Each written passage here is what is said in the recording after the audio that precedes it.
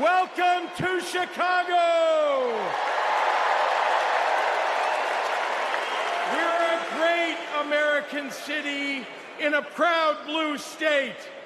Our patriotism was formed in frost and in fire, and in the steel we forged to survive both. Our love of country has been a tapestry of faith that weaves from Abraham Lincoln reuniting a house divided to Barack Obama declaring blue states and red states make one United States.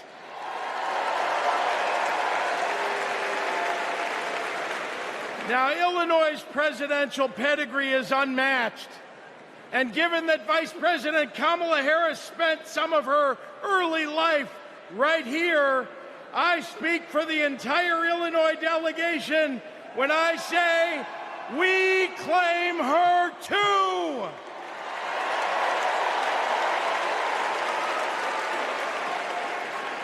Now, one president we will never claim is the con artist the Republicans nominated in Milwaukee last month. Donald Trump once called Chicago embarrassing. To quote a great Chicagoan who won 6 world championships on these very grounds, we take that personally.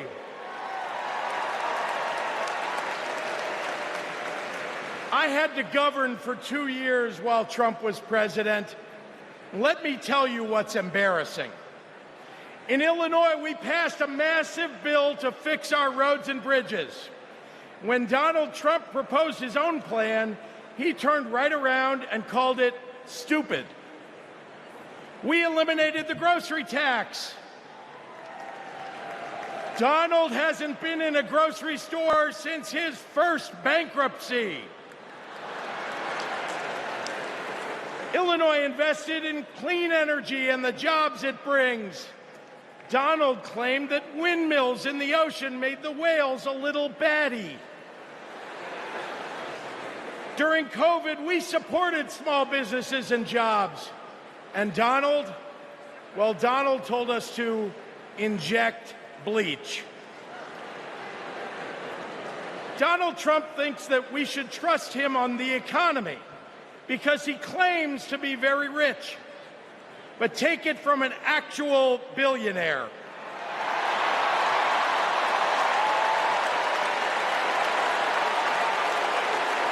Trump is rich in only one thing: stupidity.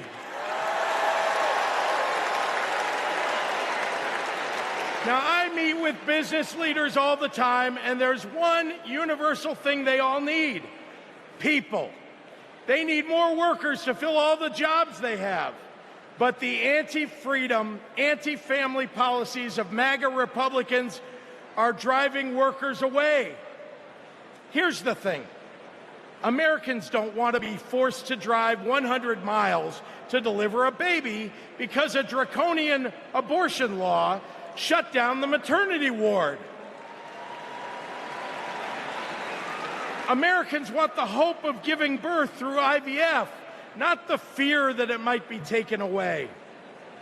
Americans with LGBTQ kids don't want them facing discrimination at school because the state sanctioned it. Americans want to go to their neighborhood grocery store and not have to worry about some random guy open carrying an AR-15.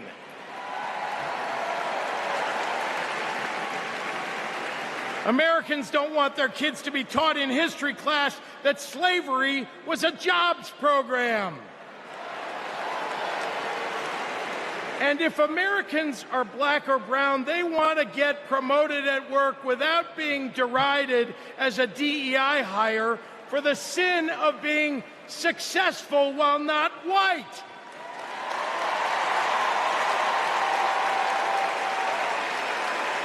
Let's be clear.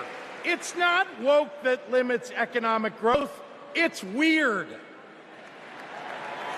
And these guys aren't just weird, they're dangerous. Democrats are for lower taxes and higher wages, less inflation and more business growth.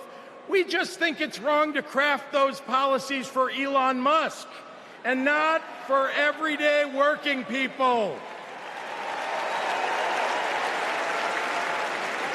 That includes a secure retirement and good health care. We think the government should help you prosper, not police who you're sleeping with.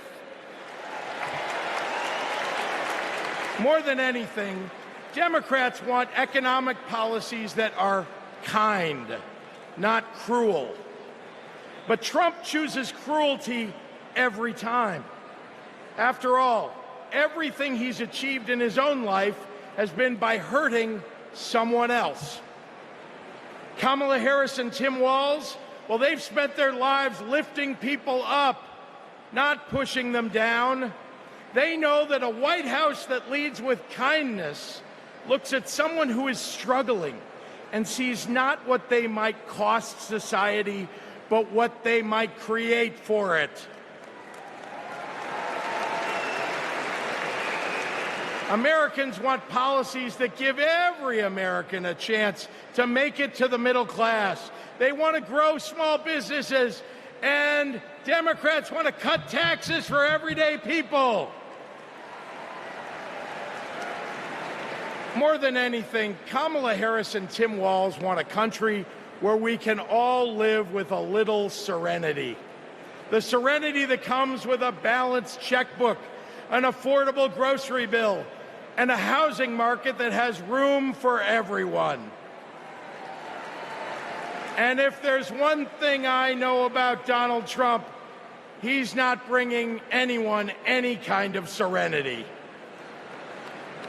We have a choice, America, between the man who left our country a total mess and the woman who has spent 4 years cleaning it up.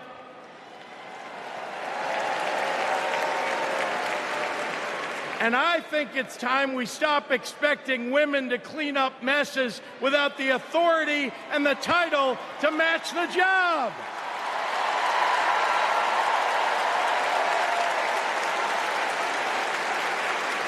Vice President was a good title for Kamala Harris, but you know an even better one? President of the United States of America. Let's go get him!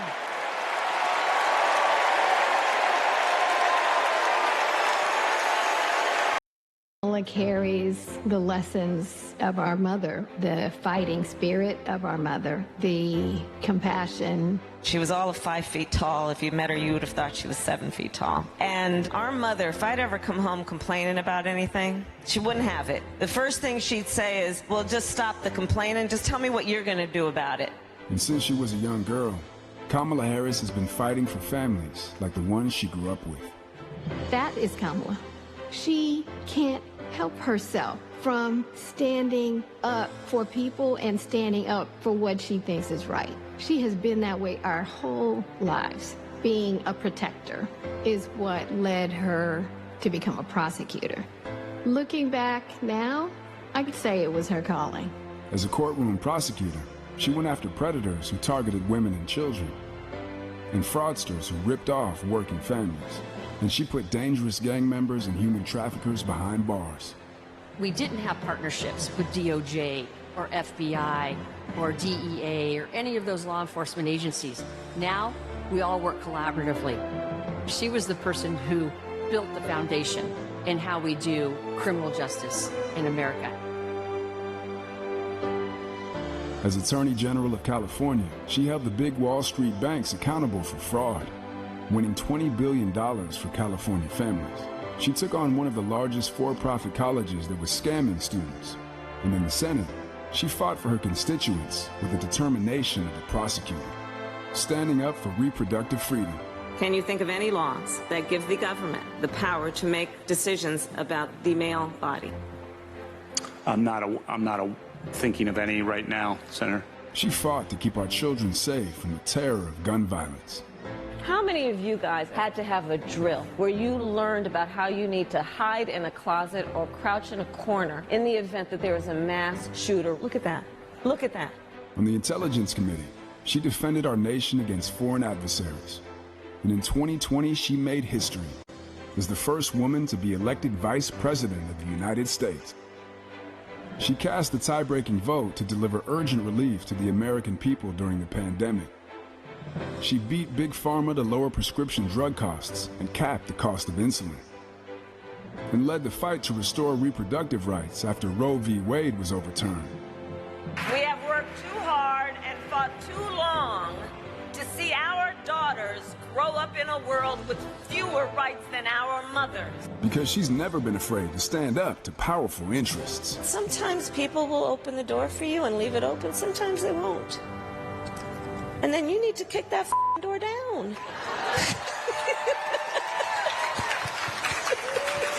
Excuse my language.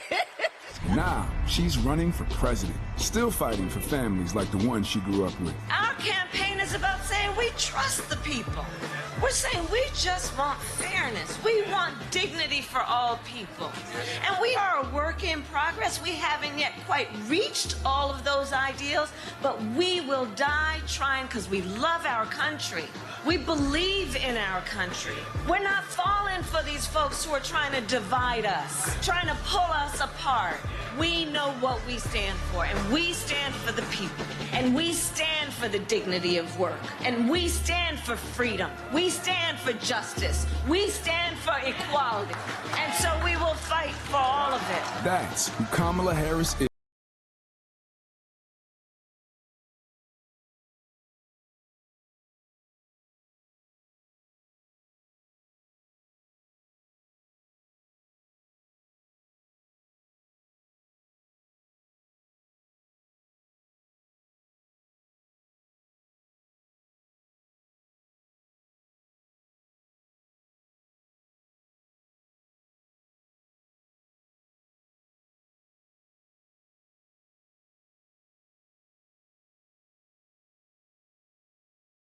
Democratic nominee for president, Vice President of the United States of America, Kamala Harris.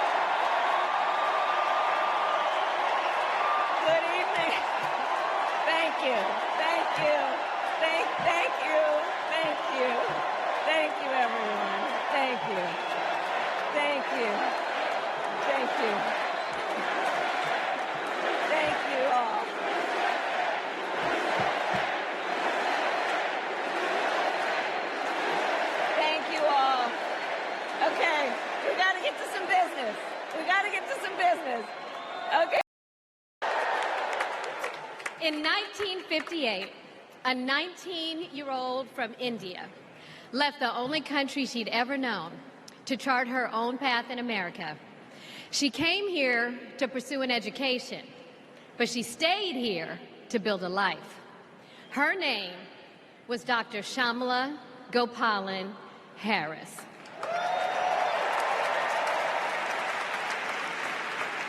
But we called her Mommy. Mommy was so many things to so many people.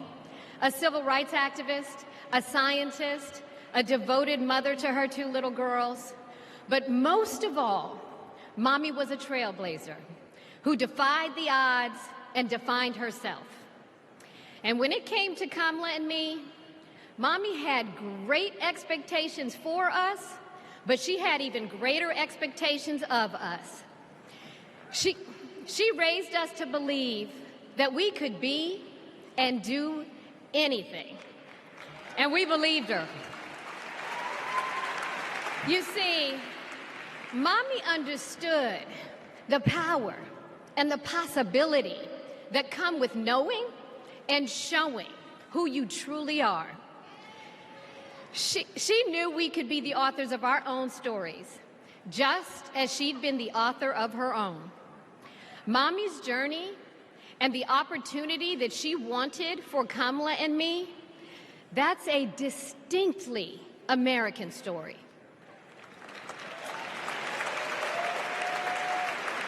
We may all have different histories, different struggles, or different perspectives, but what binds us together is the fervent desire to be free, to fulfill our God-given potential.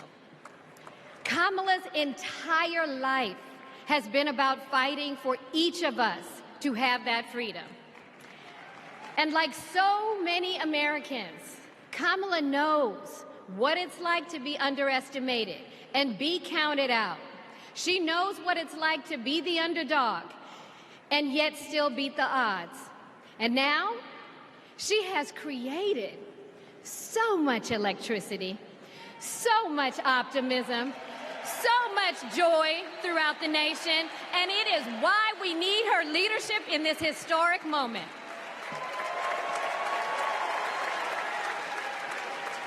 We are living in a time when some are trying to divide us, to separate us in ways that make it difficult for us to come together.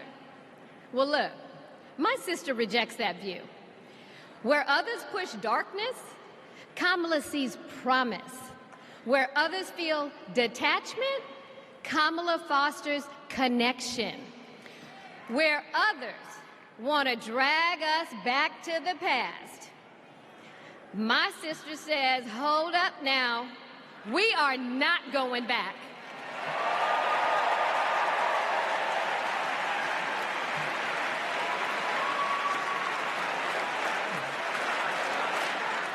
Because Kamala understands we have so much more in common than what separates us.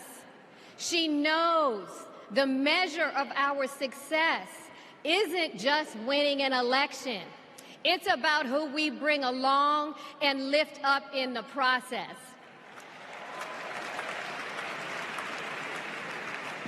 And so as I look out at all of you today and take in this incredible moment, I so wish that Mommy could be here tonight.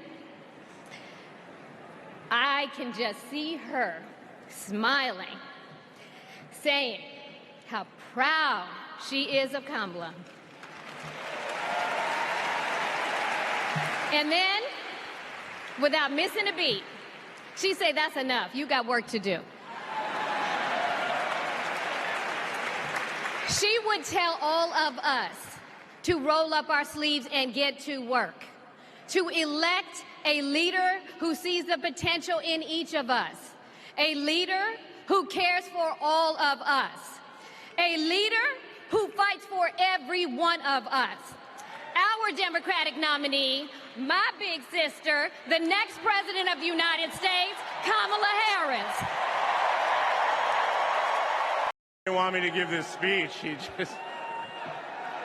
Thank you. Thank you so much. Hello. Thank you. Hello to my big, beautiful, blended family up there. I love you so much. Aren't you proud of Cole? Wow. And a special shout out to my mother. I see you. My mother is the only person in the whole world who thinks Kamala is the lucky one for marrying me. And to Kamala, who, well, we just saw where she is. She's out on the trail listening to and talking with voters. Honey, I can't wait for you to come back to Chicago because we're having a great time here.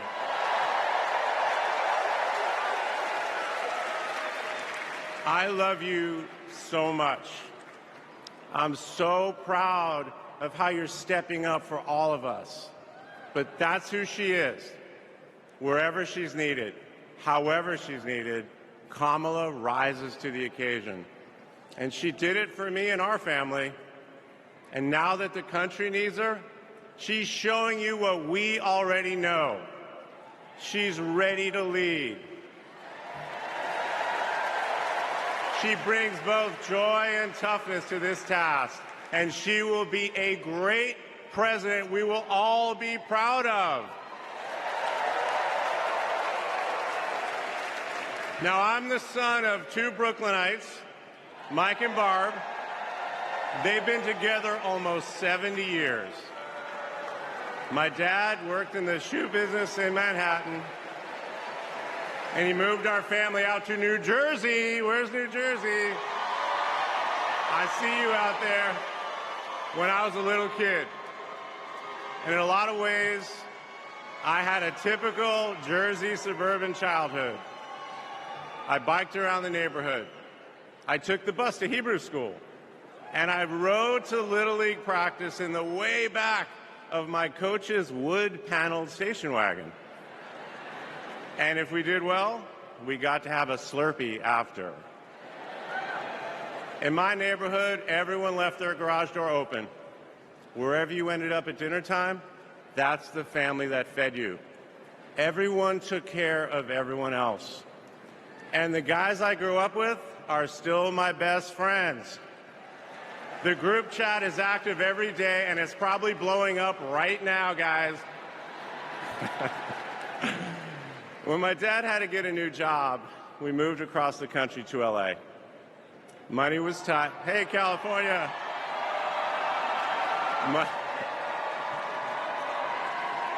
Money was tight, so I worked at McDonald's in high school for some extra cash.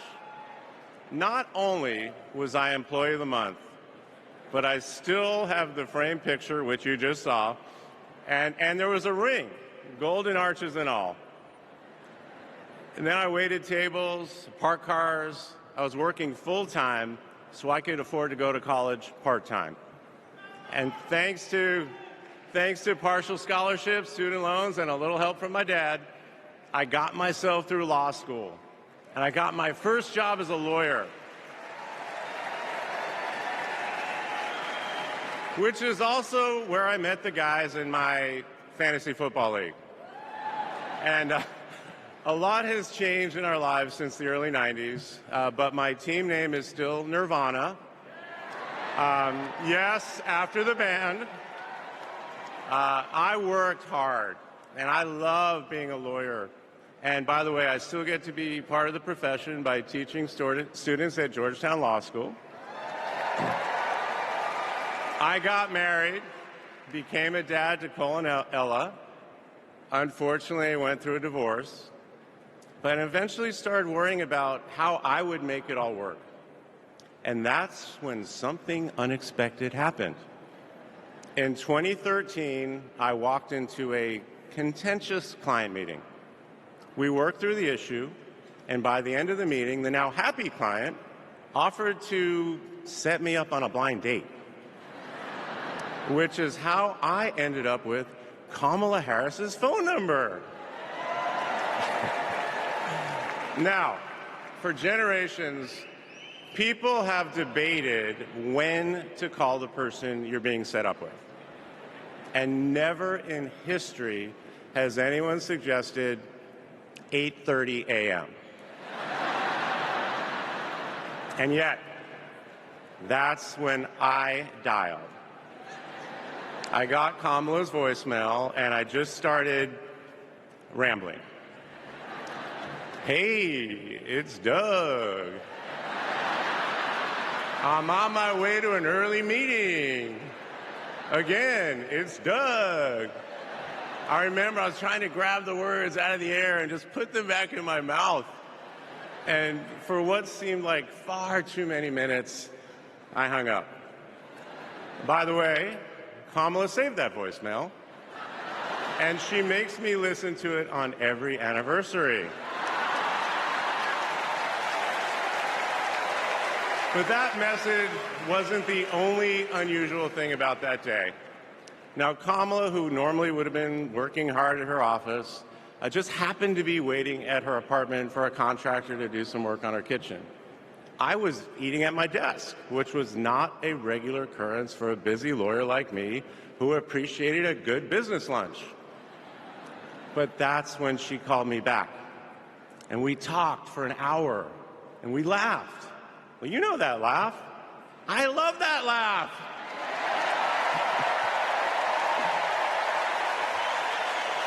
And maybe that counted as our first date.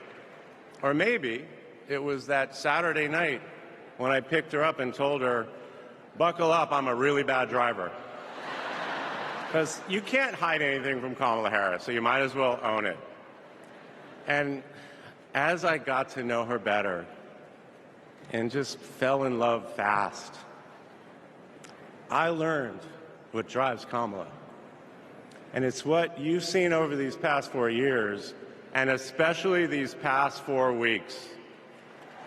She finds joy in pursuing justice. She stands up to bullies just like my parents taught me to. And she likes to see people do well, but hates when they're treated unfairly. She believes this work requires a basic curiosity in just how people are doing. Her empathy is her strength.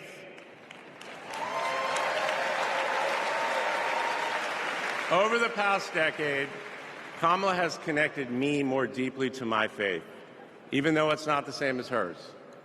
She comes to synagogue with me for high holiday services, and I go to church with her for Easter. I get to enjoy her mom's chili relleno recipe every Christmas, and she makes a mean brisket for Passover. It brings me right back to my grandmother's apartment in Brooklyn, you know, the one with the plastic-covered couches. But Kamala has fought against anti-Semitism and all forms of hate her whole career. She's the one who encouraged me as second gentleman to take up that fight, which is so personal to me. And those of you who belong to blended families know that they can be a little complicated. But as soon as our kids started calling her Mamala, I knew we'd be okay. Ella calls us a three-headed parenting machine. Kamala and Kirsten, thank you both. Thank you both for always putting your family and the kids first. Now, Cole and Ella's friends knew that when they'd come over for Sunday dinner with Mamala, it was going to be real talk. In between taking cooking instructions, they'd have to answer questions about what problem they wanted to solve in the world. They learned that you've always got to be prepared because Kamala is going to prosecute the case. And in the same breath that Cole and Greenlee told us that they were engaged, they asked Kamala to officiate their wedding. And in the same way that she always steps up when it matters, Kamala put so much time into those remarks, and she bound them in a book that matched her dark red dress and then turned that into a gift for the happy couple. A few days ago, during this incredible time we're going through, there was a brief window when Kamala was back at home. And I saw her sitting on her favorite chair, and in the middle of a wild month, I just hoped that she was having a quiet moment to herself. But then I realized she was on the phone. And of course, my mind went to all the potential crises that the vice president could be dealing with. Was it domestic? Was it foreign? Was it campaign? I could see she was focused, and all I knew was that it must be something important. And it turns out it was. Ella had called her. That's Kamala. That's Kamala. Those kids are her priorities, and that scene was a perfect map of her heart. She's always been there for our children, and I know she'll always be there for yours too. Kamala is a joyful warrior. It's doing for her country what she has always done for the people that she loves. Her passion will benefit all of us when she's our president. And here's the thing about joyful warriors. They're still warriors. And Kamala is as tough as it comes. Just ask the criminals, the global gangsters, and the witnesses before the Senate Judiciary Committee. She never runs from a fight. And she knows the best way to deal with a coward is to take him head on. Because we all know cowards are weak, and Kamala Harris can smell weakness. She doesn't tolerate any BS. You've all seen that look, and you know that look I'm talking about. That look is not just a meme. It reflects her true belief in honest and direct leadership. And it's also why she will not be distracted by nonsense. Kamala knows that in order to win, we cannot lose focus. America, in this election, you have to decide who to trust with your family's future. I trusted Kamala with our family's future. It was the best decision I ever made. This Thursday will be our 10th wedding anniversary, which I know it means I'm about to hear that embarrassing voicemail again. However, that's not all I'll be hearing. That same night, I'll be hearing my wife, Kamala Harris, accept your nomination for President of the United States. And with your help, she will lead with joy and toughness, with that laugh and that look, with compassion and conviction. She'll lead from the belief that wherever we come from, whatever we look like, we're strongest when we fight for what we believe in, not just against what we fear. Kamala Harris was exactly the right person for me at an important moment in my life. And at this moment in our nation's history, she is exactly the right president. Thank you so much.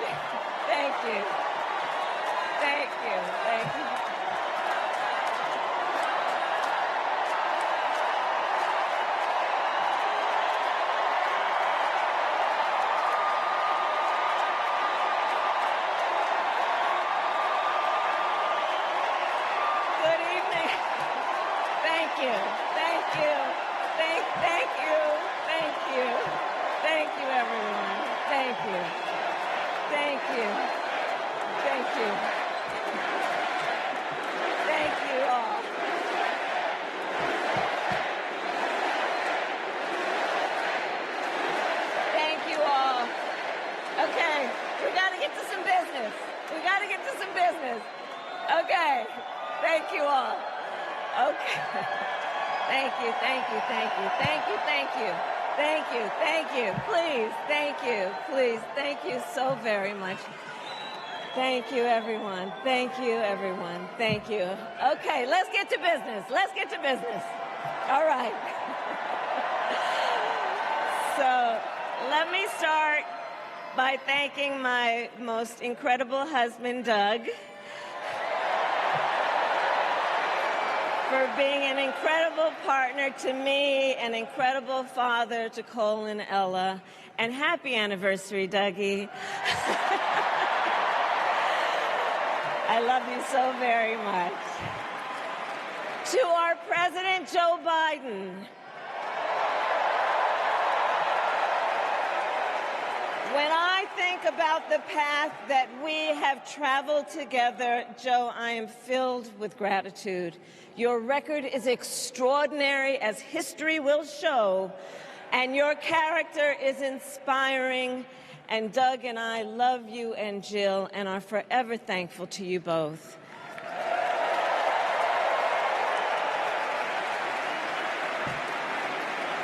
And to Coach Tim Walz,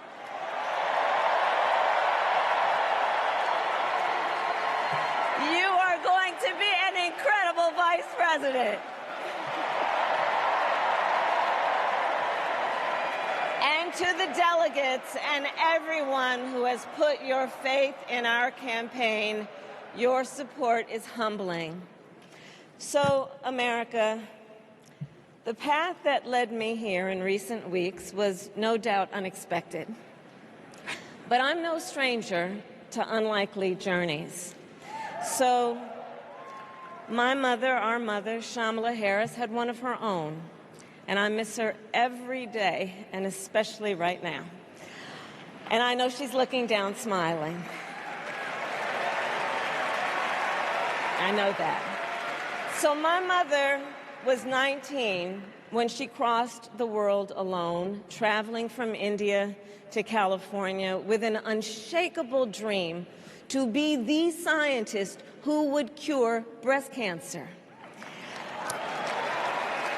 When she finished school, she was supposed to return home to a traditional arranged marriage. But as fate would have it, she met my father, Donald Harris, a student from Jamaica. They fell in love and got married, and that act of self-determination made my sister Maya and me. Growing up, we moved a lot. I will always remember that big Mayflower truck packed with all our belongings, ready to go to Illinois, to Wisconsin, and wherever our parents' jobs took us. My early memories of our parents together are very joyful ones. A home filled with laughter and music, Aretha, Coltrane, and Miles. At the park, my mother would say, "Stay close." But my father would say, as he smiled, "Run, Kamala, run. Don't be afraid. Don't let anything stop you."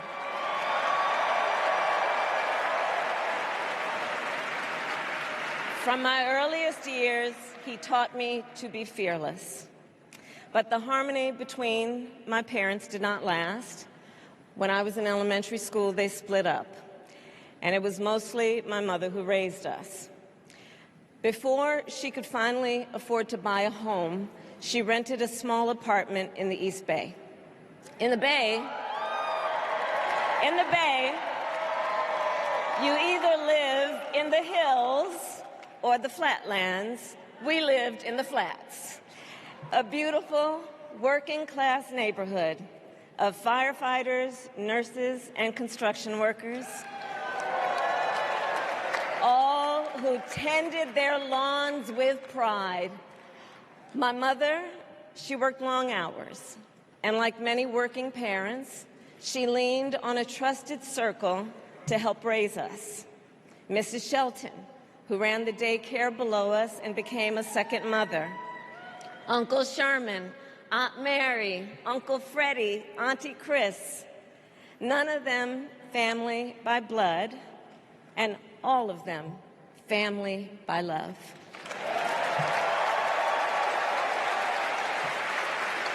Family who taught us how to make gumbo, how to play chess, and sometimes even let us win. Family who loved us, believed in us, and told us we could be anything and do anything. They instilled in us the values they personified: community, faith, and the importance of treating others as you would want to be treated, with kindness, respect, and compassion. My mother was a brilliant, 5-foot-tall, brown woman with an accent. And as the eldest child, I saw how the world would sometimes treat her. But my mother never lost her cool.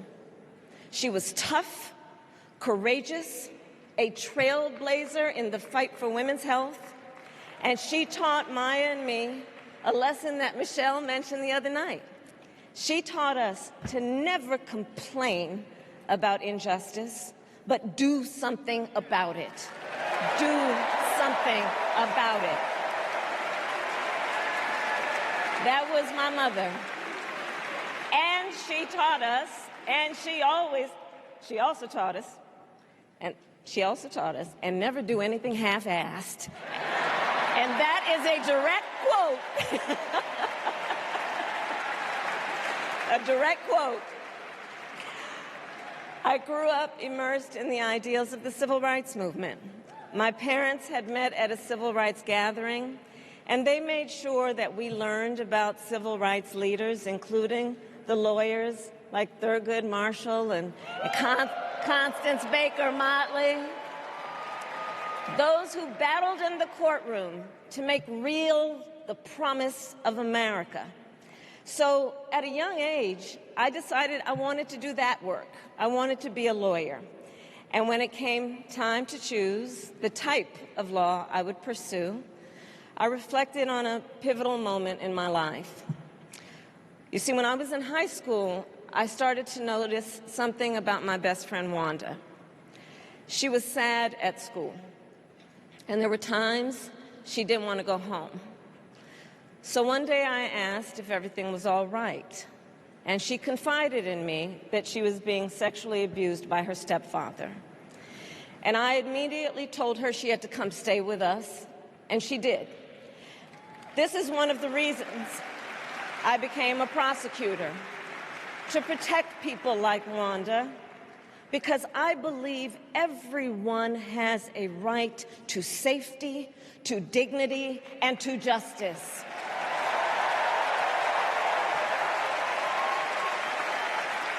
As a prosecutor, when I had a case, I charged it not in the name of the victim, but in the name of the people. For a simple reason. In our system of justice, a harm against any one of us is a harm against all of us.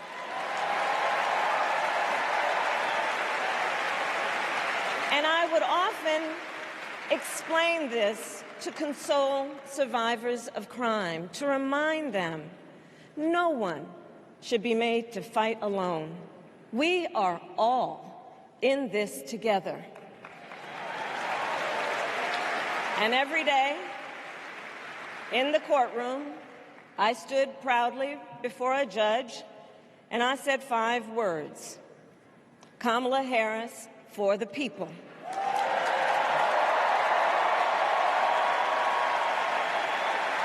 And to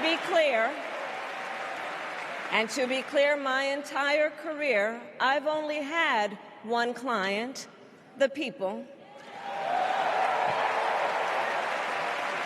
And so, on behalf of the people, on behalf of every American, regardless of party, race, gender, or the language your grandmother speaks, on behalf of my mother and everyone who has ever set out on their own unlikely journey, on behalf of Americans like the people I grew up with, people who work hard, chase their dreams, and look out for one another, on behalf of everyone whose story could only be written in the greatest nation on earth, I accept your nomination to be President of the United States of America.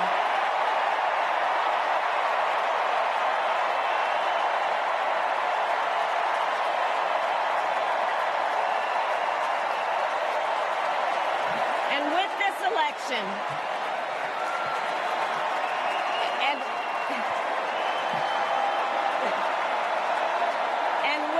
election, our nation with this election has a precious, fleeting opportunity to move past the bitterness, cynicism, and divisive battles of the past, a chance to chart a new way forward. Not as members of any one party or faction, but as Americans. And let me say, I know there are people of various political views watching tonight, and I want you to know, I promise to be a president for all Americans. You can always trust me to put country above party and self, to hold sacred America's fundamental principles, from the rule of law to free and fair elections to the peaceful transfer of power.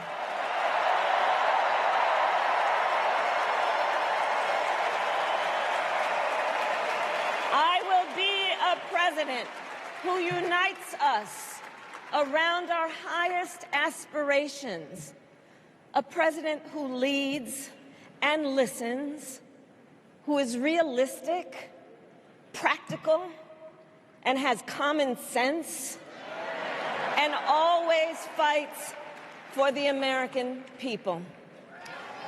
From the courthouse to the White House, that has been my life's work.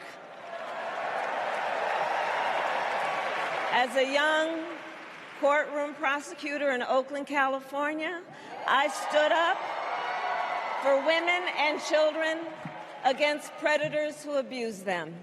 As Attorney General of California, I took on the big banks, delivered $20 billion for middle-class families who faced foreclosure, and helped pass a homeowner Bill of Rights, one of the first of its kind in the nation.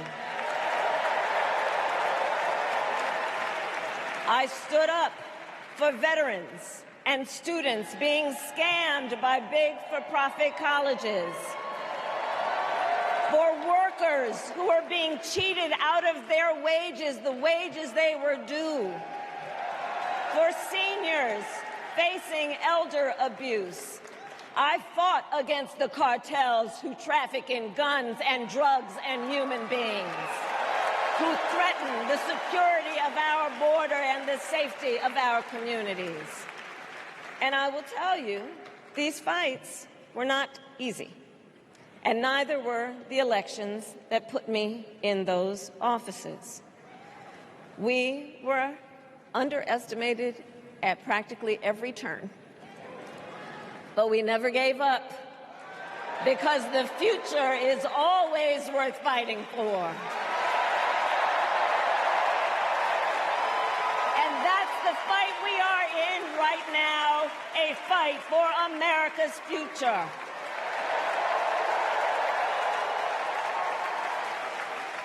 Fellow Americans, this election is not only the most important of our lives, it is one of the most important in the life of our nation.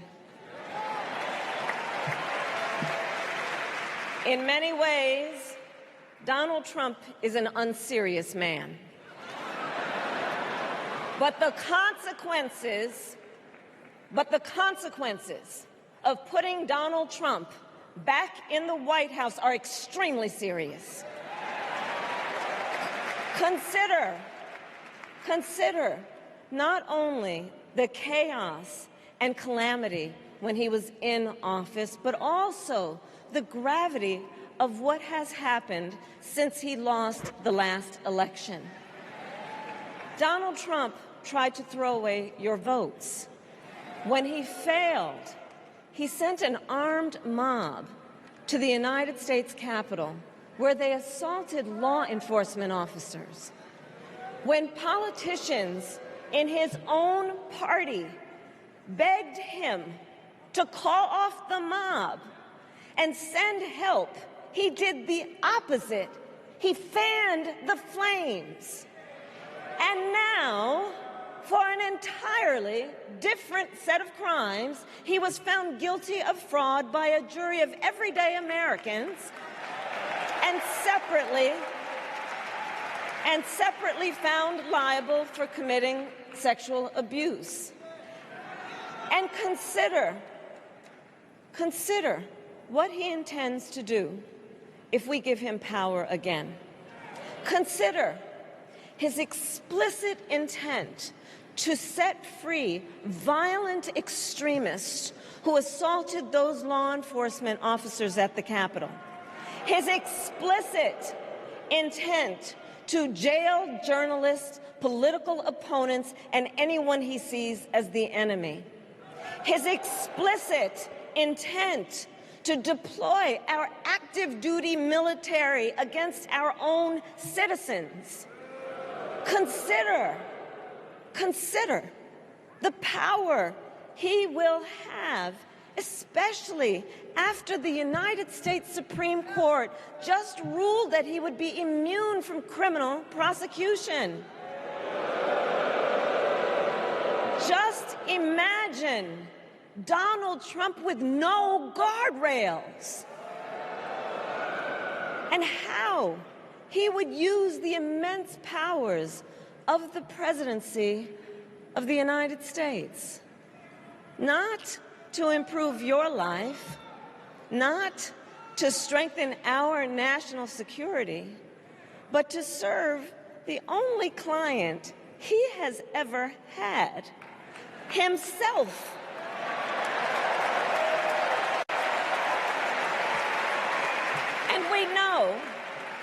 And we know what a second Trump term would look like. It's all laid out in Project 2025, written by his closest advisors, and its sum total is to pull our country back to the past. But America, we are not going back. We are not going back. We are not going back.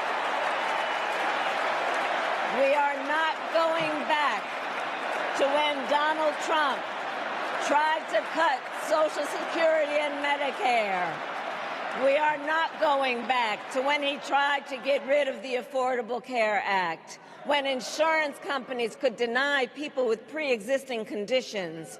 We are not going to let him eliminate the Department of Education that funds our public schools.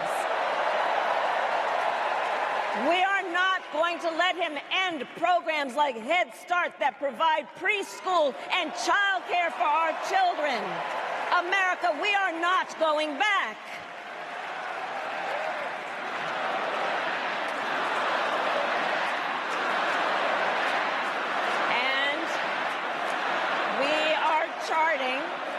And we are charting a new way forward.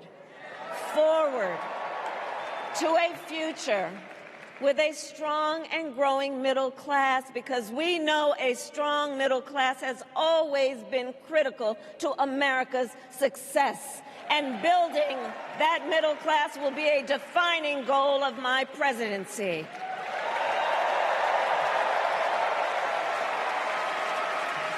And I'll tell you, this is personal for me. The middle class is where I come from. My mother kept a strict budget. We lived within our means, yet we wanted for little. And she expected us to make the most of the opportunities that were available to us and to be grateful for them. Because, as she taught us, opportunity is not available to everyone. That's why we will create what I call an opportunity economy where everyone has the chance to compete and a chance to succeed. Whether you live in a rural area, small town, or big city.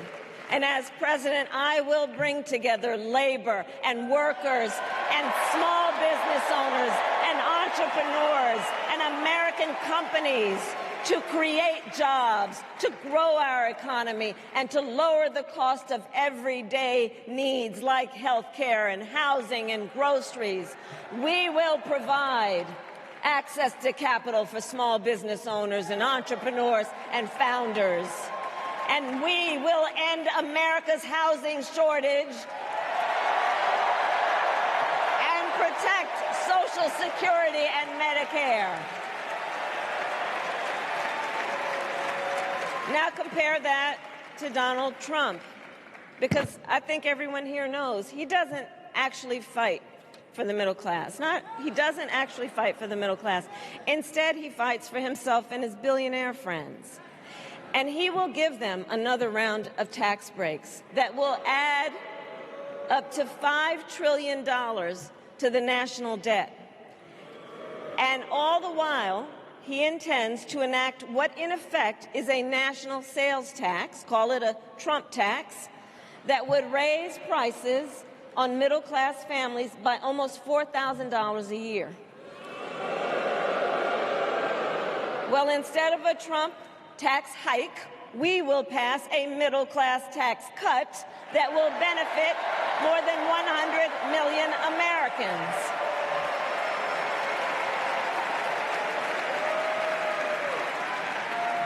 Friends, I believe America cannot truly be prosperous unless Americans are fully able to make their own decisions about their own lives, especially on matters of heart and home.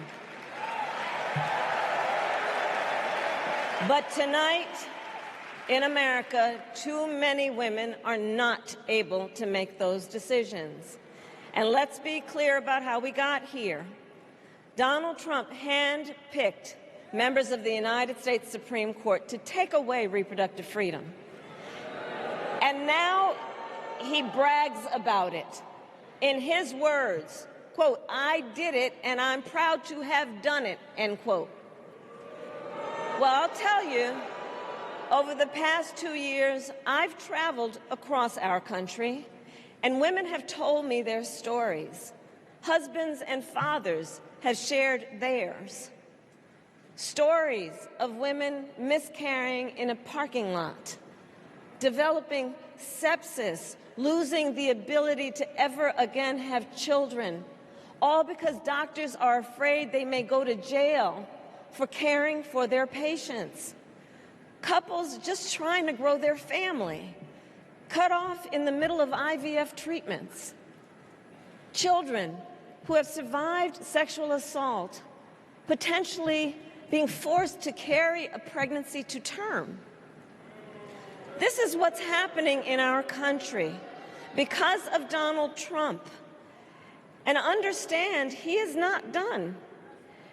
As a part of his agenda, he and his allies would limit access to birth control, ban medication abortion, and enact a nationwide abortion ban with or without Congress. And get this,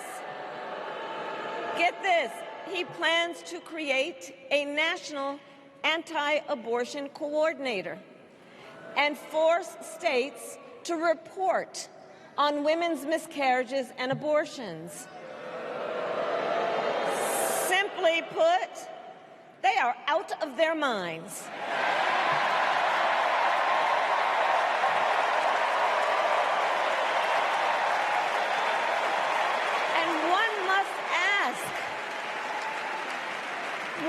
must ask, why exactly is it that they don't trust women?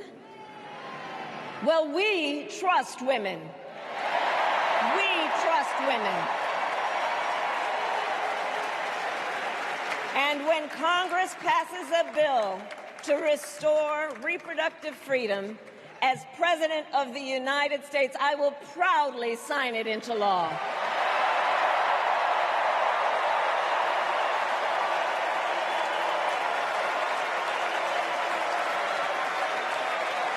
In this election, many other fundamental freedoms are at stake. The freedom to live safe from gun violence in our schools, communities, and places of worship. The freedom to love who you love openly and with pride. The freedom to breathe clean air and drink clean water and live free from the pollution that fuels the climate crisis. And the freedom that unlocks all the others, the freedom to vote. With this election, we finally have the opportunity to pass the John Lewis Voting Rights Act and the Freedom to Vote Act.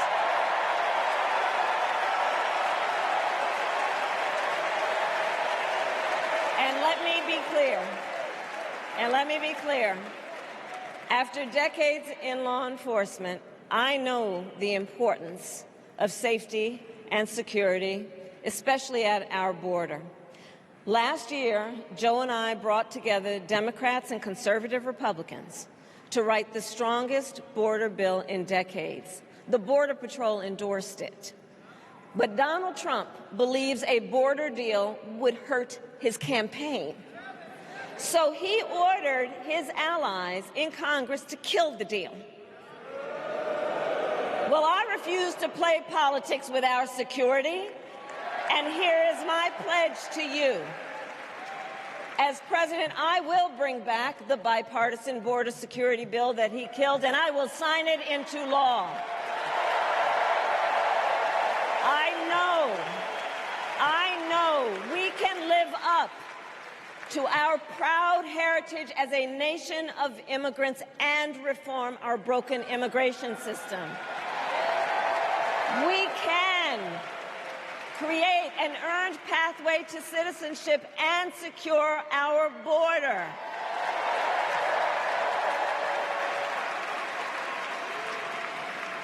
And America, we must also be steadfast in advancing our security and values abroad. As Vice President, I have confronted threats to our security, negotiated with foreign leaders, strengthened our alliances, and engaged with our brave troops overseas. As Commander-in-Chief, I will ensure America always has the strongest, most lethal fighting force in the world. And I will fulfill our sacred obligation to care for our troops and their families, and I will always honor and never disparage their service and their sacrifice.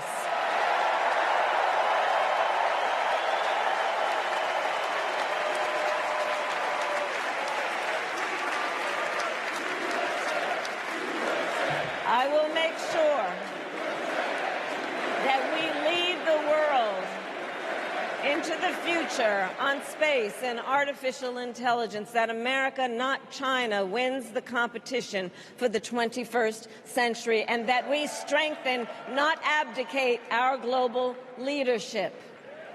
Trump, on the other hand, threatened to abandon NATO. He encouraged Putin to invade our allies, said Russia could, quote, do whatever the hell they want. 5 days before Russia attacked Ukraine, I met with President Zelensky to warn him about Russia's plan to invade. I helped mobilize a global response, over 50 countries, to defend against Putin's aggression.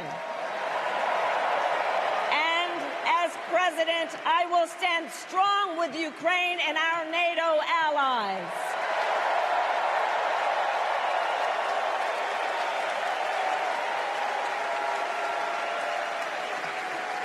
With respect to the war in Gaza, President Biden and I are working around the clock because now is the time to get a hostage deal and a ceasefire deal done.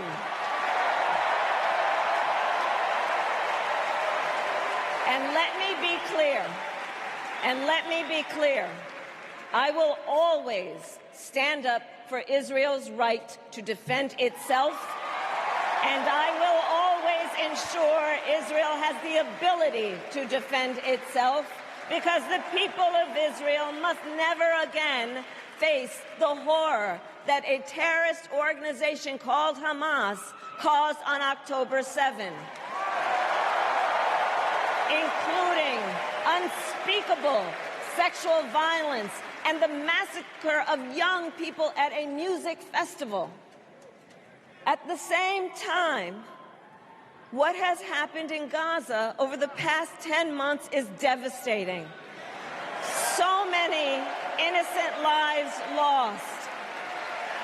Desperate, hungry people fleeing for safety over and over again. The scale of suffering is heartbreaking.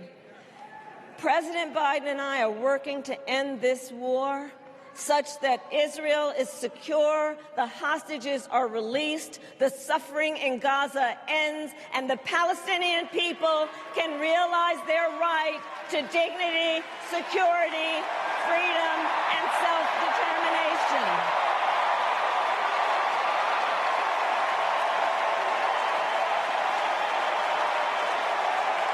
And know this, I will never hesitate to take whatever action is necessary to defend our forces and our interests against Iran and Iran-backed terrorists. I will not cozy up to tyrants and dictators like Kim Jong-un who are rooting for Trump,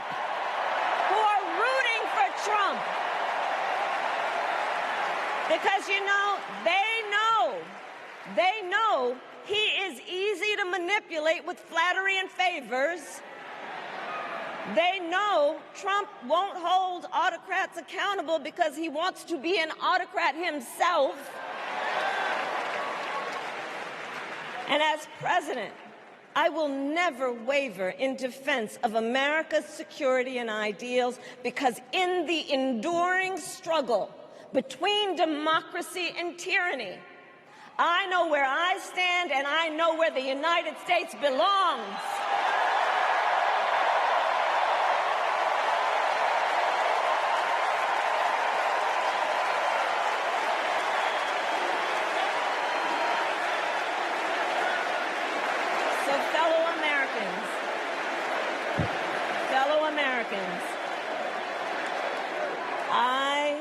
I love our country with all my heart.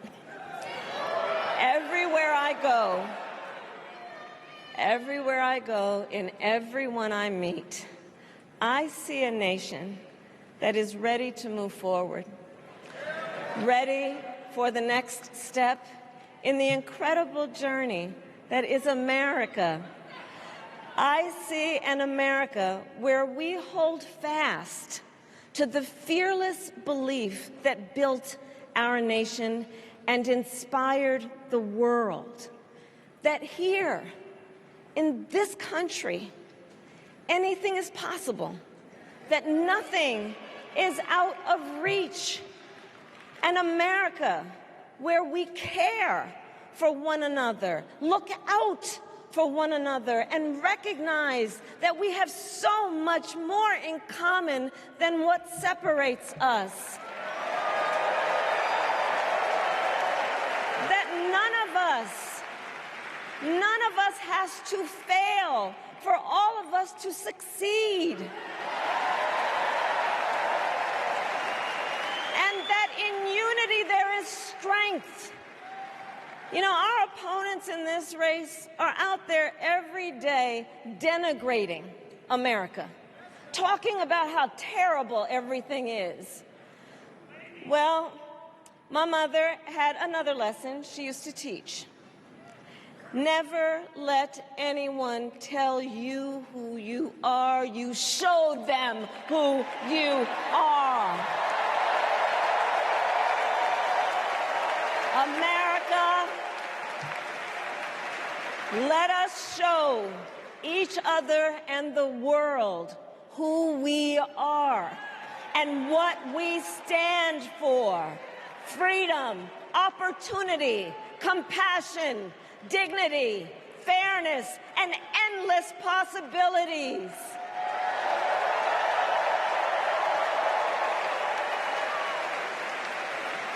We are the heirs to the greatest democracy in the history of the world. And on behalf of our children and our grandchildren and all those who sacrificed so dearly for our freedom and liberty, we must be worthy of this moment. It is now our turn to do what generations before us have done, guided by optimism and faith, to fight for this country we love, to fight for the ideals we cherish, and to uphold the awesome responsibility that comes with the greatest privilege on earth, the privilege and pride of being an American.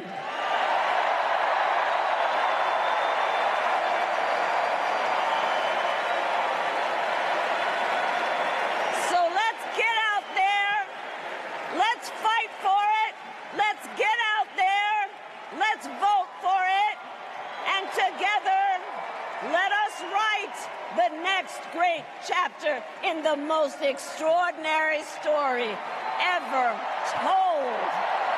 Thank you. God bless you, and may God bless the United States of America. Thank you all.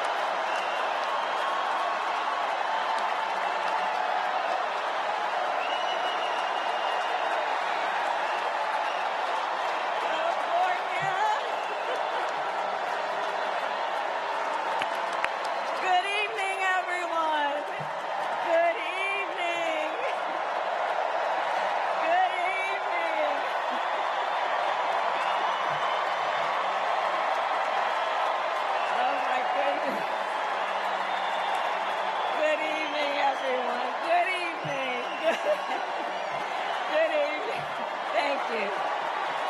Thank you. Thank you.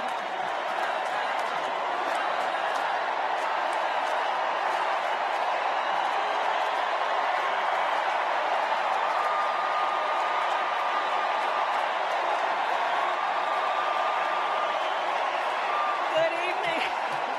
Thank you. Thank you. Thank you. Thank you. Thank you, everyone. Thank you. Thank you. Thank you. Thank you all.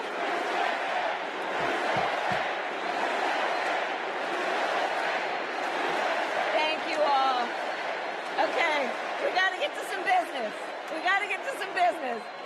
Okay, thank you all. Okay. Thank you, thank you, thank you, thank you, thank you. Thank you, thank you, please, thank you, please, thank you so very much. Thank you, everyone. Thank you, everyone. Thank you. Okay, let's get to business. Let's get to business. In the wide open spaces, we are reminded of the values we share, a commitment to community, country, and standing up for what's right. Tim Walz grew up in a small town in Nebraska, where he spent summers working the family farm. There were just 24 students in his graduating class. His dad served during the Korean War, and that meant a lot to Tim. So he enlisted right after his 17th birthday and served 24 years in the National Guard, rising to Command Sergeant Major. Tim went to college on the GI Bill and became a social studies teacher. That's where Tim and I met. We shared a classroom with a divider right down the middle. His classroom was a lot louder than mine, but I could hear how engaged his students were. Tim taught for over 15 years, and he coached football, helping lead the team to a state championship after 0 wins just a few years before. Tim taught them how to believe in themselves and that we're all in this together. When one of our students started the school's Gay-Straight Alliance, Tim agreed to serve as faculty advisor because he knew how impactful it would be to have a football coach involved. He inspired his students, and he changed lives. He is just so joyful in everything that he does, but I think also standing up for, what he believes to be right, stands up to bullies. Then, Tim's students inspired him to run for Congress in southern Minnesota. Tim spent a lot of time working with Republicans, fighting to help farmers and expanding veterans' benefits. Whether it was in Congress or as governor, his focus has always been helping working people like those he grew up with. That's why he fought for the largest tax cut in Minnesota state history. But Tim Walz was there for small businesses like ours. With the urging of Governor Walz, we were able to pass the Alex Smith Insulin Affordability Act, and it has saved lives in Minnesota. With Tim as governor, Minnesota is one of the best places to raise a family and one of the best states for business. Tim's a lifelong hunter and gun owner.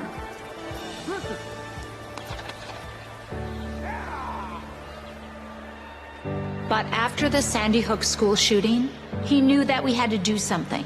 So he's fought for background checks and red flag laws. But of all the things he's done, Tim loves being a dad. We struggled to have kids, and fertility treatments made it possible. There's a reason our daughter is named Hope. Hope and Gus mean the world to us. Governor Walz making good on a promise to his son and family yesterday by getting them a puppy. Then we're going to go get some food, corn dog. I'm vegetarian. Turkey then. And Turkey's meat. Not in Minnesota, turkey special. He's as at home on a farm, a fishing boat, a football field, or a factory floor as he is on the floor of Congress. Tim's commitment to service all comes back to the values we grew up with. Love your country, help your neighbor, and fight for what's right. Because that's what America is all about. 2 middle-class kids. One, a daughter of Oakland, California. The other, a son of the Nebraska Plains, only in America. Is it possible for them together to make it all the way to the White House?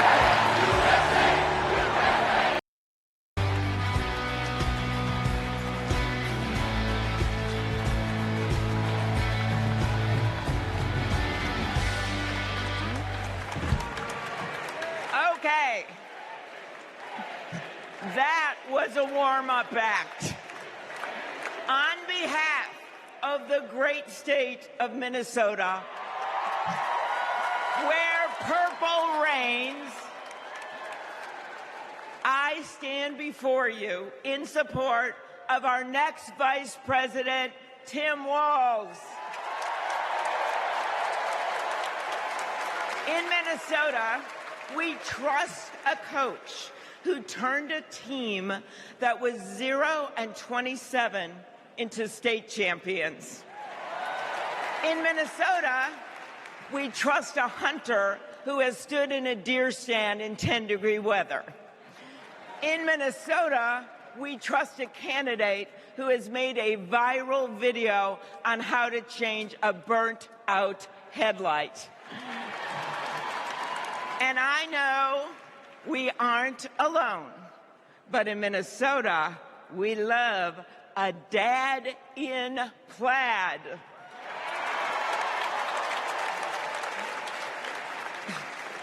So Tim and I go way back. He taught high school right down the road from where my husband John grew up. My mother-in-law even brought him and Gwen a Parmesan chicken dinner when their son was born. That's what we do in America. We look out for our neighbors. Tim has been doing that his whole life, on the farm and in the factory, with his students and his fellow service members. And the truth is, that matters. Who better to take on the price of gas than a guy who could pull over to help change your tire? Who better to serve our nation than a guy who has served in uniform? Who better to find common ground than a guy with Midwestern common sense? A former football coach knows how to level the playing field. And a former public school teacher knows how to school the likes of J.D. Vance.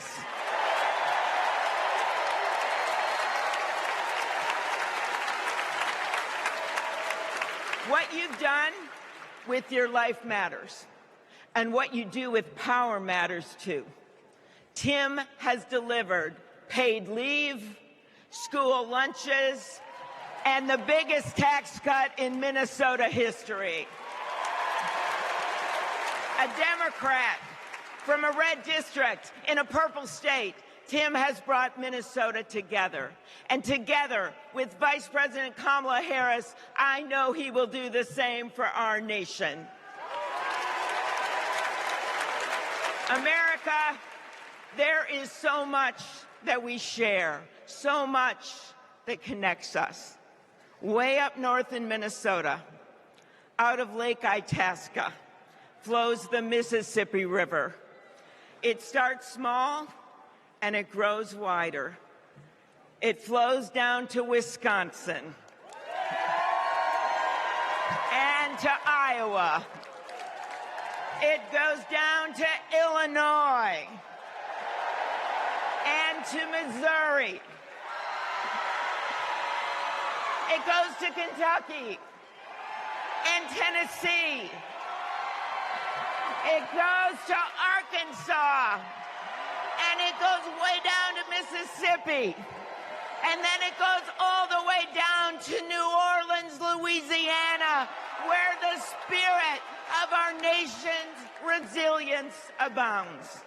So let us commit here and now to cross the river of our divides to get to a higher ground. And let us join together to elect Kamala Harris and Tim Walz.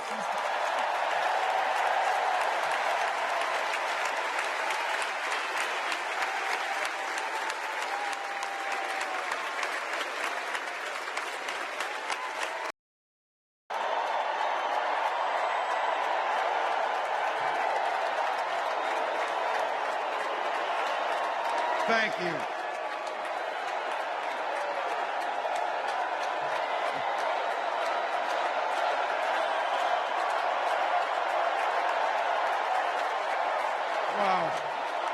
thank you.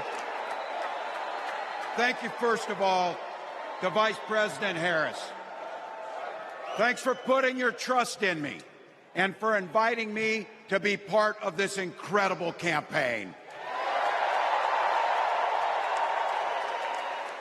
And a thank you to President Joe Biden for 4 years of strong, historic leadership.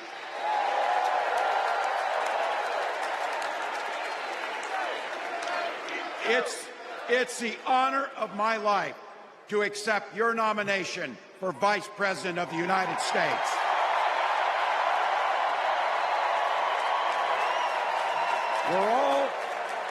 We're all here tonight for one beautiful, simple reason.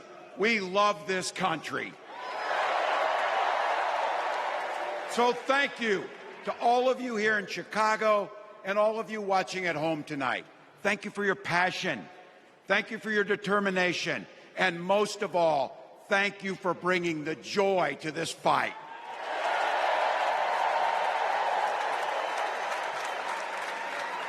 Now, I grew up in Butte, Nebraska, a town of 400 people. I had 24 kids in my high school class, and none of them went to Yale. But I'll tell you what, growing up in a small town like that, you learn how to take care of each other. That family down the road, they may not think like you do. They may not pray like you do. They may not love like you do. But they're your neighbors. And you look out for them, and they look out for you. Everybody belongs, and everybody has a responsibility to contribute. For me, it was serving in the Army National Guard. I joined up 2 days after my 17th birthday, and I proudly wore our nation's uniform for 24 years. My dad, a Korean War-era Army veteran, died of lung cancer a couple years later. He left behind a mountain of medical debt. Thank God for Social Security survivor benefits. And thank God for the GI Bill that allowed my dad and me to go to college, and millions of other Americans. Eventually, like the rest of my family, I fell in love with teaching. Three out of 4 of us married teachers. I wound up teaching social studies and coaching football at Mankato West High School.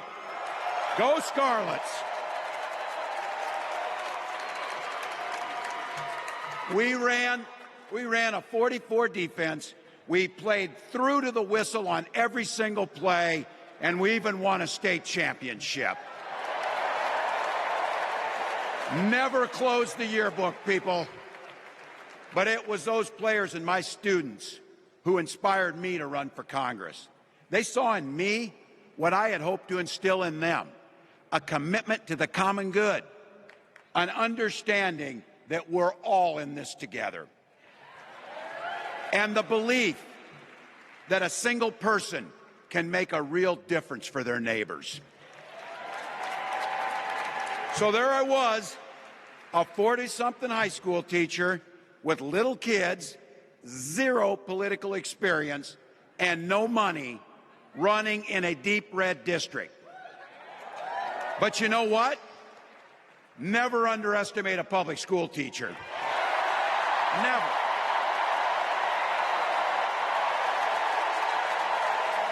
I represented my neighbors in Congress for 12 years, and I learned an awful lot.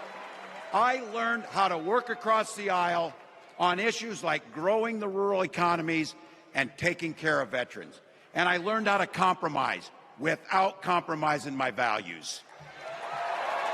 Then I came back to serve as governor, and we got right to work, making a difference in our neighbors' lives.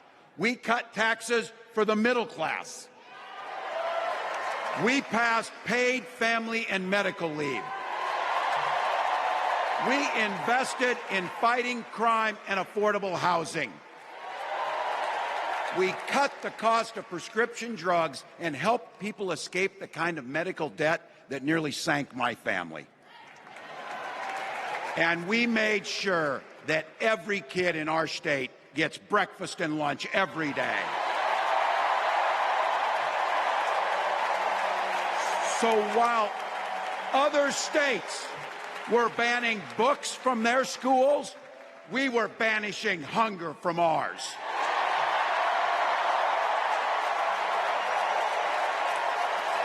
We also protected reproductive freedom because in Minnesota, we respect our neighbors and the personal choices they make.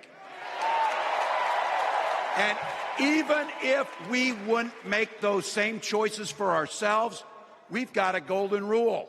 Mind your own damn business.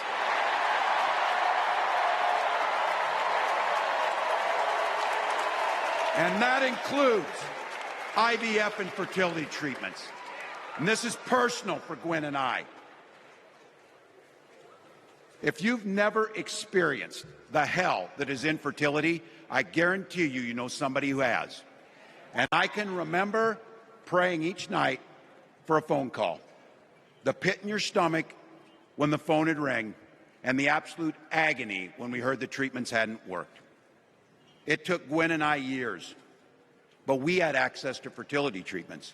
And when our daughter was born, we named her Hope. Hope, Gus, and Gwen, you are my entire world, and I love you.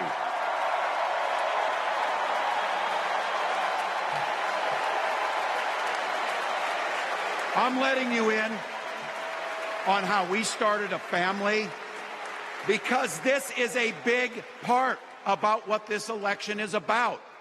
Freedom. When Republicans use the word freedom, they mean that the government should be free to invade your doctor's office. Corporations free to pollute your air and water. And banks free to take advantage of customers.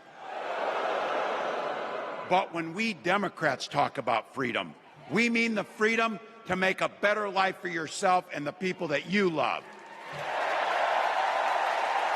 Freedom to make your own health care decisions. And yeah, your kids' freedom to go to school without worrying about being shot dead in the hall. Look, I know guns. I'm a veteran. I'm a hunter. And I was a better shot than most Republicans in Congress, and I got the trophies to prove it. But I'm also a dad. I believe in the Second Amendment, but I also believe our first responsibility is to keep our kids safe.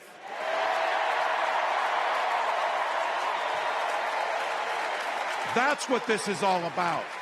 The responsibility we have to our kids, to each other, and to the future that we're building together, in which everyone is free to build the kind of life they want. But not everyone has that same sense of responsibility. Some folks just don't understand what it takes to be a good neighbor. Take Donald Trump and J.D. Vance.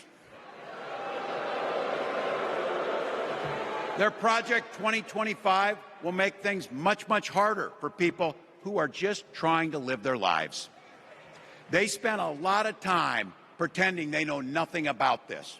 But look, I coached high school football long enough to know, and trust me on this, when somebody takes the time to draw up a playbook, they're going to use it.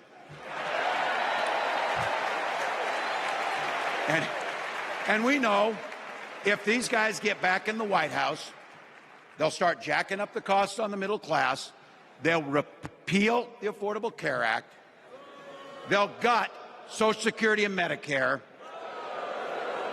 and they will ban abortion across this country with or without Congress. Here's the thing. It's an agenda nobody asked for. It's an agenda that serves nobody except the richest and the most extreme amongst us. And it's an agenda that does nothing for our neighbors in need. Is it weird? Absolutely. Absolutely. But it's also wrong. And it's dangerous. It's not just me saying so. It's Trump's own people. They were with him for 4 years. They're warning us that the next 4 years will be much, much worse. You know, when I was teaching every year, we'd elect a student body president. And you know what? Those teenagers could teach Donald Trump a hell of a lot about what a leader is. Leaders don't spend all day insulting people and blaming others. Leaders do the work. So I don't know about you. I'm ready to turn the page on these guys. So go ahead. Say it with me. We're not going back.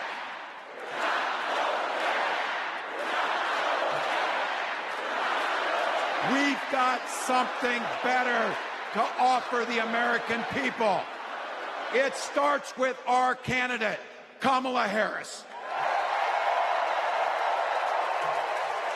From her first day as a prosecutor, as a district attorney, as an attorney general, as a United States senator, and then our vice president, she's fought on the side of the American people. She's taken on the predators and fraudsters. She's taken down the transnational gangs, and she stood up to powerful corporate interests. She has never hesitated to reach across that aisle if it meant improving your lives. And she's always done it with energy, with passion, and with joy. Folks, we've got a chance to make Kamala Harris the next president of the United States.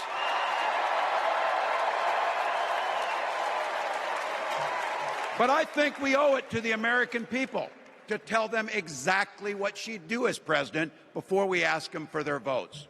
So here, this is the part, clip and save it and send it to your undecided relatives so they know.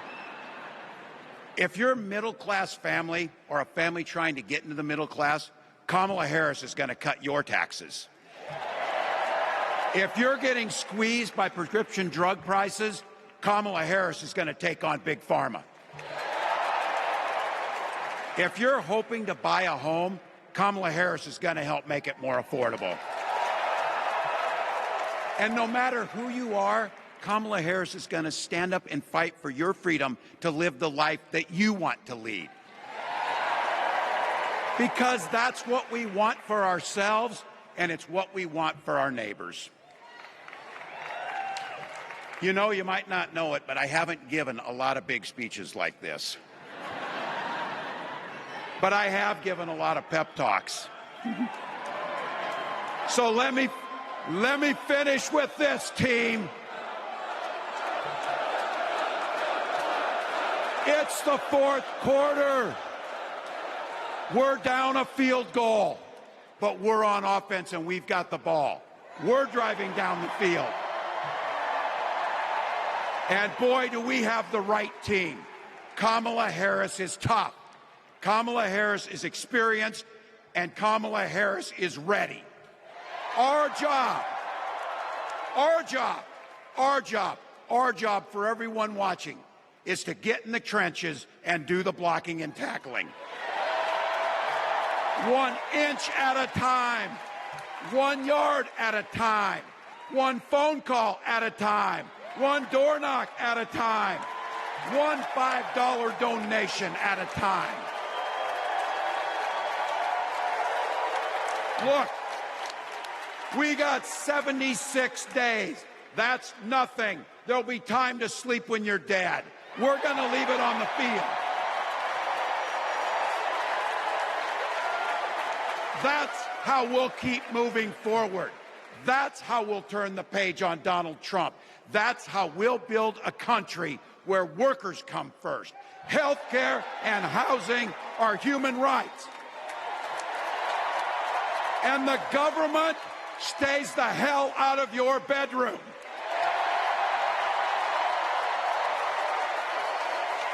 That's how we make America a place where no child is left hungry, where no community is left behind, where nobody gets told they don't belong.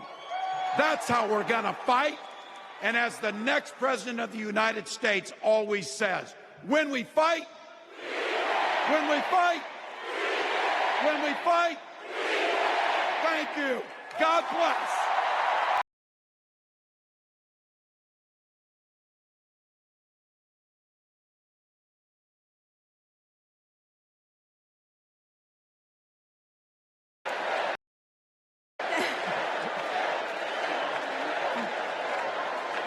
Thank you. Thank you so much. Love you too. Joe and I have been together for almost 50 years. And still, there are moments when I fall in love with him all over again. Like when I handed him our baby Ashley for the first time and saw the smile that lit up his face. Or on nights after an exhausting day working in the Senate, when he would read one more bedtime story just because the kids asked. When he stops on a rope line because he sees someone grieving who needs to know that everything is going to be all right one day. Or to encourage that child with a stutter to find the confidence she needs. Those moments when I'm reminded of all he's accomplished in the name of something bigger than himself. Receiving the Medal of Freedom with humility.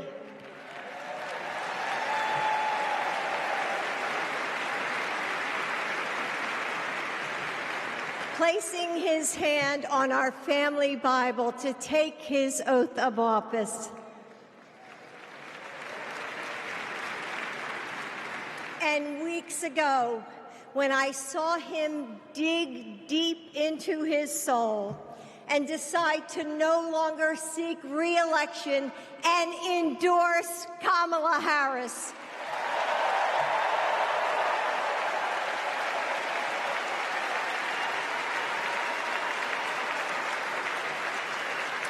with faith and conviction, Joe knows that our nation's strength doesn't come from intimidation or cruelty. It comes from the small acts of kindness that heal deep wounds, from service to the communities that make us who we are, from love of a country that shines with promise and renewal. Kamala Harris knows that too.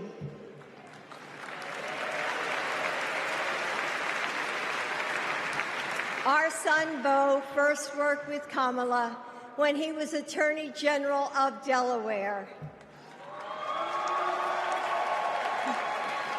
He told me at the dinner table one night, "Mom, she's special, someone to keep your eye on."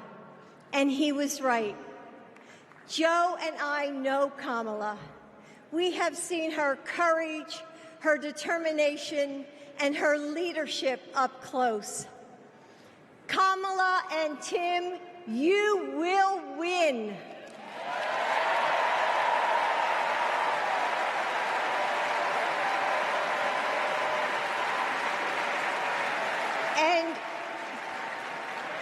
And you are inspiring a new generation. We are all a part of something bigger than ourselves, and we are stronger than we know. The future of our country is in the hands of those in this room and all of you watching at home. It's going to take all of us, and we can't afford to lose. With faith in each other, hope for a brighter future, and love for our country, we will fight and we will win together. Thank you. Thank you.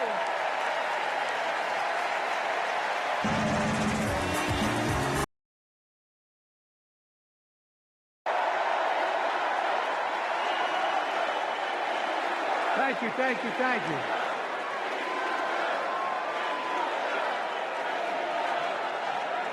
That was my daughter.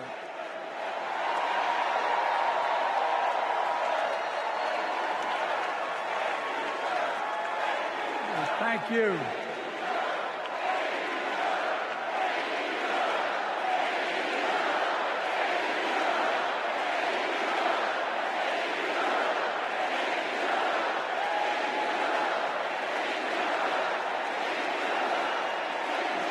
Thank you, thank you, thank you.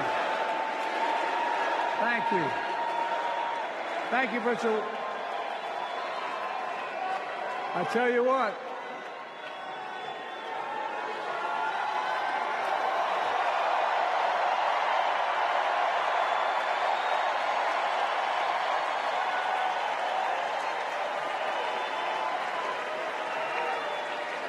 To my dearest daughter Ashley, God love you, you're incredible.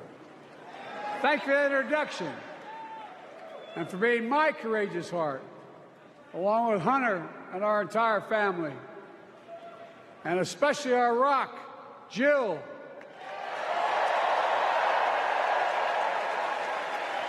Who, as those of you who know us, she still leaves me both breathless and speechless. Everybody knows her. I love her more than she loves me. She walks down the stairs, and I still get that going, boom, boom, boom. You all will know me. No, no, I'm kidding. Let's give a special round of applause to our First Lady, Jill Biden.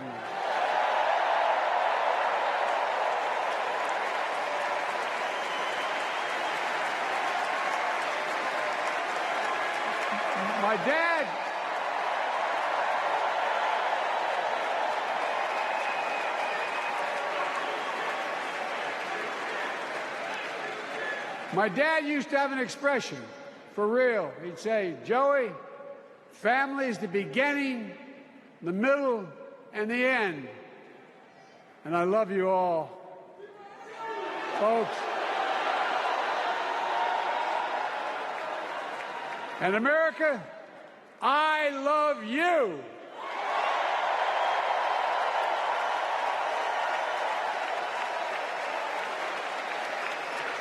Folks, let me ask you.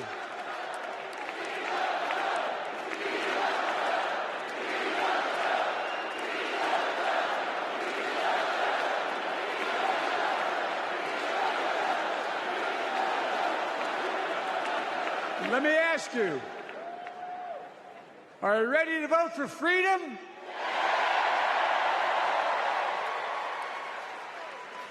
Are you ready to vote for democracy and for America? Let me ask you, are you ready to elect Kamala Harris and Tim Walz, President and Vice President of the United States?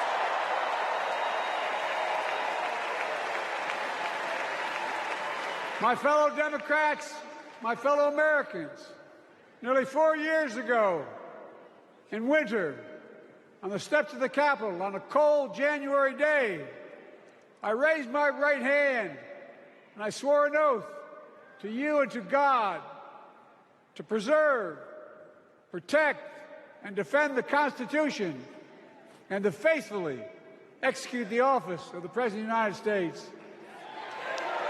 In front of me was the city surrounded by the National Guard. Behind me, a Capitol just 2 weeks before had been overrun by a violent mob. But I knew then, from the bottom of my heart, that I knew now, there is no place in America for political violence. None. You cannot say you love your country only when you win.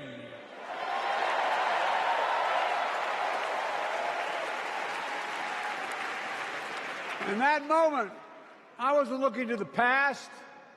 I was looking to the future. I spoke of the work at hand, the moment we had to meet. It was, as I told you then, a winter of peril and possibility. of peril and possibility.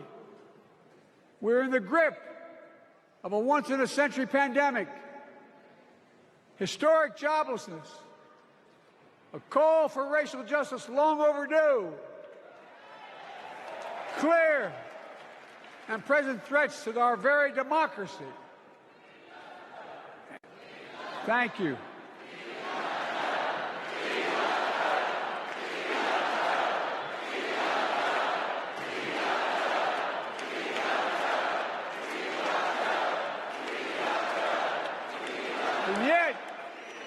And yet I believed then, and I believe now, that progress was and is possible. Justice is achievable, and our best days are not behind us, they're before us.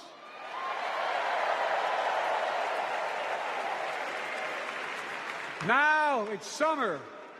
The winter has passed, and with a grateful heart, I stand before you now on this August night to report that democracy has prevailed. Democracy has delivered. And now democracy must be preserved.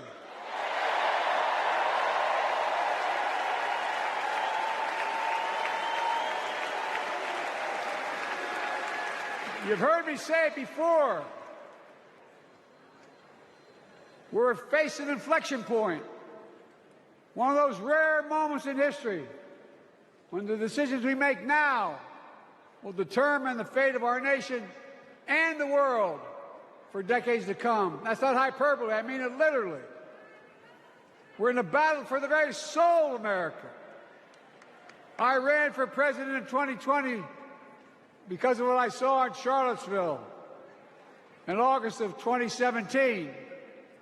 Extremists coming out of the woods, carrying torches, their veins bulging from their necks, carrying Nazi swastikas, and chanting the same exact anti-Semitic bile that was heard in Germany in the early 30s. Neo-Nazis, white supremacists, and the Ku Klux Klan, so emboldened by a president then in the White House that they saw as an ally. They didn't even bother to wear their hoods. Hate was on the march in America. Old ghosts and new garments, stirring up the oldest divisions, stoking the oldest fears, giving oxygen to the oldest forces that they long sought to tear apart America. In the process, a young woman was killed. When I contacted her mother, I asked about what happened. She told me. When the president was asked what he thought had happened, Donald Trump said, and I quote, "There are very fine people on both sides. My God." That's what he said. That is what he said and what he meant. That's when I realized, had listened to the admonition of my dead son, I could not stay in the sidelines. So I ran.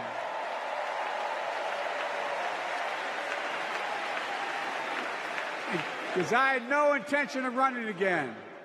I just lost part of my soul. But I ran with a deep conviction. In America, I know and believe in an America where honesty, dignity, decency still matter. An America where everyone has a fair shot and hate has no safe harbor.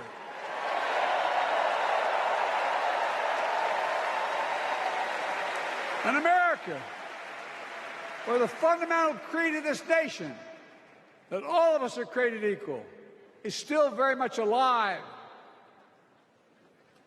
And a broad coalition of Americans joined with me. 81 million voters voted for us. More than any time in all of history. Because of all of you in this room and others, we came together in 2020 to save democracy.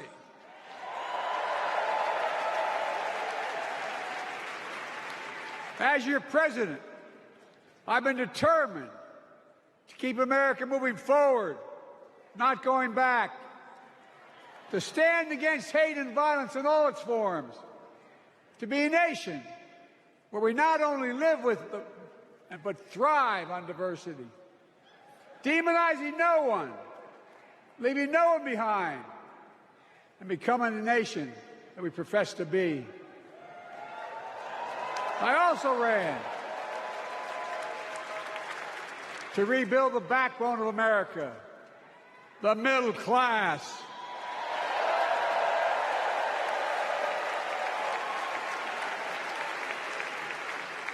I made a commitment to you that I be a president for all Americans, whether you voted for me or not. We have done that. Studies show the major bills we have passed actually delivered more to red states than blue, because the job of the president is to deliver to all of America.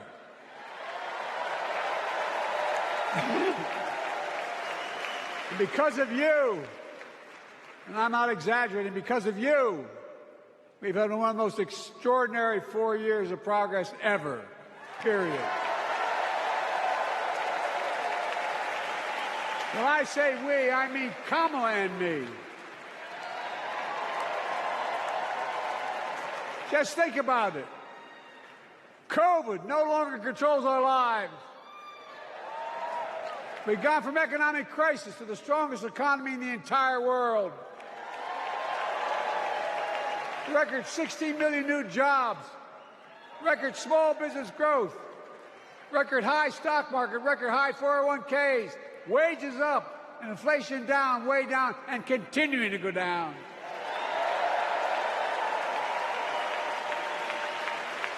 The smallest racial wealth gap in 20 years. And yes, we both know we have more to do, but we're moving in the right direction. More Americans have peace of mind that comes from having health insurance. More Americans have health insurance today than ever before in American history.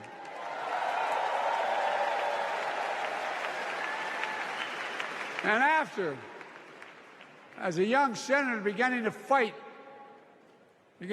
for 50 years to give Medicare the power to negotiate lower prescription drug prices, we finally beat Big Pharma.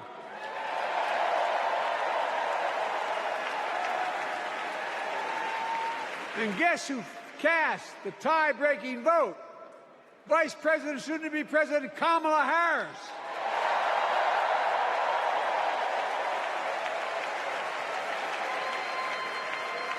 And now it's the law of the land.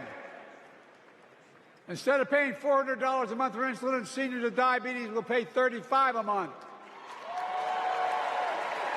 The law we passed already includes, starting in January, every senior's total prescription cost can be capped at $2,000 no matter how expensive the drugs they have.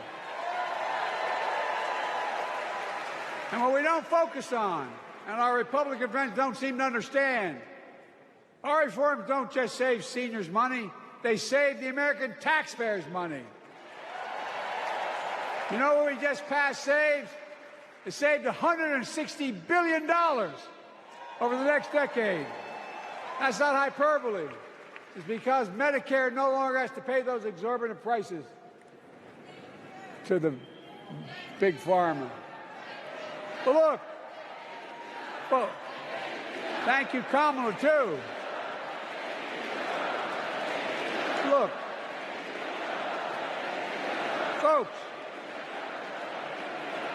how can we have the strongest economy in the world without the best infrastructure in the world?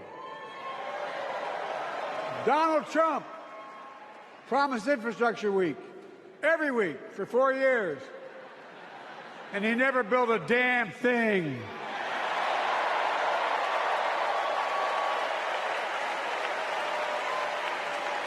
But now, because of what Kamala and I have done, remember we were told we couldn't get it done. Remember when we came into office, we couldn't get anything passed?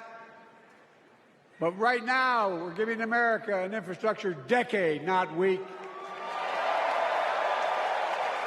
We're modernizing our roads, our bridges, our ports, our airports, our trains, our buses. We're removing every lead pipe from schools and homes so every child can drink clean water. We're providing affordable high-speed internet for every American, no matter where they live, not unlike what Roosevelt did with electricity. And so much more. We are uniting the country. We're growing our economy. We're improving our quality of life. And we're building a better America.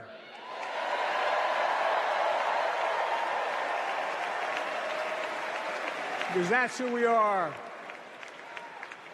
How can we be the strongest nation in the world without leading the world in science and technology?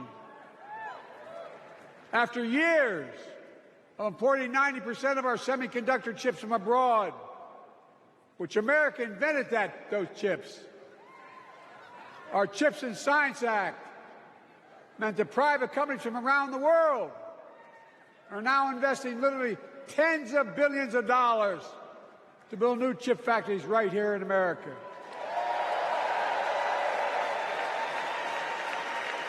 And over that period, they'll create tens of thousands of jobs.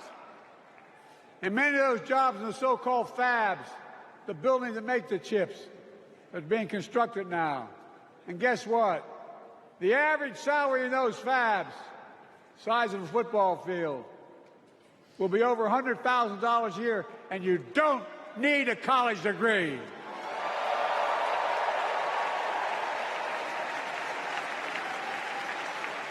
Because of you and so many electeds out there, American manufacturing is back. Where the hell to say we wouldn't lead the world in manufacturing? 800,000 new manufacturing jobs.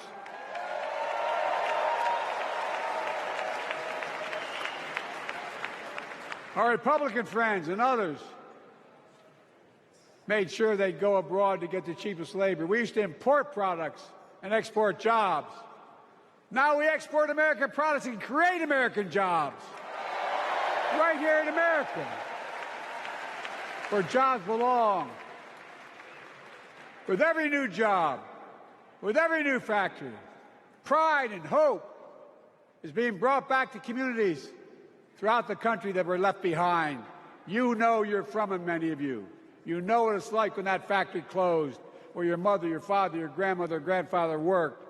And now you're back, providing once again, proving that Wall Street didn't build America, the middle class built America, and unions built the middle class.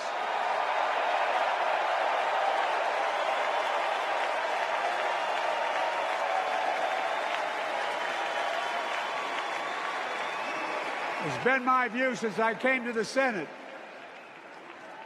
And that's why I'm proud to have been the first president to walk a picket line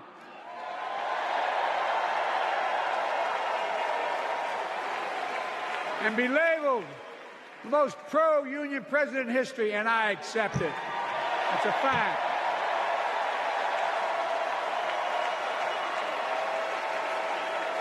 Because when unions do well, we all do well.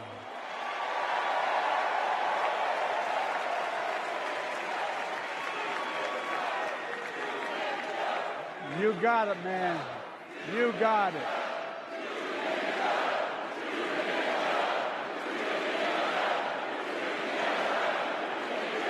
I agree. I'm proud. Look, remember we told we couldn't get anything done because we couldn't get anything done in the Congress? Well, with your support, we passed the most significant climate law in the history of mankind.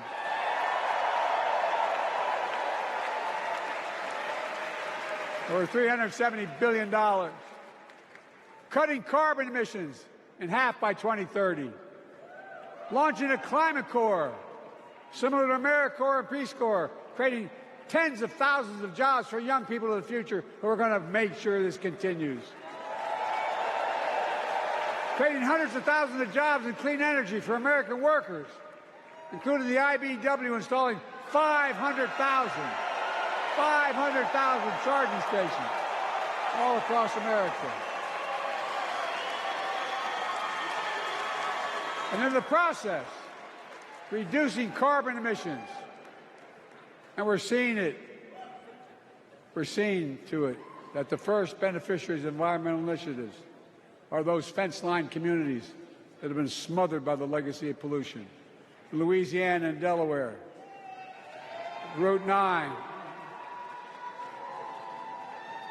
all the factories, all those chemical factories are right next to the poorest neighborhoods. They're the ones we're going to bring back.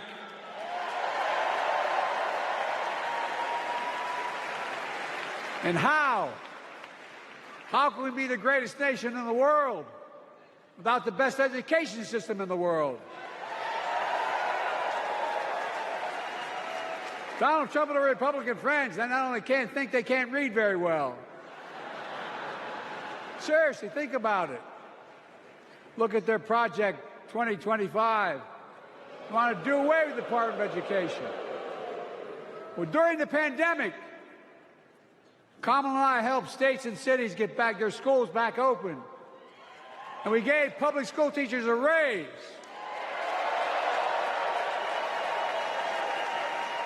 We created apprenticeships with businesses and communities, putting students on a path to a good paying job, whether or not they go to college. And by the way, we're making college a hell of a lot more affordable. Increasing Pell Grants by $900. Over $15 billion to HBCUs. Minority service education, including Hispanic institutions and tribal colleges. We kept our commitment to provide more student relief than ever by lifting the burden of helping millions of families so they can get married, start a family, buy a home, and begin to build family wealth and contribute to the community and grow our economy. It's not costing us, it's creating more wealth. We've fundamentally transformed how our economy grows, from the middle out and the bottom up instead of the top down.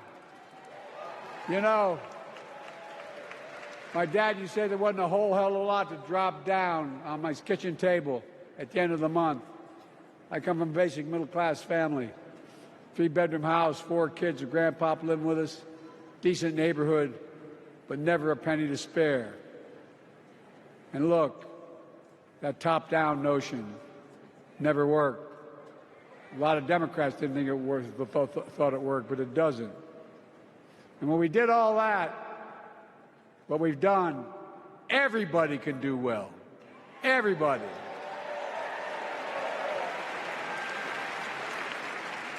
Donald Trump calls America a failing nation. No, I'm serious. But think about this. Think about this. He publicly says to the whole world, I'm going to say something outrageous. I know more foreign leaders by their first names and know them well than anybody alive. Just because I'm so damn old. But I'm not joking. Think of the message he sends around the world when he talks about America being a failing nation. He says we're losing. He's the loser. He's dead wrong.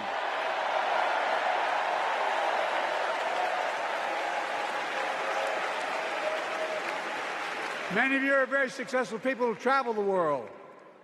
Name me a country in the world that doesn't think we're the leading nation in the world.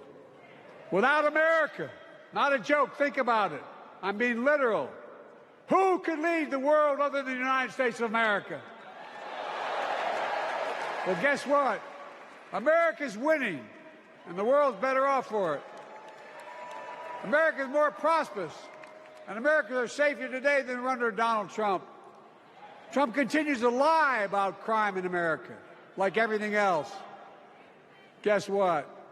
On his watch, the murder rate went up 30%, the biggest increase in history. Meanwhile, we made the largest investment, Kamala and I, in public safety ever. Now, the murder rate is falling faster than any time in history. Violent crime has dropped to the lowest level of more than 50 years.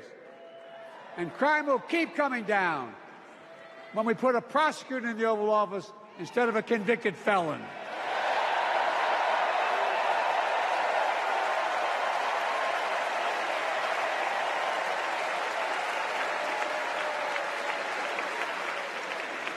And folks, the distinguished senator from the C Senate from California and I passed the first ban on assault weapons.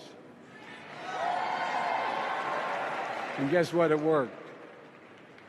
If we care about public safety, we need to prevent gun violence.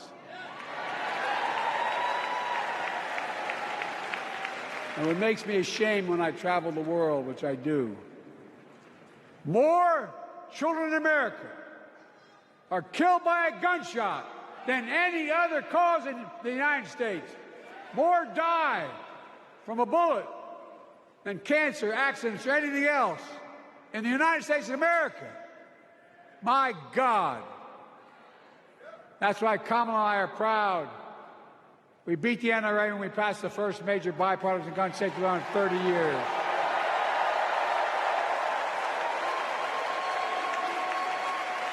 I'm serious. That comes from here. And now it's time to ban assault weapons again. And demand universal background checks.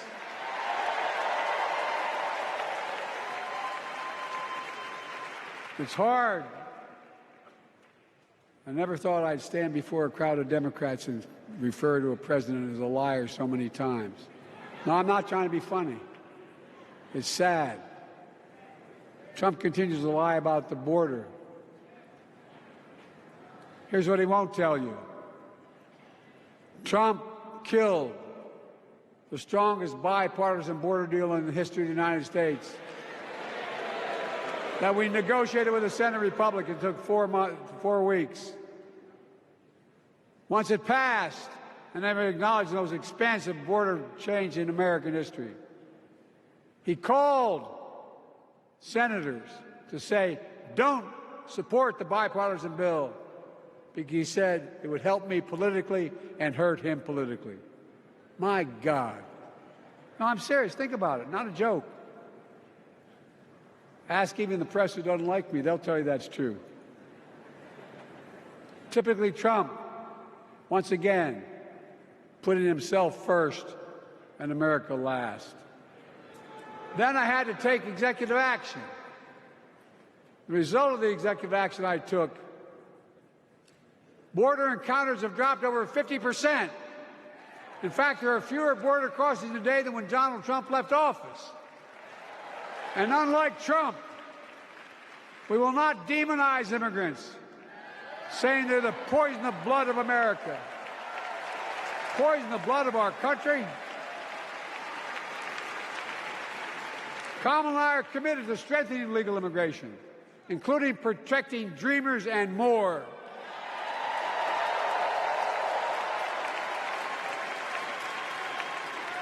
And here's what else I believe in. Protecting your freedom to vote, your freedom to love who you love,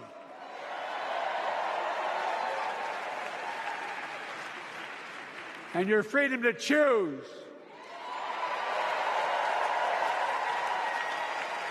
In its decision overturning Roe v. Wade, as you heard earlier tonight, the United States Supreme Court majority wrote the following, quote, women are not without electoral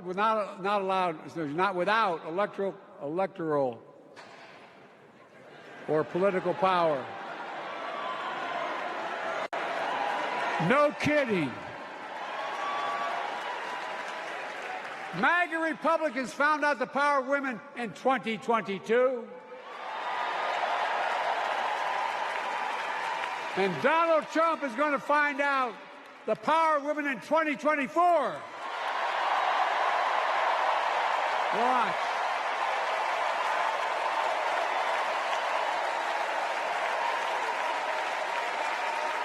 And where Trump and his mega Republican right-wingers seek to erase history, we Democrats continue to write history and make more history.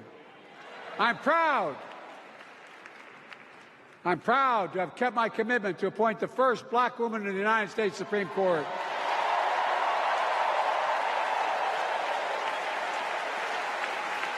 Ketanji Brown Jackson, a symbol for every young woman in America that you can do anything. I'm proud that I've kept my commitment to have an administration that looks like America and that taps in to the full talent of our nation. The most diverse cabinet in history, including the first black woman of South Asian descent to serve as vice president. And will soon serve as the 47th President of the United States.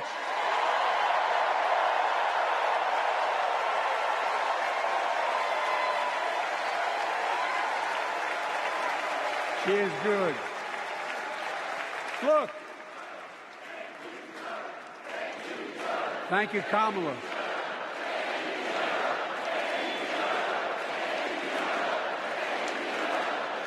Folks, I've long said we have many obligations as a nation, but I got in trouble years ago for saying I'd make no apologies. We have only one truly sacred obligation: to prepare and equip those we send to war and care for them and their families when they come home and when they don't. That's why I'm so proud to have written and signed the PACT Act, one of the most significant laws ever, helping veterans and their families exposed to toxic materials like burn pits and Agent Orange. I was around during the Vietnam War. It's hard. Nobody was able to prove that their illness was a consequence of Agent Orange. And no one was able to prove initially that because they lived in burn pits like my son lived next to in Iraq for a year, that it was the cause of their illness. But because of the PACT Act, a surviving spouse with 2 children is now eligible for a stipend of about $3,000 a month. And those children who lost a parent are eligible for tuition benefits to go to college and to get job training. It's already helping over 1 million veterans and their families just so far. Well, I love them, and I'm so proud of my son's service. We get it. But guess who doesn't get it and doesn't respect our veterans? We know from his own Chief of Staff, the 4-star General John Kelly, that Trump, when in Europe, would not go to the grave sites in France. The brave service members who gave their lives to this country, he called them suckers and losers. Who in the hell does he think he is? Who does he think he is? There's no words for a person. They're not the words of a person not worthy of being commander-in-chief. Period. Not then, not now, and not ever. I mean that. I mean that from the bottom of my heart.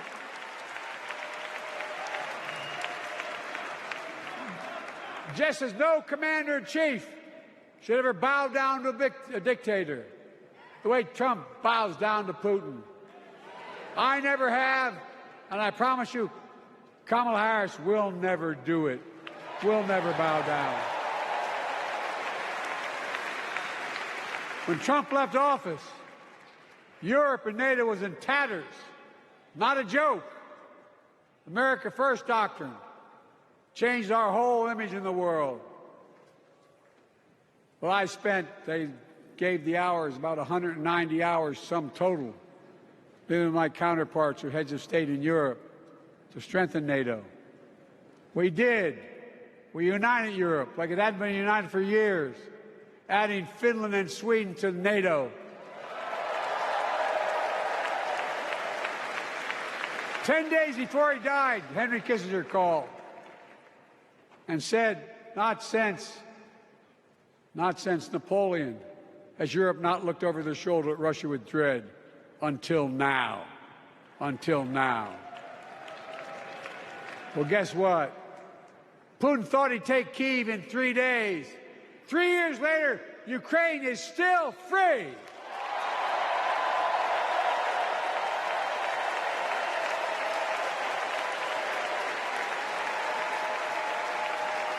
When I came to office, the conventional wisdom was that China would inevitably surpass the United States. They haven't noticed. No one's saying that now.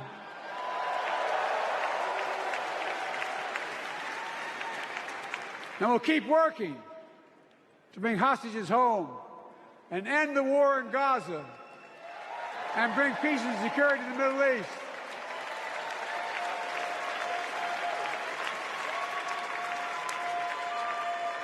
As you know, I wrote a peace treaty for Gaza. A few days ago, I put forward a proposal that brought us closer to doing that than we've done since October 7th. We're working around the clock, my Secretary of State, to prevent a wider war and reunite hostages with their families and surge humanitarian health and food assistance into Gaza now.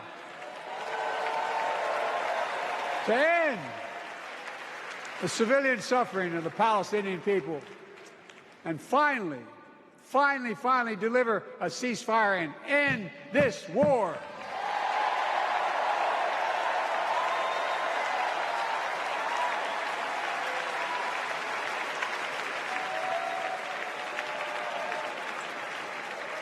Those protesters out in the street, they have a point. A lot of innocent people are being killed on both sides. Just as we worked around the clock to bring home wrongfully detained Americans and others from Russia in one of the most complicated swaps in history, but they're home. Kamala and I are going to keep working to bring all Americans wrongfully detained around the world home. I mean it. Folks, I've got 5 months left in my presidency. I've got a lot to do. I intend to get it done.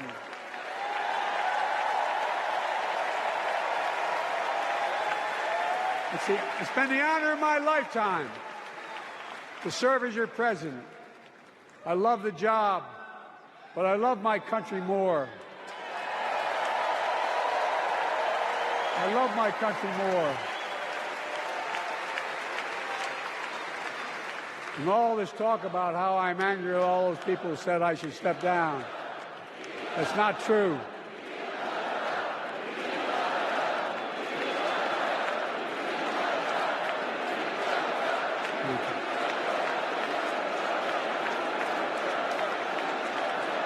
I love my country more, and we need to preserve our democracy. In 2024, we need you to vote. We need you to keep the Senate. We need you to win back the House of Representatives. And above all, we need you to beat Donald Trump.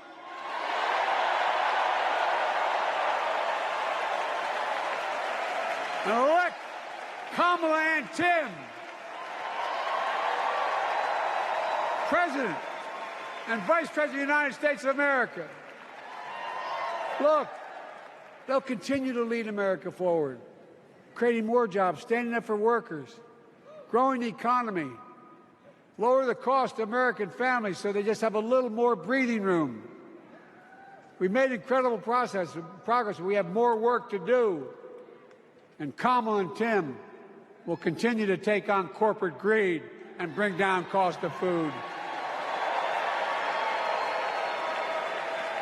They'll keep taking on Big Pharma, making insulin $35 a month, not just for seniors, but for everyone in America. And capping prescription drug costs at a total of $2,000, not just for seniors, but for everyone. And folks, that's going to save America again tens of billions of dollars. Folks, they'll make housing more affordable. building 3 million new homes, providing $25,000 down payment assistance for the first-time home buyer, more than the 10 we approved. Donald Trump wants a new tax on imported goods, food, gas, clothing, and more. You know what that will cost the average family, according to the experts? $3,900 a year in a tax. No, that's a fact. Kamala and Tim will make the child care tax credit permanent.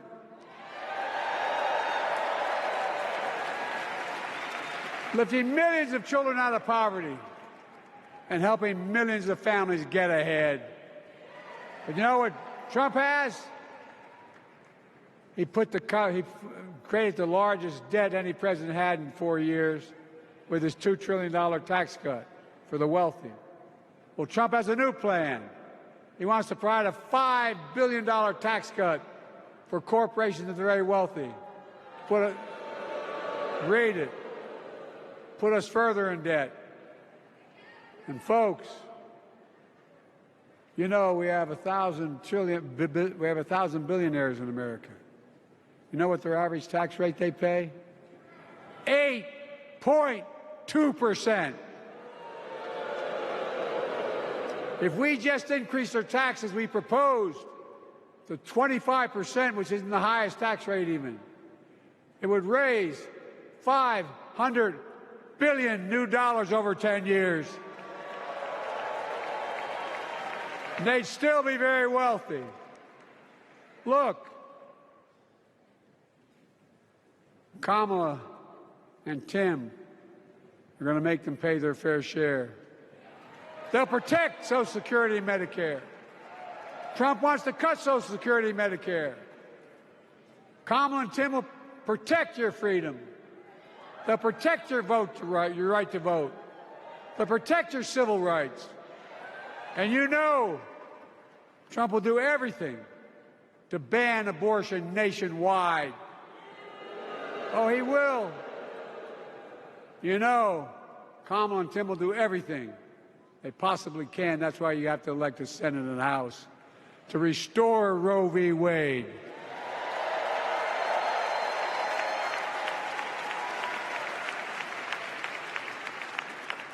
The ancient Greeks taught us that character is destiny. Character is destiny. For me and Jill, we know Kamala and Doug are people of character. It's been our honor to serve alongside them. And we know that Tim and Gwen Walz are also people of great character. Selecting Kamala was the very first decision I made when I became our nominee. And it was the best decision I made my whole career.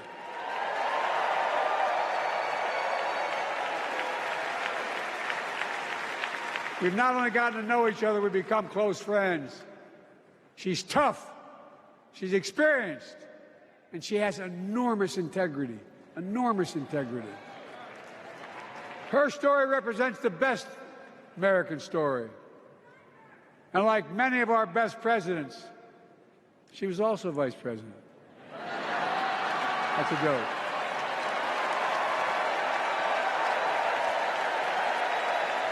But she'll be a president our children can look up to. She'll be a president respected by world leaders because she already is. She'll be a president we can all be proud of. And she will be a historic president who puts her stamp on America's future.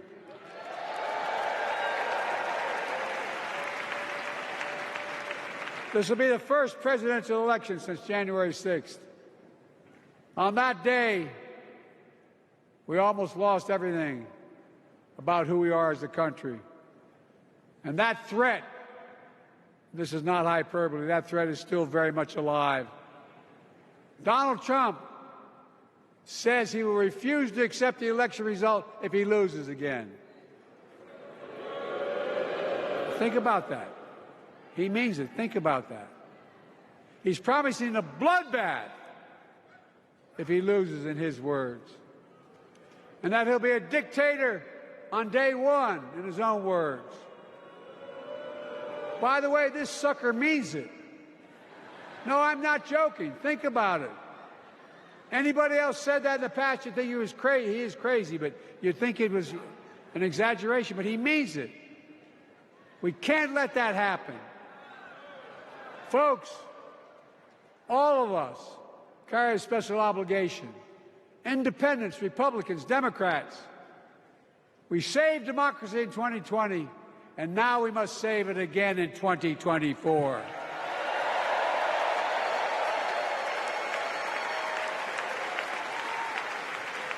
The vote of each of us cast this year will determine whether democracy and freedom will prevail. It's that simple. It's that serious. And the power is literally in your hands. History is in your hands. Not hyperbole. It's in your hands. America's future is in your hands. Let me close with this. Nowhere else in the world could a kid with a stutter and modest beginnings in Scranton, Pennsylvania, and Claymont, Delaware, grow up to sit behind the resolute desk in the Oval Office.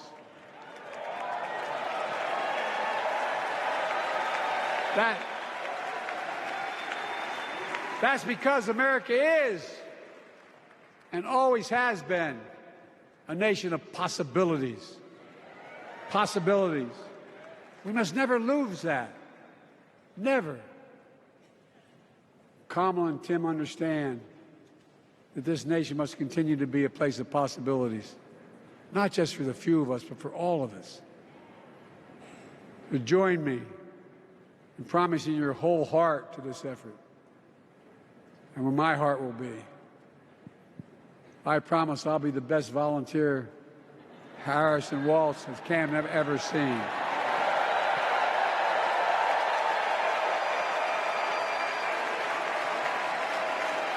Each of us has a part in the American story. For me and my family, there's a song that means a lot to us. It captures the best of who we are as a nation. The song is called American Anthem. There's one verse that stands out, and I can't sing worth a damn, so I'm not going to try. I'll just quote it. The work and prayers of centuries have brought us to this day. What shall our legacy be? What will our children say? Let me know in my heart when my days are through. America, America, I gave my best to you.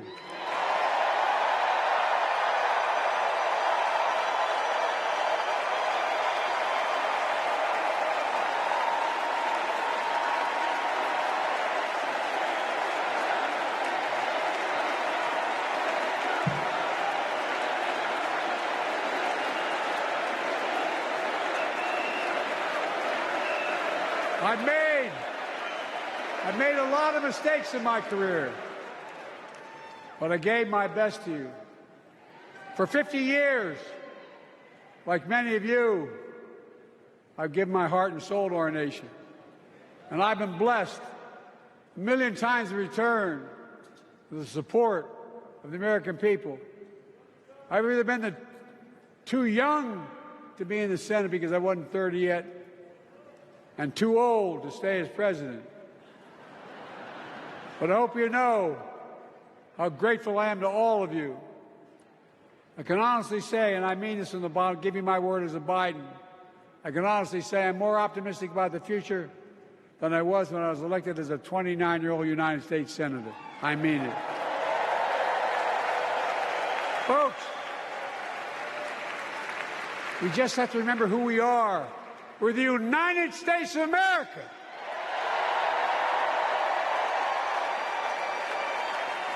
And there's nothing we cannot do when we do it together. God bless you all, and may God protect our troops. Thank you.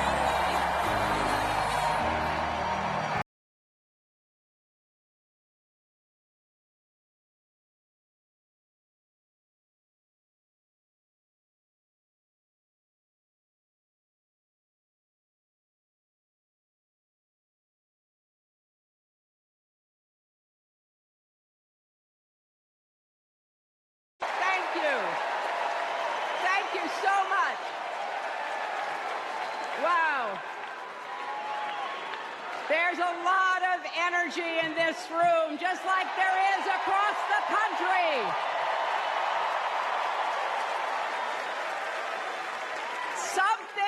Something is happening in America. You can feel it.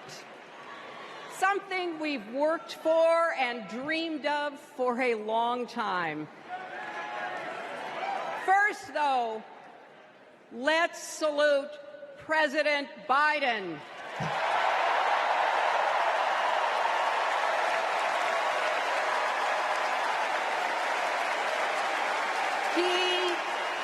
He has been democracy's champion at home and abroad. He brought dignity, decency, and competence back to the White House. And he showed what it means to be a true patriot. Thank you, Joe Biden, for your lifetime of service and leadership.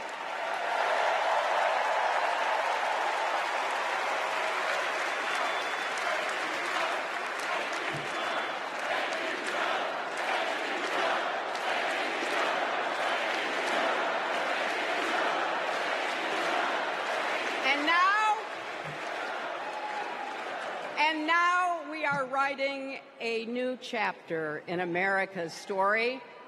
You know, my mother Dorothy was born right here in Chicago before women had the right to vote.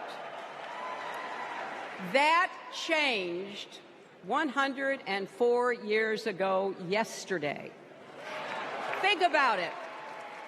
Tennessee became the final state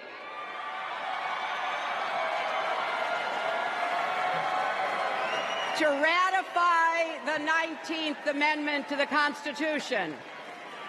The state legislature was deadlocked until one lawmaker's mother, a widow who read 3 newspapers a day, sent a letter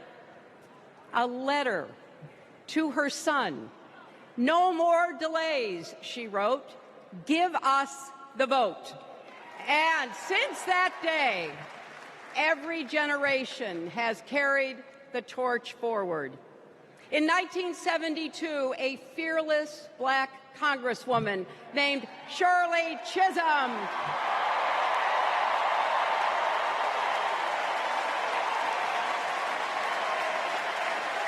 she ran for president.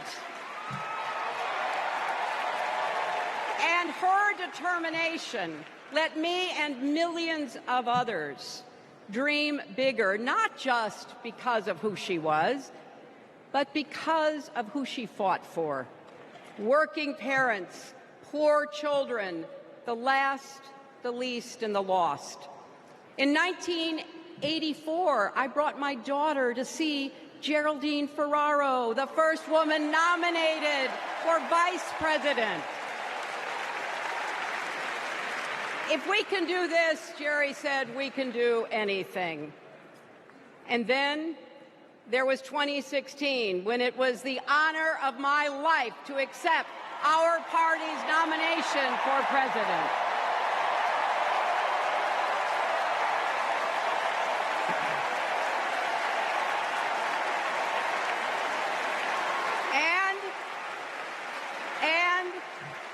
Nearly 66 million Americans voted for a future where there are no ceilings on our dreams.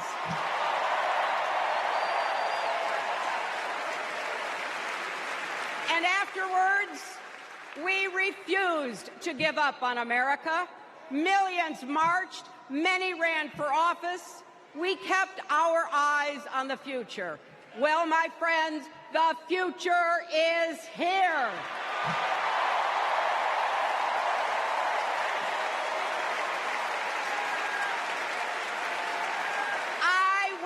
My mother and Kamala's mother could see us. They would say, "Keep going." Shirley and Jerry would say, keep going.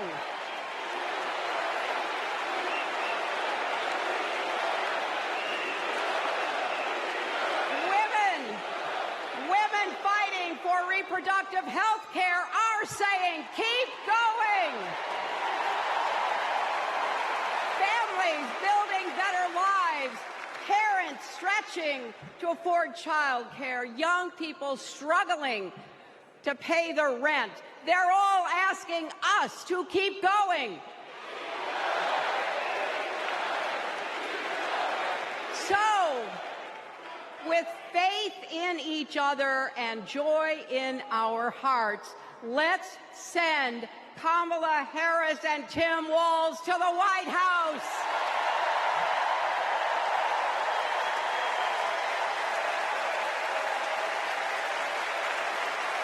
You know, the story of my life and the history of our country is that progress is possible, but not guaranteed.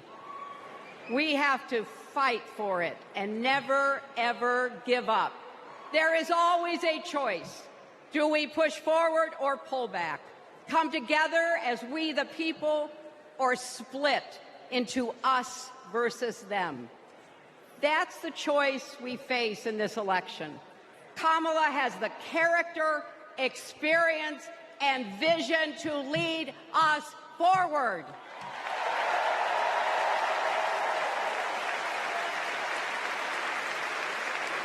I know her heart and her integrity. We both got our start as young lawyers, helping children who were abused and neglected. That kind of work changes a person. Those kids stay with you. Kamala carries with her the hopes of every child she protected, every family she helped, every community she served. So as president, she will always have our backs, and she will be a fighter for us. She will fight to lower costs for hardworking families, open the doors wide for good-paying jobs, and yes, she will restore abortion rights nationwide.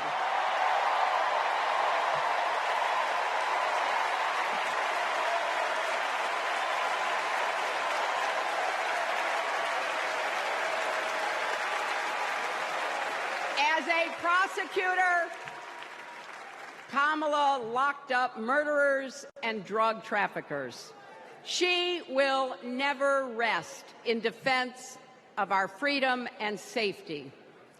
Donald Trump fell asleep at his own trial, and when he woke up, he made his own kind of history, the first person to run for president with 34 felony convictions.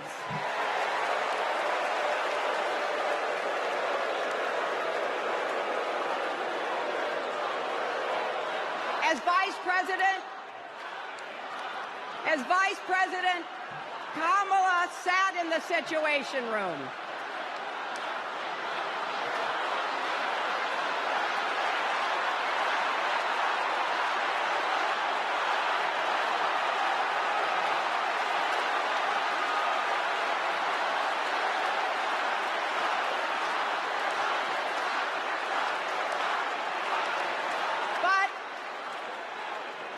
We also know, as Vice President, Kamala sat in the Situation Room and stood for America's values.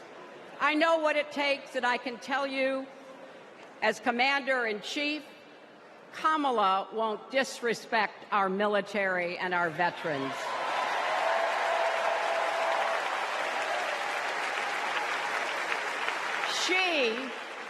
She reveres our Medal of Honor recipients.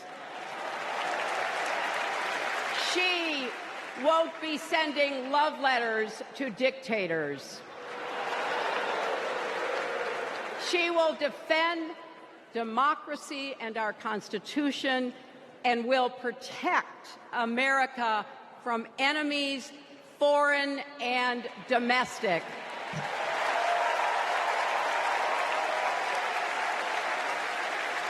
about it.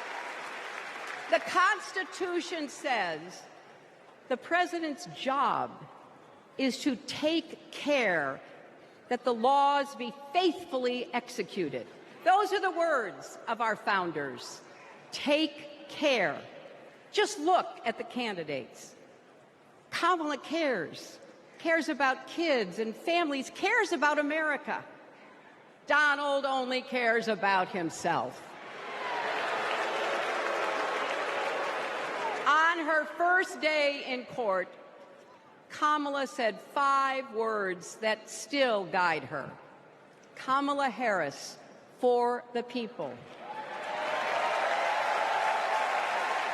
That is something that Donald Trump will never understand. So it is no surprise, is it, that he is lying about Kamala's record.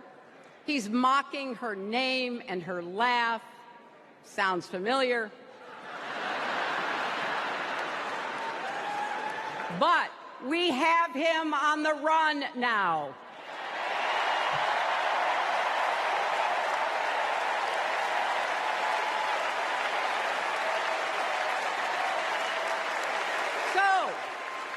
So, no matter what the polls say, we can't let up.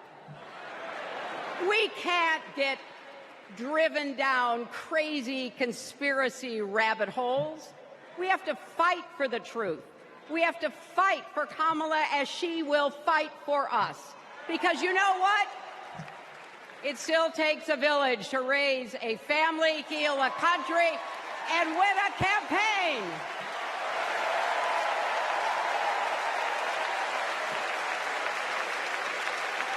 And America needs every one of us, our energy, our talents, our dreams. We're not just electing a president, we're uplifting our nation. We're opening the promise of America wide enough for everyone. Together, we put a lot of cracks in the highest, hardest glass ceiling. And tonight, so close to breaking through once and for all, I want to tell you what I see through all those cracks and why it matters for each and every one of us. What do I see? I see freedom. I see the freedom to make our own decisions about our health, our lives, our loves, our families.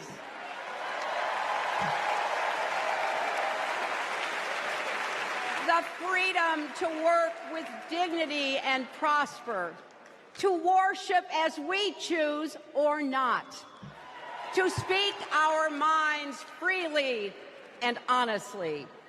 I see freedom from fear and intimidation, from violence and injustice, from chaos and corruption. I see the freedom to look our children in the eye and say, in America, you can go as far as your hard work and talent will take you, and mean it. And you know what? On the other side of that glass ceiling is Kamala Harris raising her hand and taking the oath of office as our 47th President of the United States.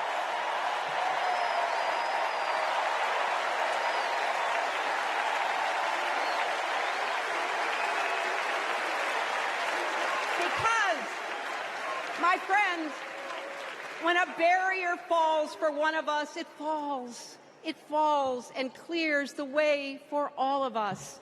So for the next 78 days, we need to work harder than we ever have. We need to beat back the dangers that Trump and his allies pose to the rule of law and our way of life. Don't get distracted or complacent. Talk to your friends and neighbors. Volunteer. Be proud champions for the truth and for the country that we all love.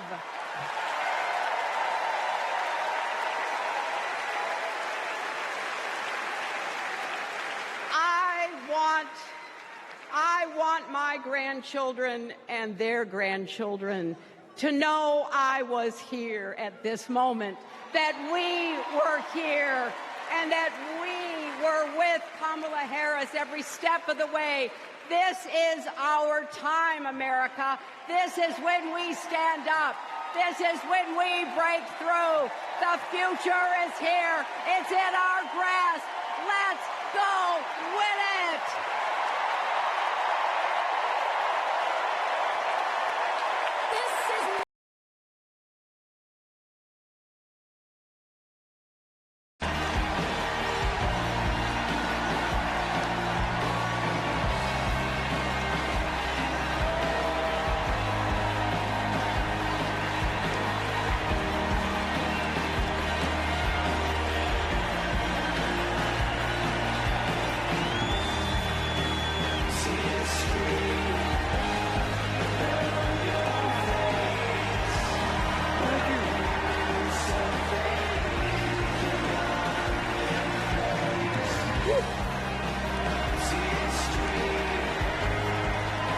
Thank you. Thank you. Whoa.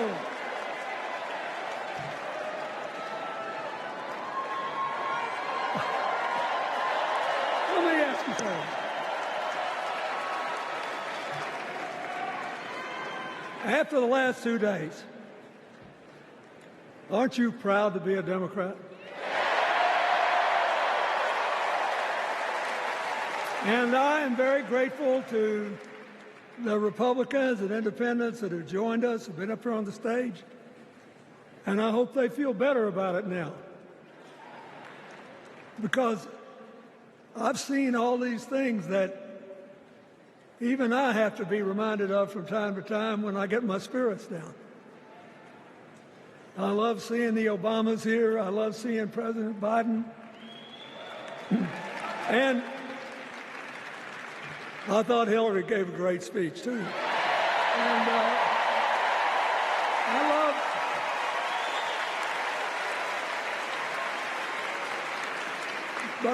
I love seeing all these young leaders. A bunch of them are coming up after me. They look better, they sound better, and they'll be exciting. I do want to say one word about President Biden. Remember, he had an improbable turn that made him president. And we were in the middle of a pandemic and an economic crash. He healed our sick and put the rest of us back to work. And he strengthened our alliances for peace and security. He stood up for Ukraine. He's trying desperately to get a ceasefire in the Middle East.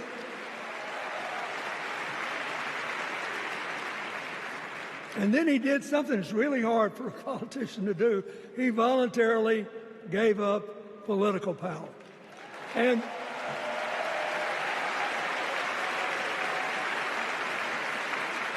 George Washington knew that, and he did it. And he set the standard for us serving 2 terms before it was mandatory. It helped his legacy, and it will enhance Joe Biden's legacy. And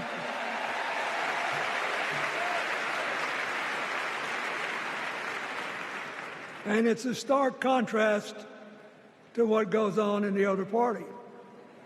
So I want to thank him for his courage, compassion, his class, his service, his sacrifice.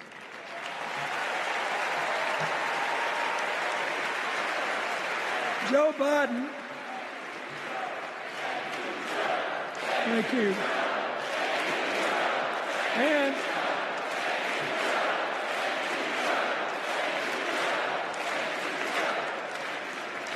he kept the faith, and he's infected a lot of the rest of us. Now let's cut to the chase. I am too old to gild the lily. 2 days ago, I turned 78, the oldest man in my family of 4 generations. And the only personal vanity I want to assert is I'm still younger than Donald Trump.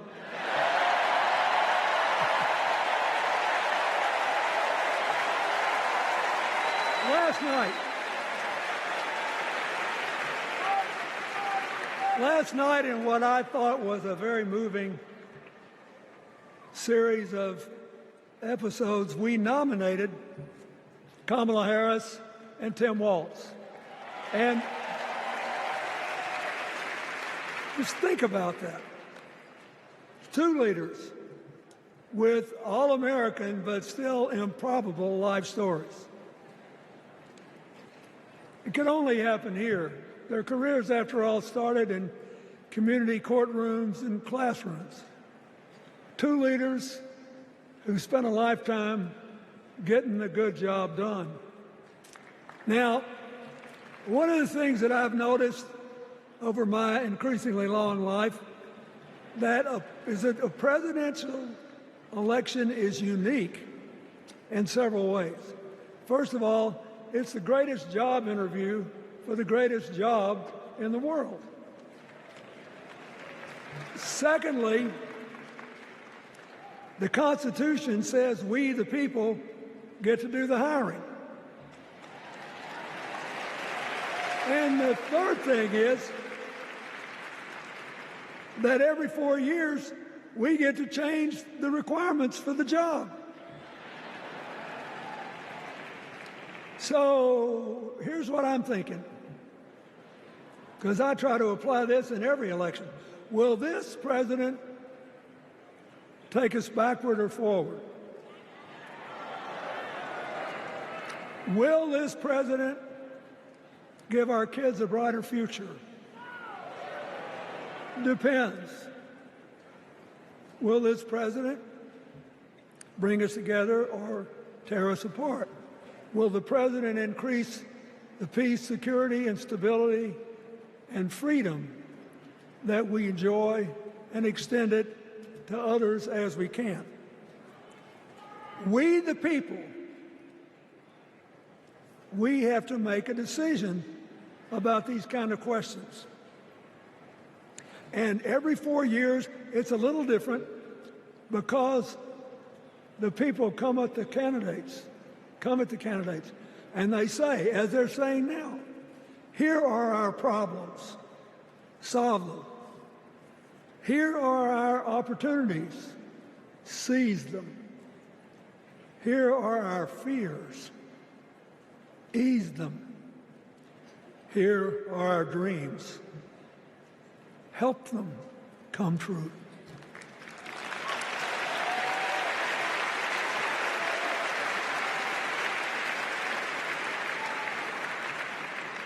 A president can answer that call by saying, I'll do my part, but you have to help me. We have to work together.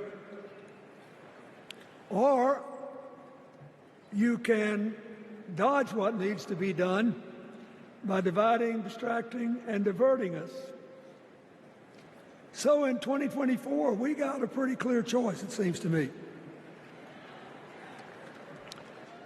Kamala Harris for the people,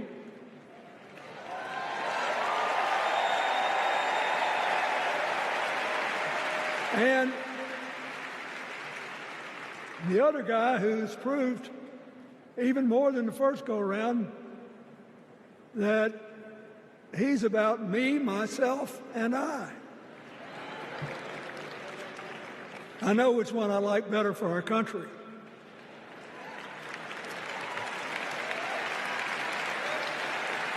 Kamala Harris will work to solve our problems, seize our opportunities, ease our fears, and make sure every single American, however they vote, has a chance to chase their dreams. You know, when she was young, she worked at McDonald's. And she greeted every person with that 1,000-watt smile and said, "How can I help you?" Now she's at the pinnacle of power, and she's still asking, "How can I help you?"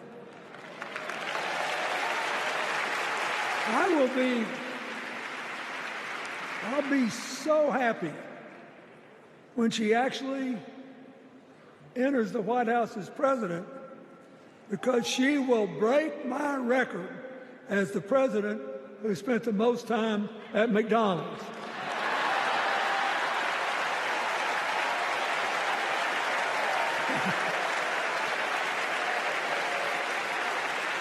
Now,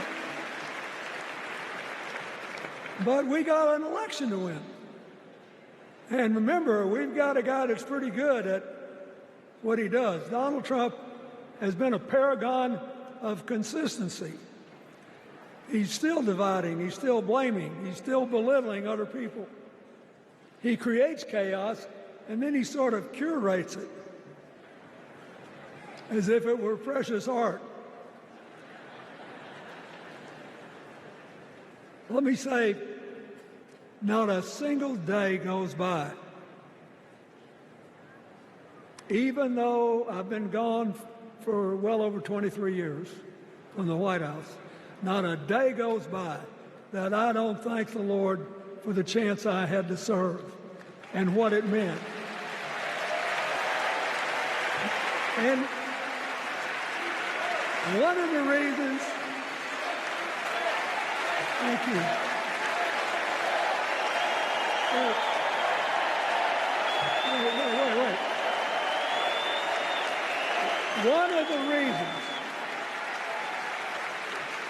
One of the reasons I love the job so much is that in the toughest times, even on the darkest days, if you tried hard enough, there was always something good you could do for somebody else. Now, some days that's not easy to do. You've got to deal with all these emergencies, or there's something going on here, there, or yonder. But Kamala Harris is the only candidate in this race who has the vision, the experience, the temperament, the will, and yes, the sheer joy to get something done.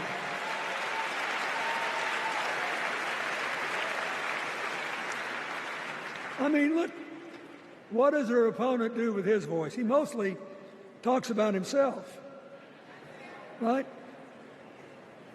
So the next time you hear him, don't count the lies. Count the eyes.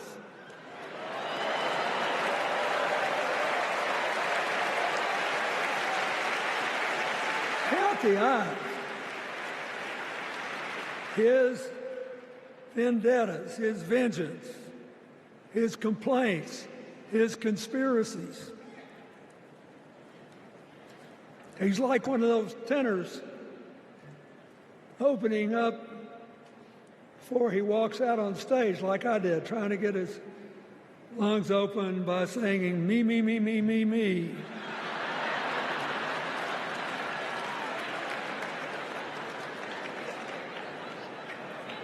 When Kamala Harris is president, every day will begin with you, you, you, you.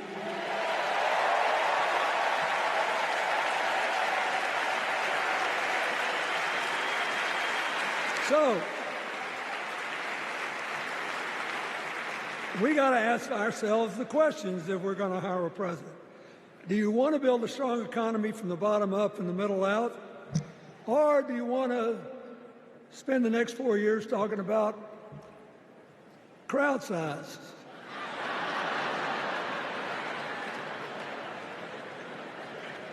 You're going to have a hard time believing this, but so help me, I triple-checked it. Since the end of the Cold War in 1989, America has created about 51 million new jobs. I swear I checked this 3 times. Even I couldn't believe it. What's the score? Democrats 50, Republicans 1.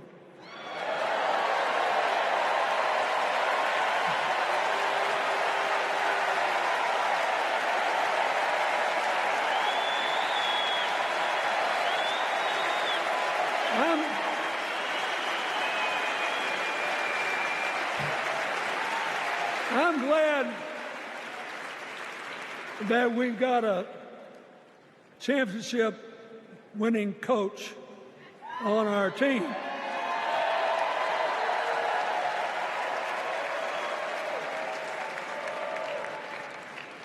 But even the most limited of us in what we know about football or any other sport knows that if you're got 50 and the other side's got 1, you're ahead.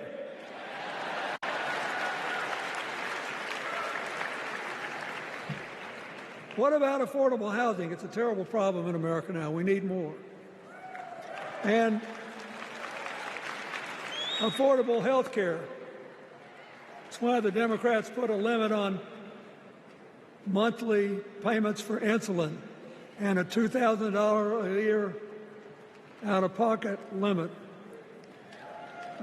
and are trying to cover more drugs by bargaining for prices. We need more financing for small businesses. We need still to strengthen our alliances. I almost croaked in the first debate of this election season when President Trump said nobody respected America anymore like they did when he was president. Wait. And with a straight face. Look, you got to give him. He's a good actor. With a straight face, he cited as evidence of the respect that existed for us when he was there the presidents of North Korea and Russia.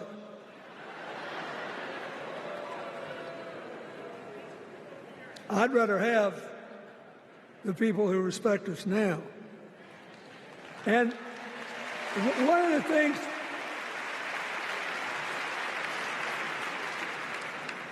is when you send a signal to the other countries, you want them to know whether they agree with you or not, at least that you're on the level. Here's where you are and what you believe. What are they supposed to make to these endless tributes to the late, great Hannibal Lecter?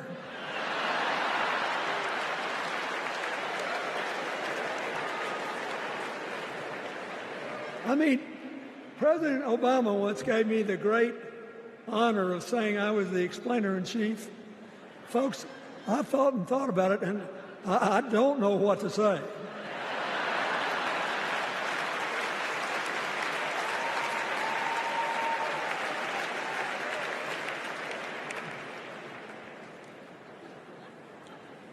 Like Hakeem Jeffries, I too want an America that's more joyful, more inclusive, more future-focused. Just think what a burden it's been on us to get up day after day after day after day, buried in meaningless hot rhetoric, when there's so many opportunities out there, so many problems that need to be solved. I want that. And that's the America Kamala Harris will lead. And she's already made her first presidential decision, and she knocked it out of the park when she asked Nominee Walz to be her nominee for vice president.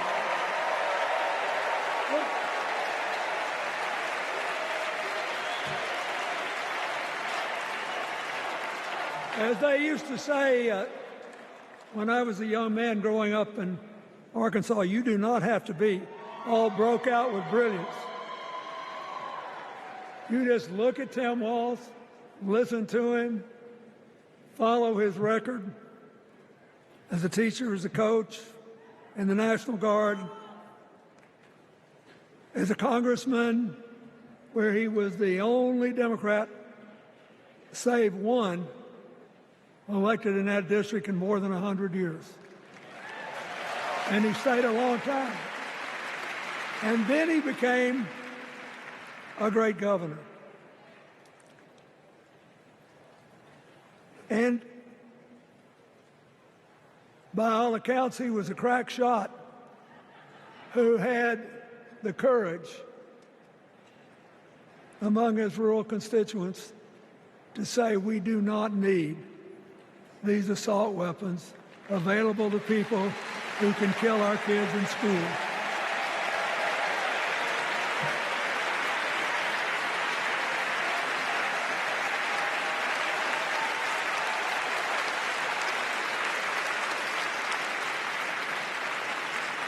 So, armed with her first decision, Kamala Harris confronts an interesting dilemma. We're going to walk out of here feeling pretty good, I think. We've got energy, we are happy, we feel like a load's off our shoulders. And we know we're just being asked to fight the same fight that the forces of progress have had to fight for 250 years.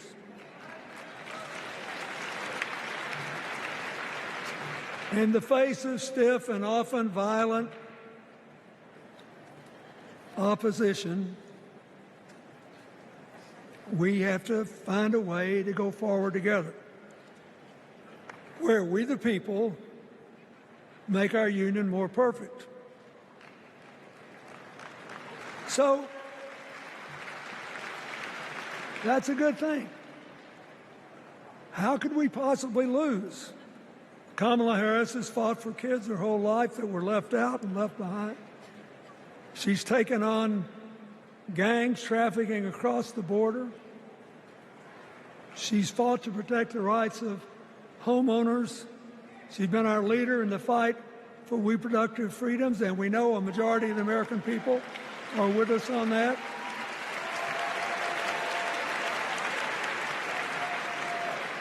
And she's gained an invaluable amount of experience as vice president, advancing our values and interests around the world.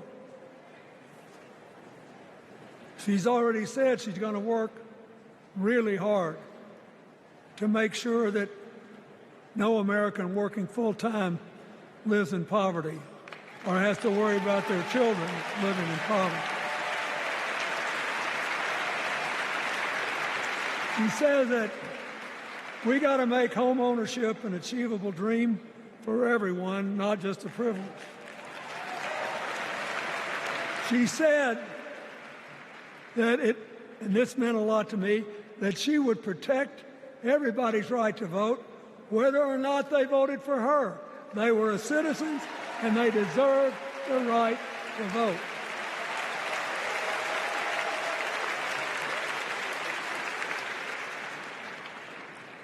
The other day, her opponent implied that as his people voted one more time, they'd be able to rig it from now on and they wouldn't have to vote again.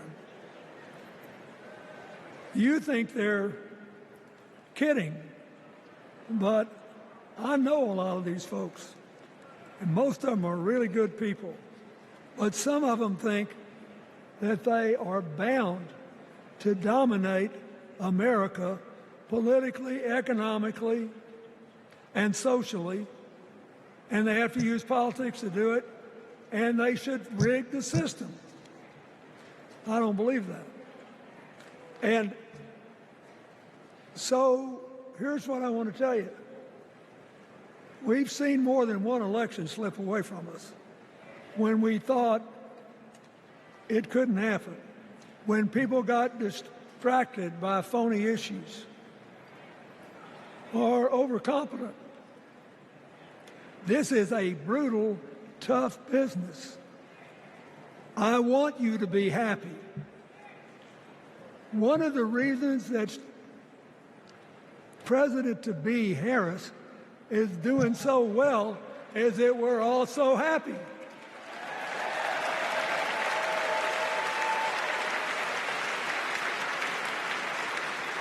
But you should never underestimate your adversary. And these people are really good at distracting us, at triggering doubt, at triggering buyer's remorse. As the Obama said so eloquently last night, they are human, you know. They're bound to make a mistake now and then. We got to be tough. And so, as somebody who spends a lot of time in small towns and rural areas in New York and Arkansas and other places, I urge you to talk to all your neighbors. I urge you to meet people where they are. I urge you not to demean them, but not to pretend you don't disagree with them if you do. Treat them with respect, just the way you'd like them to treat you.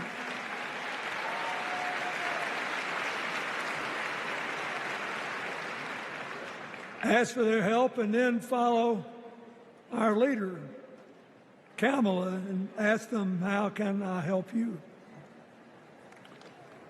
We Democrats right now have a lot of hay in the barn.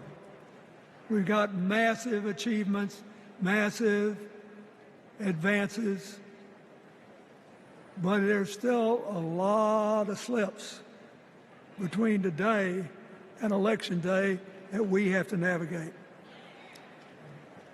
And so I want to say this from the bottom of my heart. I have no idea how many more of these I'll be able to come to. I started in '76, and I've been to every one since. But no, 72. Lord, I'm getting old. But here's what I want you to know. If you vote for this team, if you can get them elected and let them bring in this breath of fresh air, you will be proud of it for the rest of your life. Your children will be proud of it. Your grandchildren will be proud of it.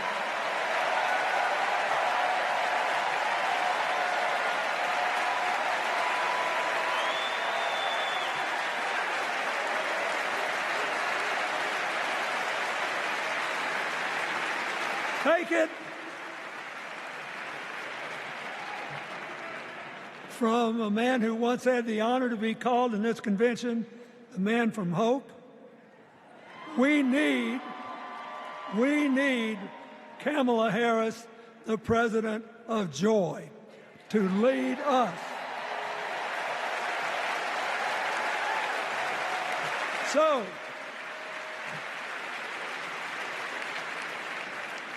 I'll be doing my part, you do yours. I'll see you when we're making a real joyful noise when the votes are counted. God bless you, and God bless America.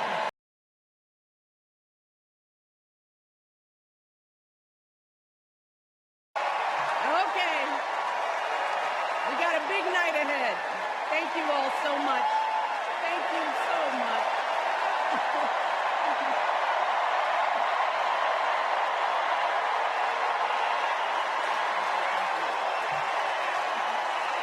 Okay. Hey. Hello, Chicago. Yeah. All right.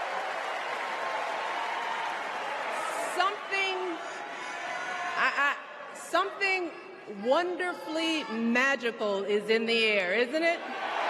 Yeah. You know, we're feeling it here in this arena, but it's spreading all across this country we love. A familiar feeling that's been buried too deep for far too long. You know what I'm talking about. It's the contagious power of hope.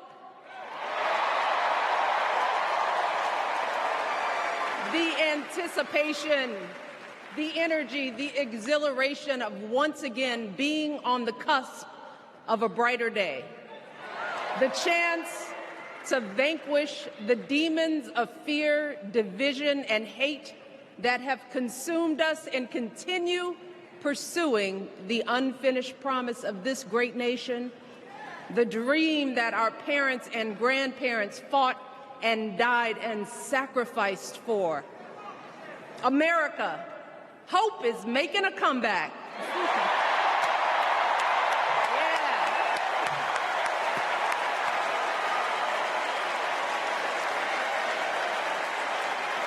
But to be honest, I am realizing that until recently, I have mourned the dimming of that hope. And maybe you've experienced the same feelings. Is that deep pit in my stomach, a palpable sense of dread about the future. And for me, that mourning has also been mixed with my own personal grief.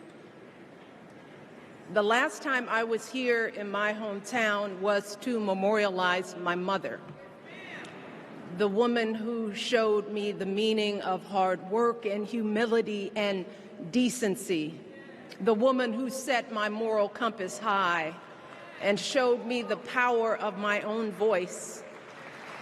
Folks,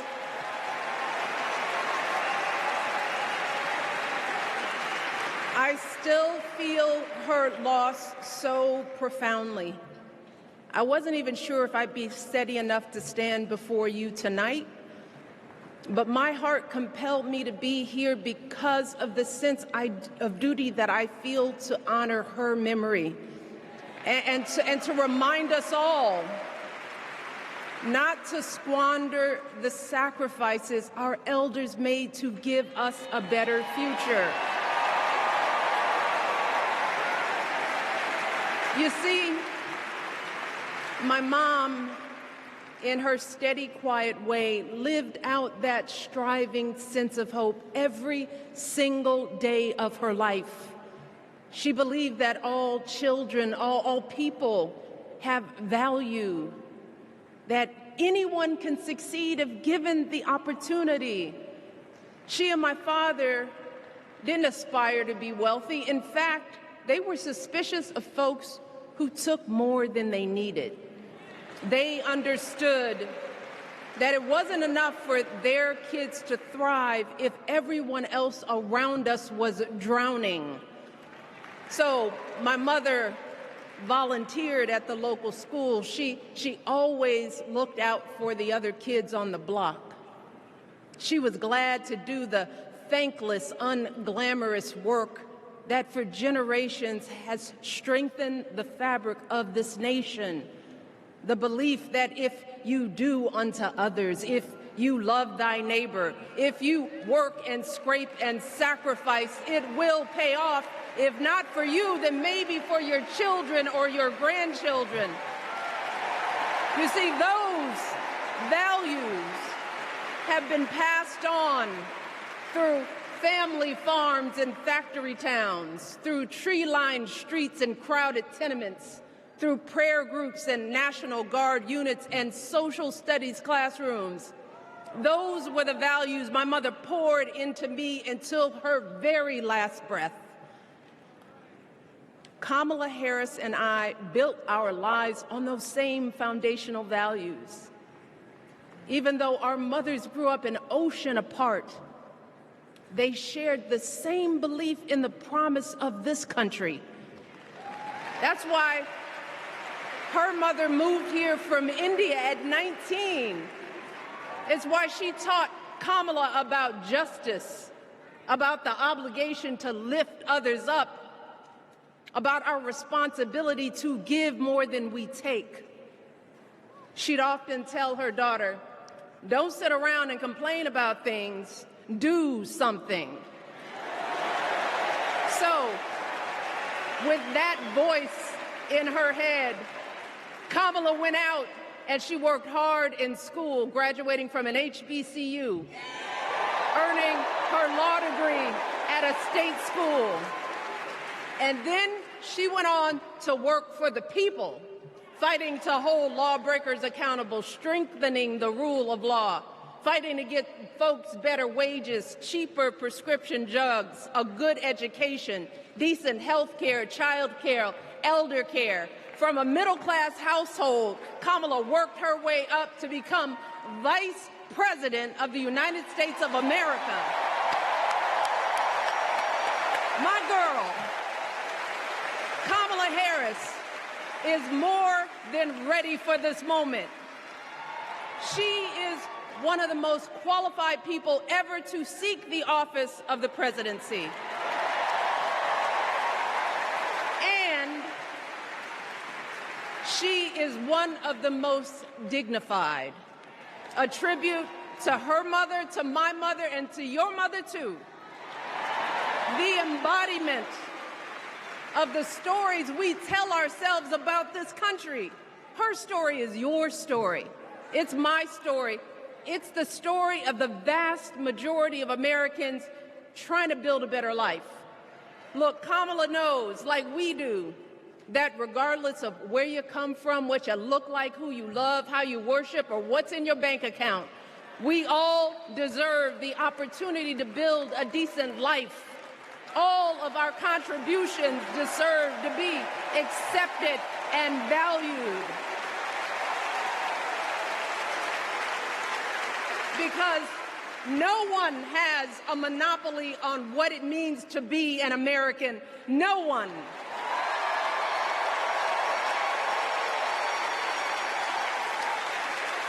Kamala has shown her allegiance to this nation, not by spewing anger and bitterness, but by living a life of service and always pushing the doors of opportunity open to others.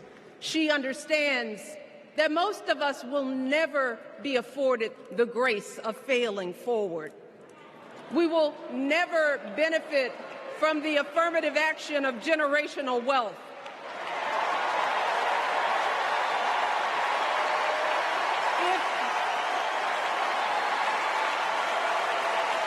If we bankrupt a business or choke in a crisis, we don't get a second, third, or fourth chance. If things don't go our way, we don't have the luxury of whining or cheating others to get further ahead. No. We don't get to change the rules so we always win. If we see a mountain in front of us, we don't expect there to be an escalator waiting to take us to the top. No. We put our heads down. We get to work.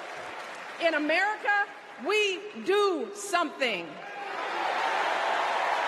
And throughout her entire life, that's what we've seen from Kamala Harris.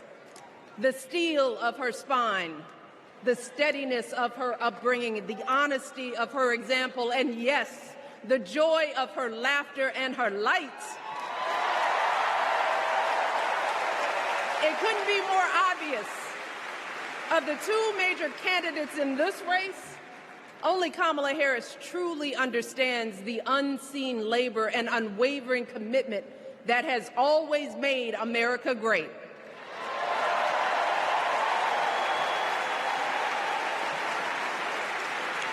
Now, unfortunately, we know what comes next. We know folks are going to do everything they can to distort her truth. My husband and I sadly know a little something about this. For years, Donald Trump did everything in his power to try to make people fear us. See, his limited, narrow view of the world made him feel threatened by the existence of two hard-working, highly educated, successful people who happen to be black.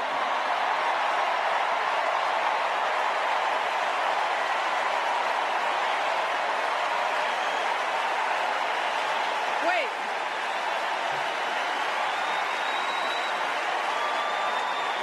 I want to know.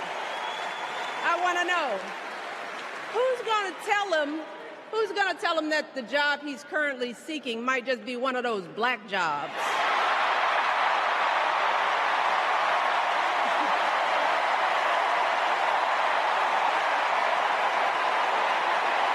Look, it's his same old con. His same old con. Doubling down on ugly, misogynistic, racist lies as a substitute for real ideas and solutions that will actually make people's lives better. Look, because cutting our health care, taking away our freedom to control our bodies, the freedom to become a mother through IVF like I did, those things are not going to improve the health outcomes of our wives, mothers, and daughters. Shutting down the Department of Education, banning our books, none of that will prepare our kids for the future. Demonizing our children for being who they are and loving who they love, look, that doesn't make anybody's life better.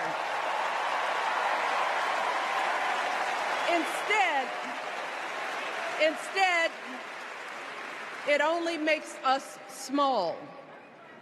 And let me tell you this, going small is never the answer. Going small is the opposite of what we teach our kids.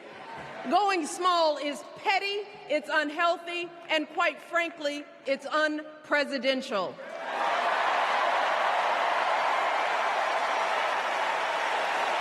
So, why would any of us accept this from anyone seeking our highest office? Why would we normalize that type of backward leadership? Doing so only demeans and cheapens our politics.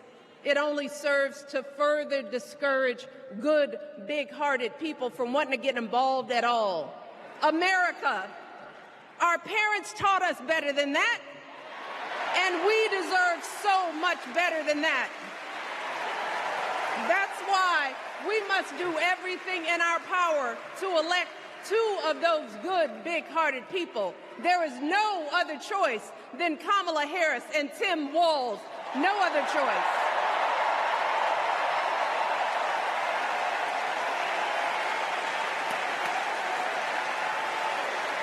But as we embrace this renewed sense of hope, let us not forget the despair we have felt. Let us not forget what we are up against. Yes, Kamala and Tim are doing great now. We're loving it. They're packing arenas across the country. Folks are energized. We are feeling good. But remember, there are still so many people who are desperate for a different outcome, who are ready to question and criticize every move Kamala makes, who are eager to spread those lies, who don't want to vote for a woman, who will continue to prioritize building their wealth over ensuring that everyone has enough. So no matter how good we feel tonight or tomorrow or the next day, this is going to be an uphill battle. So folks, we cannot be our own worst enemies. No. See, because the minute something goes wrong, the minute a lie takes hold, folks, we cannot start wringing our hands. We cannot get a Goldilocks complex about whether everything is just right. And we cannot indulge our anxieties about whether this country will elect someone like Kamala instead of doing everything we can to get someone like Kamala elected.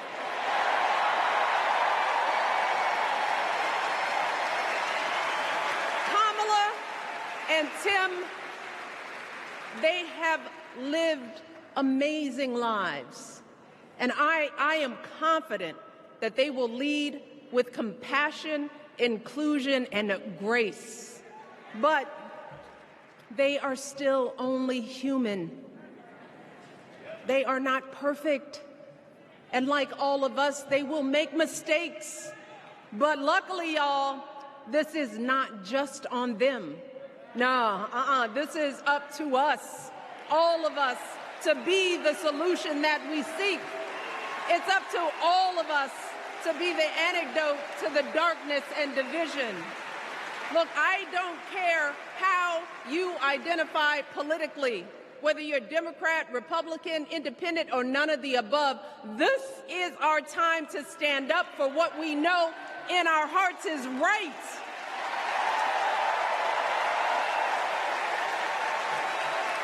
To stand up, not just for our basic freedoms, but for decency and humanity, for basic respect, dignity, and empathy, for the values at the very foundation of this democracy. It's up to us to remember what Kamala's mother told her. Don't just sit around and complain, do something. So, if they lie about her, and they will, we've got to do something. If we see a bad poll, and we will, we got to put down that phone and do something. If we start feeling tired, if we start feeling that dread creeping back in, we got to pick ourselves up, throw water on our face, and what? We only have 2.5 months, y'all, to get this done. Only 11 weeks to make sure every single person we know is registered and has a voting plan. So, we cannot afford for anyone America to sit on their hands and wait to be called. Don't complain if no one from the campaign has specifically reached out to you to ask you for your support. There is simply no time for that kind of foolishness. You know what you need to do. So, consider this to be your official ask. Michelle Obama is asking you, no, I'm telling y'all to do something.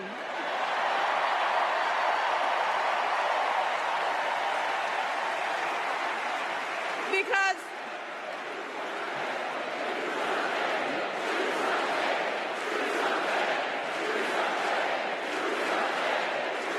you all,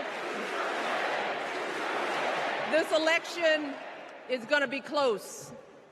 In some states, just a handful, listen to me, a handful of votes in every precinct could decide the winner. So we need to vote in numbers that erase any doubt. We need to overwhelm any effort to suppress us. Our fate is in our hands. In 77 days, we have the power to turn our country away from the fear, division, and smallness of the past. We have the power to marry our hope with our action. We have the power to pay forward the love, sweat, and sacrifice of our mothers and fathers and all those who came before us. We did it before, y'all, and we sure can do it again. Let us work like our lives depend on it. And let us keep moving our country forward and go higher, yes, always higher than we've ever gone before as we elect the next President and Vice President of the United States, Kamala Harris and Tim Walz. Thank you all.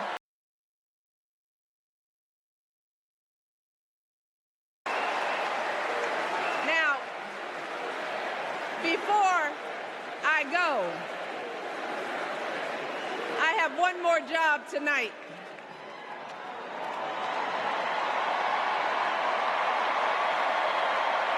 Yeah, one more job. You all, thank you for all the love, but it is now my honor to introduce somebody who knows a whole lot about hope. Someone who has spent his life strengthening our democracy, and let me tell you, as someone who lives with him, he wakes up every day, and thinks about what's best for this country. Please welcome America's 44th President and the love of my life, Barack Obama.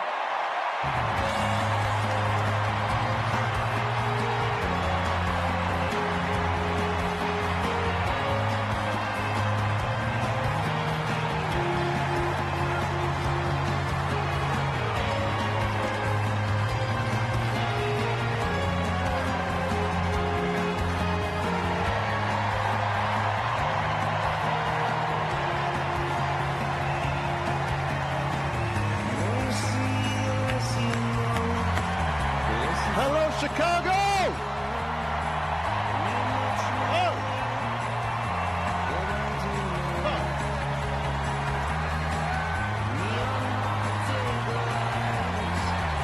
Thank you.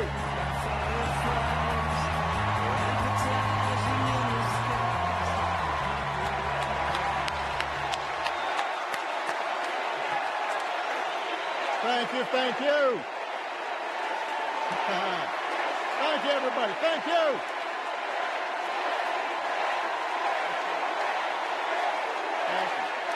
Thank you.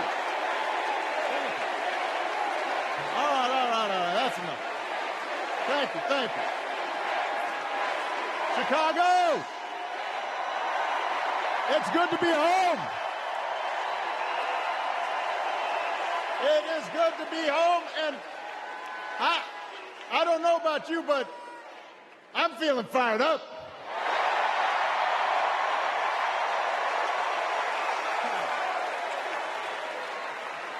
I am feeling ready to go.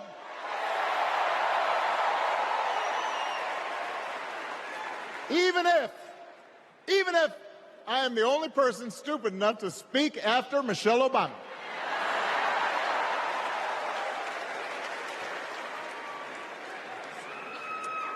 I am feeling hopeful because this convention has always been pretty good to kids with funny names who believe in a country where anything is possible. Because we have a chance to elect someone who has spent her entire life trying to give people the same chances America gave her. Someone who sees you and hears you and will get up every single day and fight for you. The next president of the United States of America, Kamala Harris.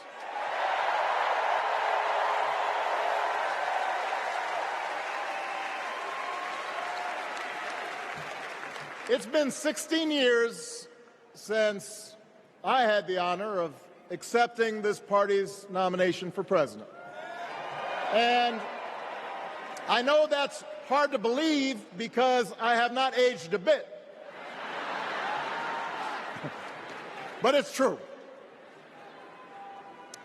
And looking back, I can say without question that my first big decision as your nominee turned out to be one of my best. And that was asking Joe Biden to serve by my side as vice president.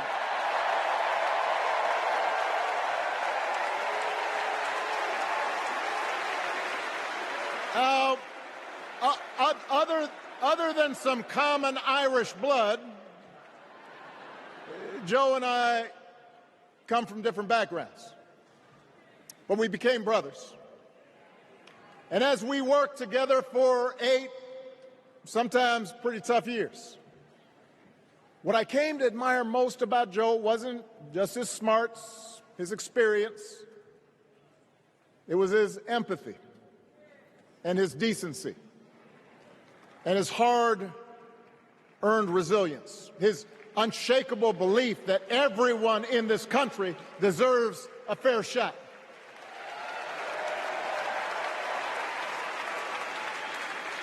And over the last 4 years, those are the values America has needed most.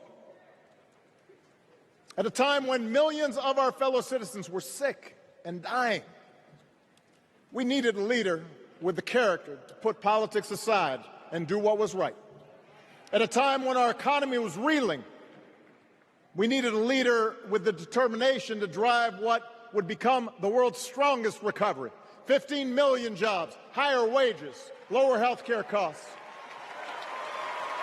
At a time when the other party had turned into a cult of personality, we needed a leader who was steady and brought people together and was selfless enough to do the rarest thing there is in politics, putting his own ambition aside for the sake of the country.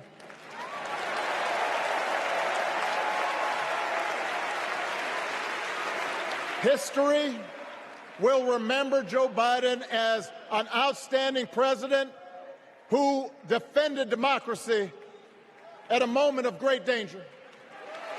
And I am proud to call him my president, but I am even prouder to call him my friend.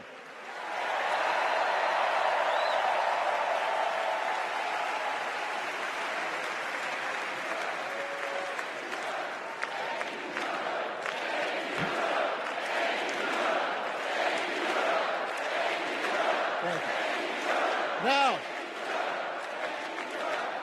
the torch has been passed. Now it is up to all of us to fight for the America we believe in. And make no mistake, it will be a fight. For all the incredible energy we've been able to generate over the last few weeks, for all the rallies and the memes, this will still be a tight race in a closely divided country. A country where too many Americans are still struggling, where a lot of Americans don't believe government can help. And as we gather here tonight, the people who will decide this election are asking a very simple question.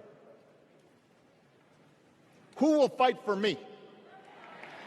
Who's thinking about my future, about my children's future, about our future together? One thing is for certain, Donald Trump is not losing sleep over that question.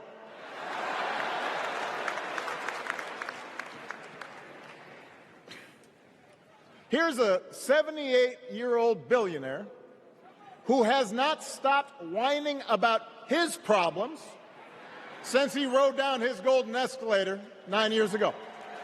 It has been a constant stream of gripes and grievances that's actually been getting worse now that he's afraid of losing to Kamala.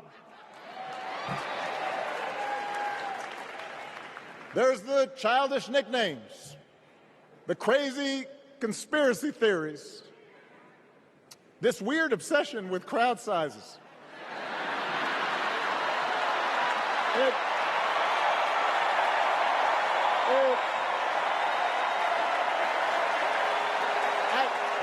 It just goes on and on and on. The other day I heard someone compare Trump to the neighbor who keeps running his leaf blower outside your window every minute of every day.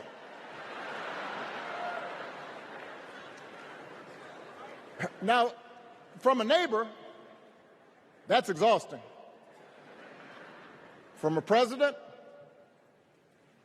it's just dangerous. The truth is, Donald Trump sees power as nothing more than it means to his ends.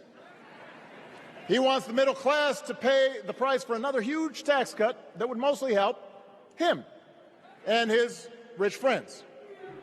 He killed a bipartisan immigration deal written in part by one of the most conservative Republicans in Congress that would have helped secure our southern border because he thought trying to actually solve the problem would hurt his campaign.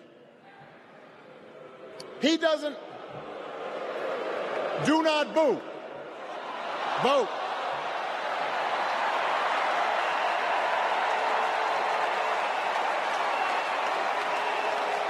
He doesn't seem to care if more women lose their reproductive freedom since it won't affect his life. And most of all, Donald Trump wants us to think that this country is hopelessly divided between us and them, between the real Americans, who of course support him, and the outsiders who don't. And he wants you to think that you'll be richer and safer if you will just give him the power to put those other people back in their place. It is one of the oldest tricks in politics from a guy whose act has, let's face it, gotten pretty stale. We do not need 4 more years of bluster and bumbling and chaos. We have seen that movie before, and we all know that the sequel is usually worse.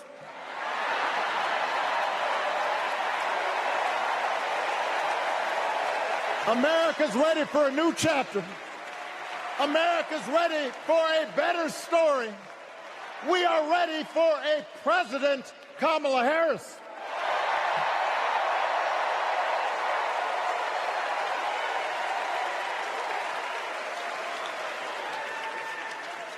And Kamala Harris is ready for the job.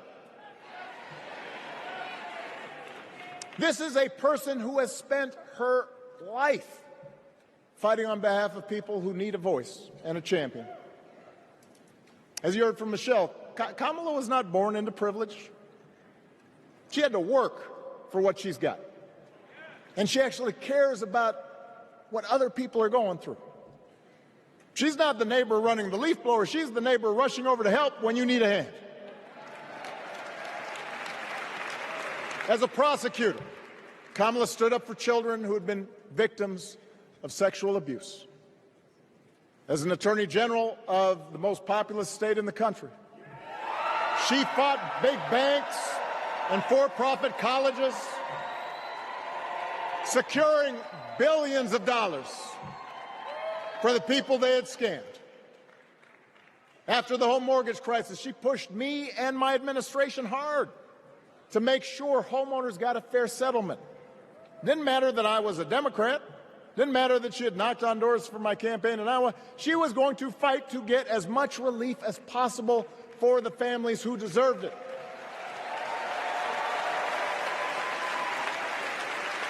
As vice president, she helped take on the drug companies to cap the cost of insulin, lower the cost of health care, give families with kids a tax cut. And she is running for president with real plans to lower costs even more and protect Medicare and Medicaid and sign a law to guarantee every woman's right to make her own health care decisions.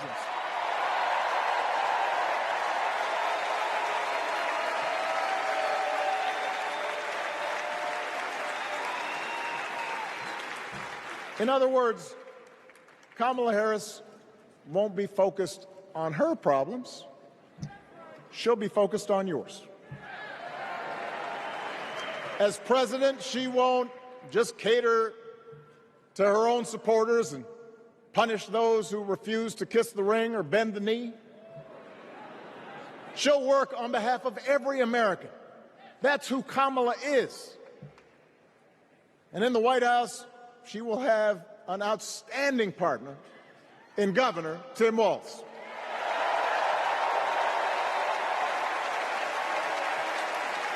Let me tell you something.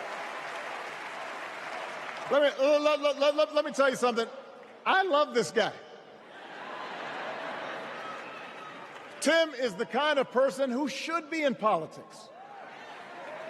Born in a small town, served his country, taught kids, coached football, took care of his neighbors. He knows who he is, and he knows what's important. You can tell those flannel shirts he wears don't come from some political consultant. They come from his closet, and they have been through some stuff.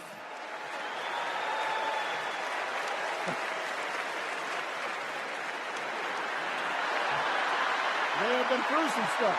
That's right.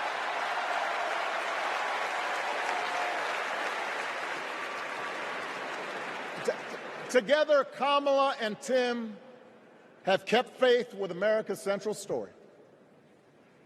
A story that says we are all created equal. All of us endowed with certain inalienable rights, that everyone deserves a chance, that even when we don't agree with each other, we can find a way to live with each other. That's Kamala's vision. That's Tim's vision. That's the Democratic Party's vision. And our job over the next 11 weeks is to convince as many people as possible to vote for that vision. Now, it won't be easy. The other side knows it's easier to play on people's fears and cynicism, always has been. They will tell you that government is inherently corrupt, that sacrifice and generosity are for suckers. And since the game is rigged, it's okay to take what you want and just look after your own. That's the easy path. We have a different task. Our job is to convince people that democracy can actually deliver. And in doing that, we can't just point to what we've already accomplished. We can't just rely on the ideas of the past. We need to chart a new way forward to meet the challenges of today. And Kamala understands this. She knows, for example, that if we want to make it easier for more young people to buy a home, we need to build more units and clear away some of the outdated laws and regulations that made it harder to build homes for working people in this country. That is a priority, and she's put out a bold new plan to do just that.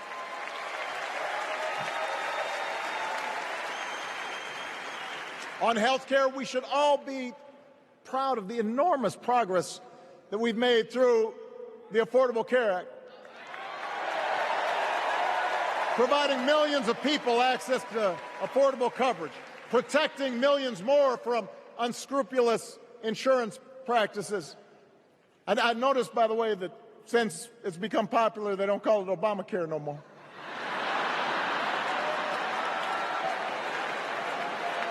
But Kamala knows we can't stop there, which is why she'll keep working to limit out-of-pocket costs. Kamala knows that if we want to help people get ahead, we need to put a college degree within reach of more Americans. But she also knows college shouldn't be the only ticket to the middle class. We need to follow the lead of governors like Tim Walz, who said, if you've got the skills and the drive, you shouldn't need a degree to work for state government. And in this new economy, we need a president who actually cares about the millions of people all across this country who wake up every single day to do the essential, often thankless work, to care for our sick, to clean our streets, to deliver our packages. We need a president who will stand up for their right to bargain for better wages and working conditions. And Kamala will be that president.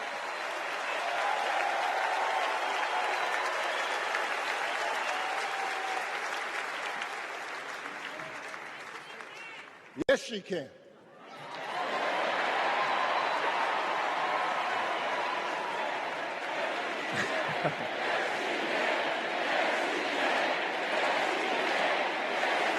Yes, she can. A Harris-Walz administration can help us move past some of the tired old debates that keep stifling progress. Because at their core, Kamala and Tim understand that when everybody gets a fair shot, we are all better off. They understand that when every child gets a good education, the whole economy gets stronger. When women are paid the same as men for doing the same job, all families benefit.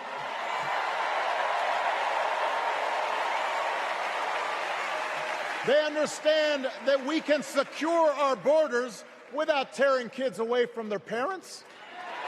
Just like we can keep our streets safe while also building trust between law enforcement and the communities they serve and eliminating bias. That will make it better for everybody.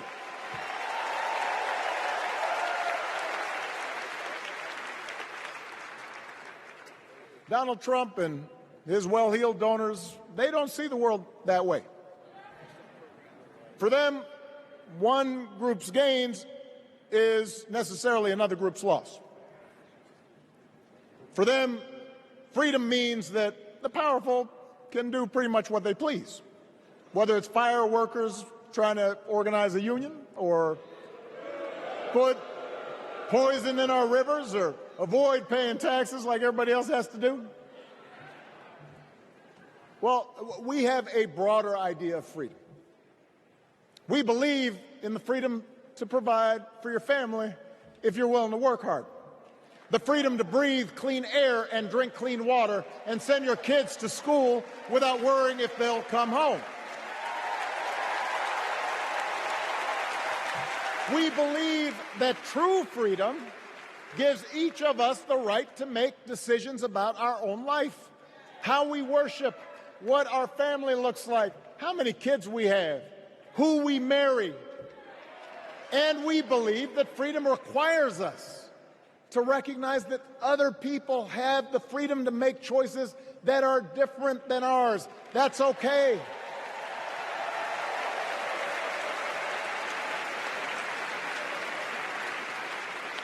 That's the America Kamala Harris and Tim Walz believe in. An America where we, the people, includes everyone.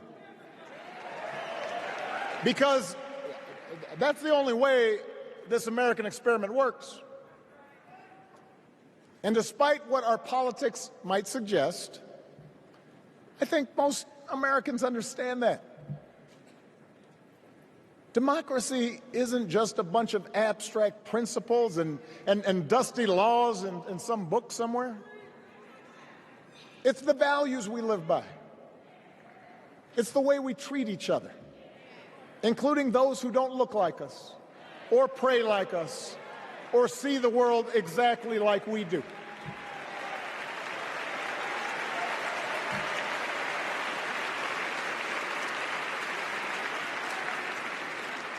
That sense of mutual respect has to be part of our message. Our politics have become so polarized these days that all of us across the political spectrum seem so quick to assume the worst in others, unless they agree with us on every single issue. We start thinking that the only way to win is to scold and shame and out-yell the other side. And after a while, regular folks just tune out, or they don't bother to vote. Now, that approach may work for the politicians who just want attention and thrive on division, but it won't work for us to make progress on the things we care about, the things that really affect people's lives. We need to remember that we've all got our blind spots and contradictions and prejudices, and that if we want to win over those who aren't yet ready to support our candidates, we need to listen to their concerns and maybe learn something in the process. After all, if a parent or grandparent occasionally says something that makes us cringe, we don't automatically assume they're bad people. We recognize that the world is moving fast, that they need time and maybe a little encouragement to catch up. Our fellow citizens deserve the same grace we hope they'll extend to us.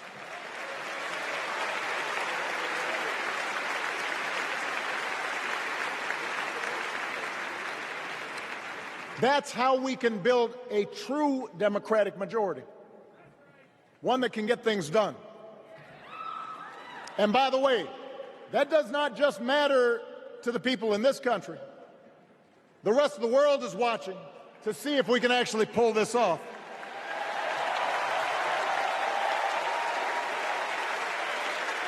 No nation, no society has ever tried to build a democracy as big and as diverse as ours before.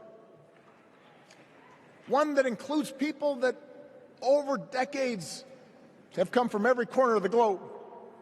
One where our allegiances and our community are defined not by race or blood, but by a common creed. And that's why when we uphold our values, the world's a little brighter. When we don't, the world's a little dimmer. And dictators and autocrats feel emboldened. And over time, we become less safe. We shouldn't be the world's policemen, and we can't eradicate every cruelty and injustice in the world. But America can be and must be a force for good. Discouraging conflict, fighting disease, promoting human rights, protecting the planet from climate change, defending freedom, brokering peace. That's what Kamala Harris believes, and so do most Americans.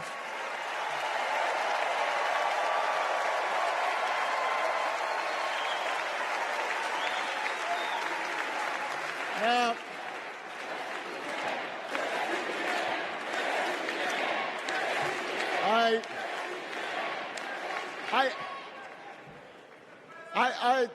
I know these ideas can feel pretty naive right now.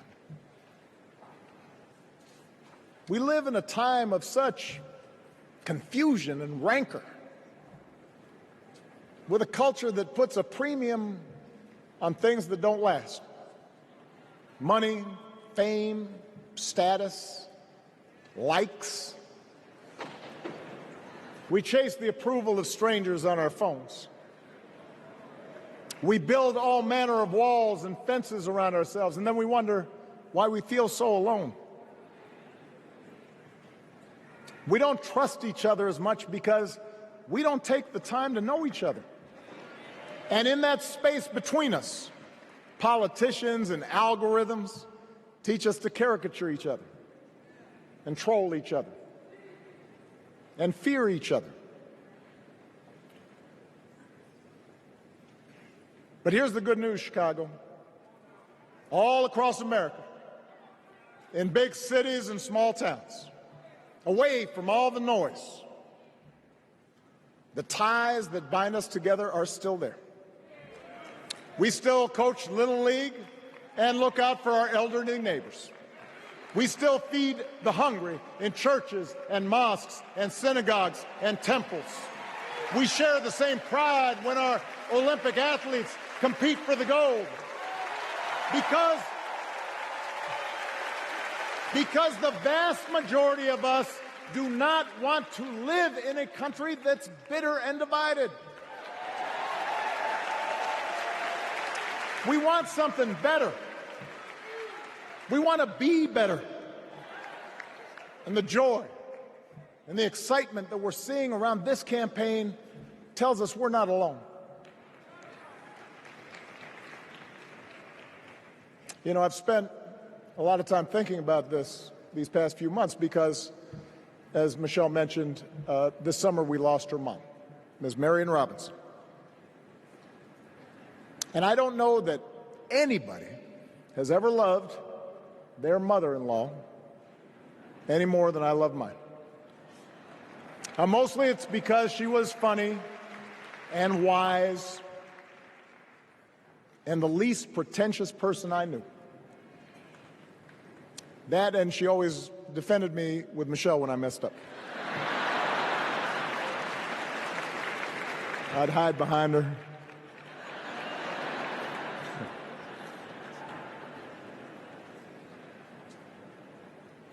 But I also think one of the reasons Mary and I became so close was she reminded me of my grandmother, the woman who helped raise me as a child. And on the surface, the two of them did not have a lot in common. One was a black woman from right here, south side of Chicago, right down the way. Went to Englewood High School. The other was a little old white lady born in a tiny town called Peru, Kansas. Now, I know there aren't that many people from Peru.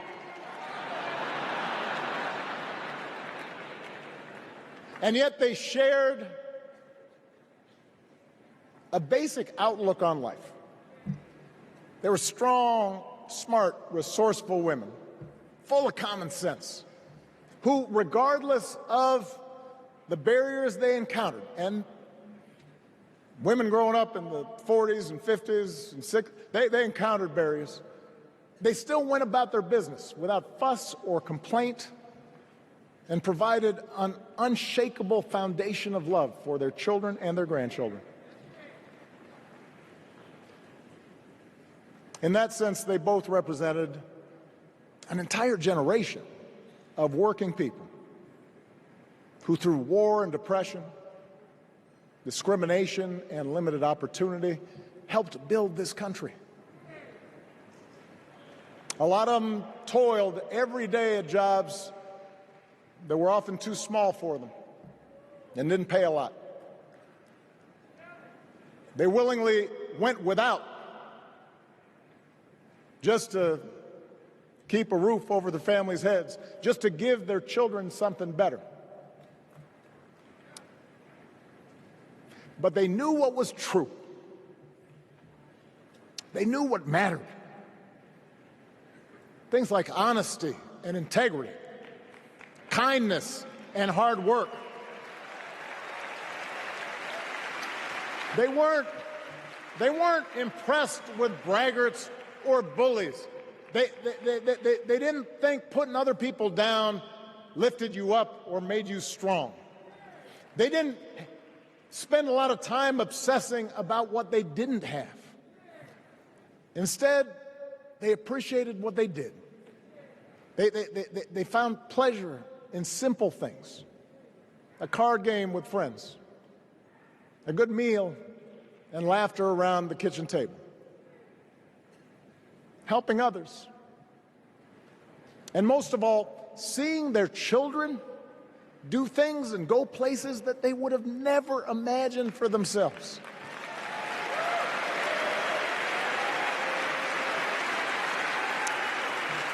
Whether you are a Democrat or a Republican or somewhere in between, we have all had people like that in our lives. People like Kamala's parents, who crossed oceans because they believed in the promise of America. People like Tim's parents, who taught him about the importance of service. Good, hard-working people who weren't famous or powerful, but who managed in countless ways to leave this country just a little bit better than they found it. As much as any policy or program, I believe that's what we yearn for. A return to an America where we work together and look out for each other. A restoration of what Lincoln called, on the eve of Civil War, our bonds of affection. An America that taps what he called the better angels of our nature.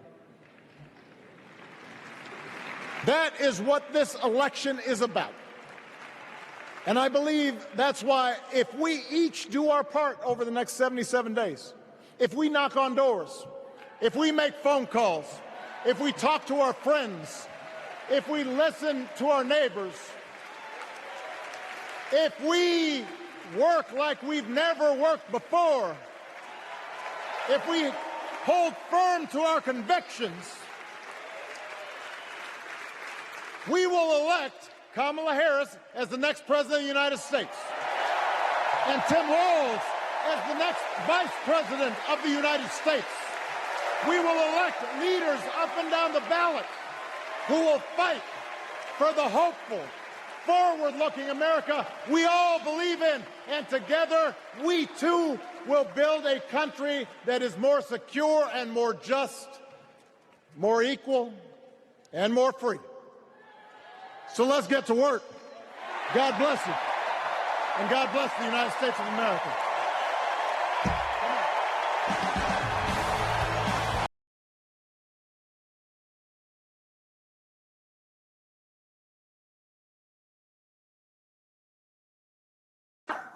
Yep. Like all of you, I wear a lot of different hats, or in my case, a lot of different shoes. I'm a mom, I'm a sister, a friend, a retired military spouse, and right now I'm the First Lady of Minnesota.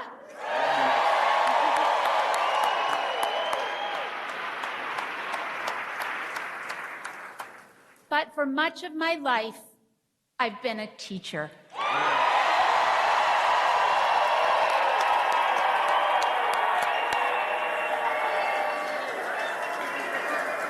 Wait, you...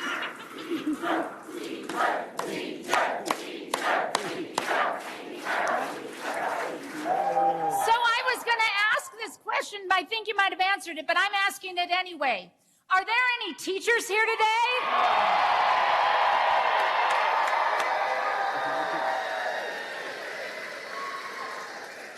I would just like to say thank you for your work. Yep. Sincerely. Yes! Now that's how Tim and I first met. We were both teaching in Nebraska. Yep. He taught social studies, you might know that, and I taught English. In fact, two of my former English colleagues are right here with us today, up in that box.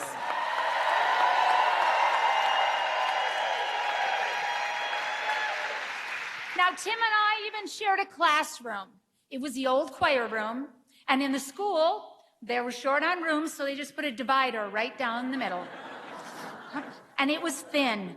So his class was always just a little louder and a little more boisterous. That's right, isn't it, Aubrey? Yes, it is. Yes, it is. There was just so much energy in that classroom. But what I knew is that Tim and I shared a belief that education can be transformative.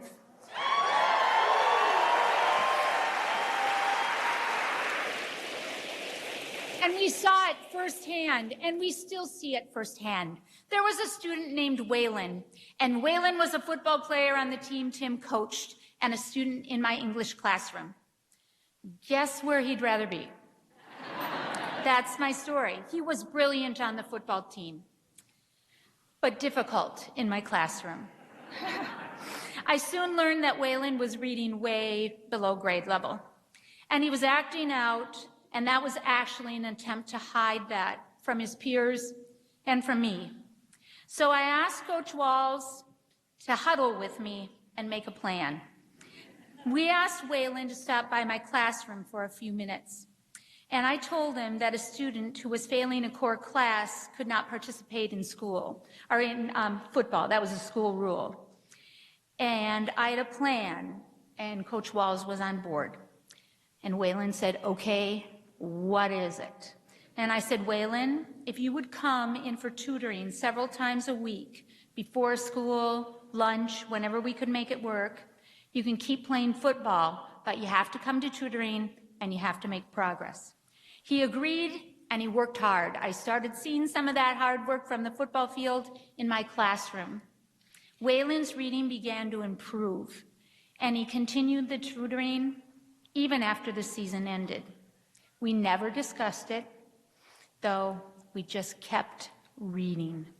And Tim would often cross that thin divider in our classroom to read with Waylon and to cheer him on.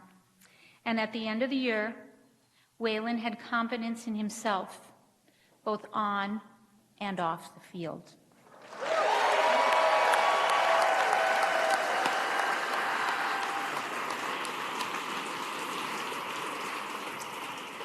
He graduated from high school, and educators, you know what that feels like. You know what that feels like. It is what we live for. And he had a shot to succeed. He had a chance. One of the things I love most about Tim is that he believes so strongly that every student, every child deserves a chance to get ahead.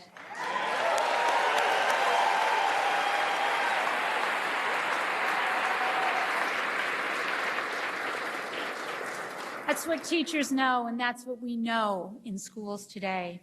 We have some former students here today who experienced this. It's a commitment that I know Vice President Harris shares, and it is a vision that they will fight for every single day in the White House.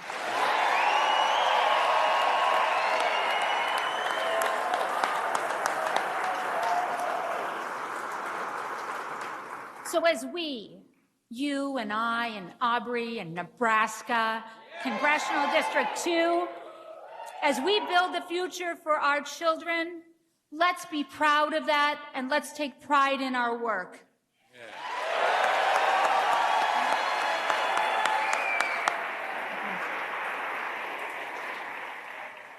Now, you might not know my mom, but I bet you kind of know my mom.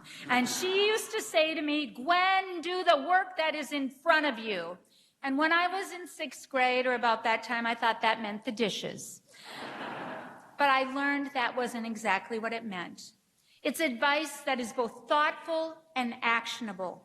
So I'm asking you here today, Nebraska, to join me in doing the work that is in front of us. Yeah. Will you?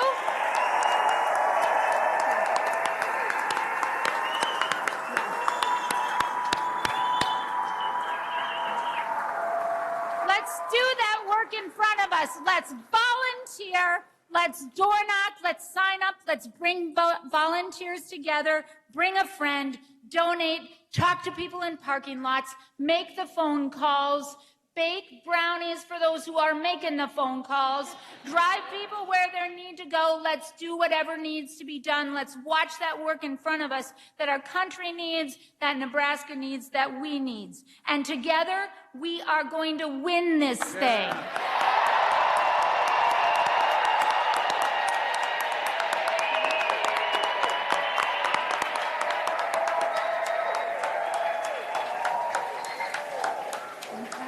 Let's win this. Now it's my honor to introduce someone very special, someone who spent time on both sides of that divider in our classrooms. Aubrey Herman Faustman had Mr. Walz for geography and me for English. Right? Yes. Checking. She was a standout student, of course, and she was on the cheer team. So she, along with all of my speech kids, was one of, right, speech kids? Where are you? Yeah. She was one of the few who could call me Coach Walz. Yeah.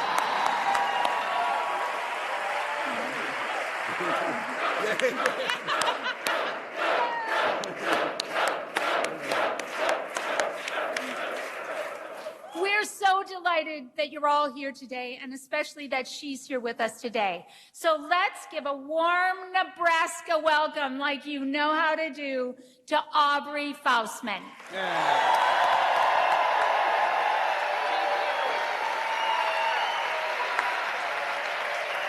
Wow. Thank you so much, First Lady Walz. Hey, Nebraska! As you heard, my name is Aubrey, and it's such an honor to be here today to welcome Governor Walz back home to Nebraska. Or Mr. Walz, as I used to call him when he was my high school geography teacher. Now, Mrs. Walz, she was my high school English teacher, cheer coach. She helped me raise that pesky ACT score, and she was also my speech and debate coach, which I think is part of the reason I'm able to stand here right now and talk to all of you. As a teacher, Mr. Walz really challenged us as his students. He was incredibly supportive, understanding with all of us. His humor and excitement kept us engaged. That same energy and enthusiasm you're seeing right now from him out on the campaign trail is exactly how he was with us in the classroom almost every day.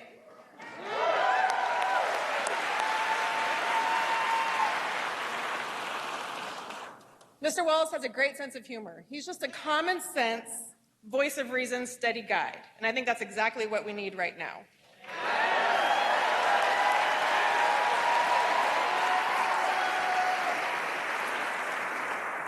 I remember that feeling when you would walk into his classroom. It didn't really matter what had happened earlier on in the day, if you'd had a good day, a bad day.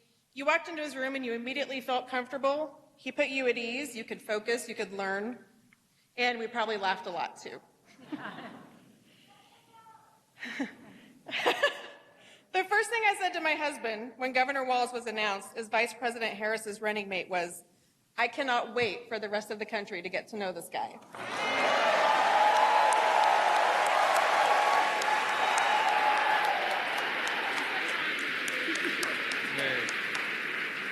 Because what they're going to see is just a good, decent human being who's committed to giving back to his community.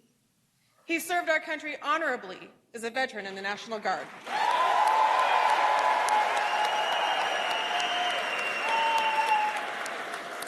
He's never forgotten his small-town roots and has advocated for working families while being in Congress. As governor, he's cut taxes and lowered health care costs. Yes. He's an advocate for women's reproductive rights.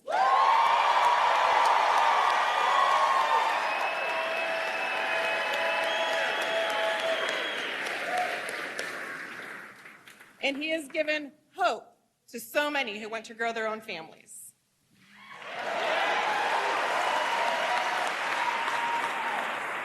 He's still the same champion and coach for the countless of students like me whose lives he touched.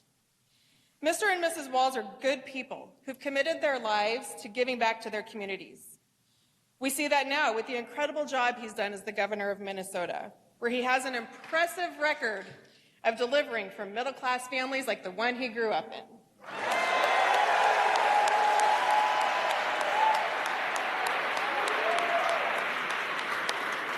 He signed the largest tax cut in state history, passed the largest infrastructure bill in Minnesota history, and with bipartisan support, he cut insulin costs to $35 a month to many Minnesotans.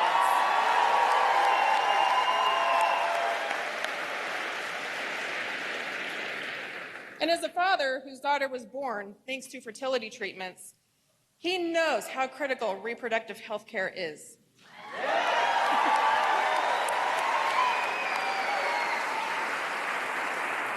Which is why he made Minnesota the first state to pass a law codifying abortion rights after Donald Trump overturned Roe v. Wade.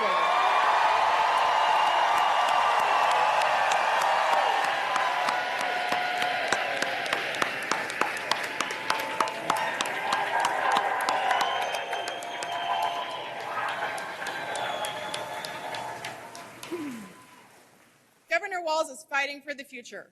He couldn't be more different than Donald Trump and J.D. Vance, and who are only focused to dragging us into the past. He's the perfect partner for Vice President Kamala Harris, and they are ready to take Donald Trump and beat him once and for all.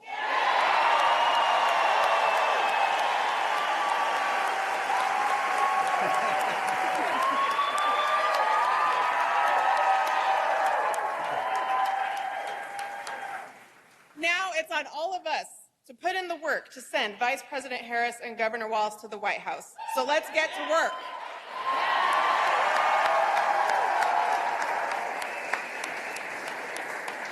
And with that, please join me in welcoming the next Vice President of the United States,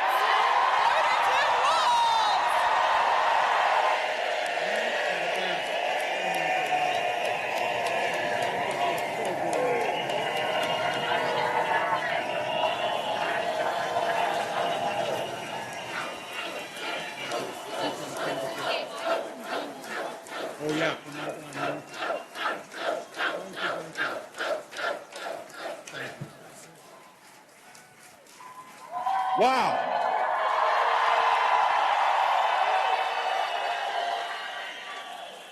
Well, hello, Nebraska.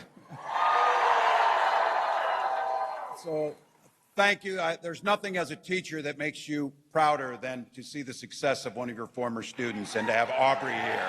So thank you, Aubrey. And can I just say, Nebraska, my God, Jade Dorsey's voice, holy smokes.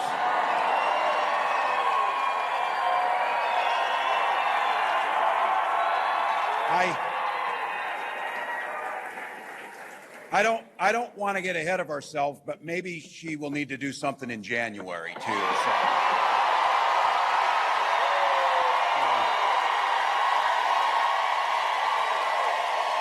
Wow.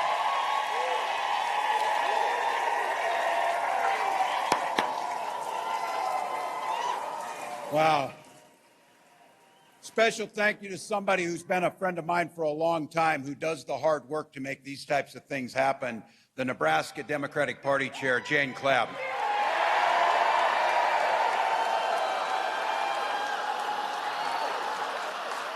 And her husband, Scott, who's along for the ride. So, Jane, so incredible.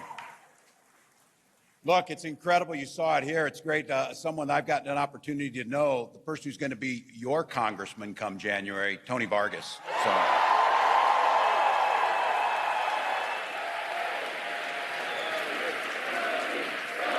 Yeah.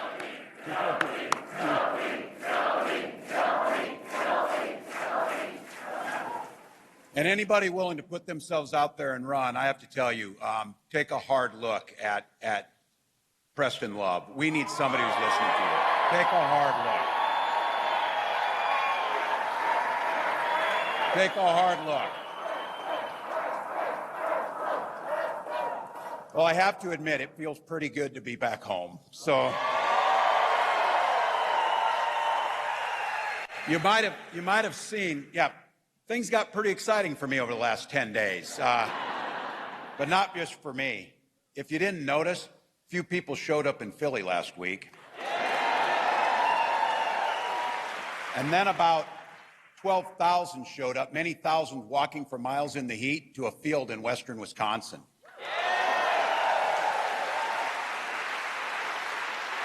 Then at that time, the largest rally of the campaign showed up in Detroit, Michigan.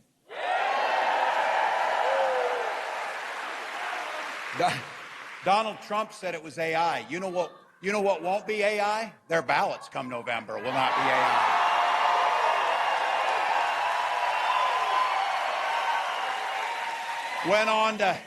Went on to Arizona to have the largest rally that we're told, the largest rally in Arizona history was there.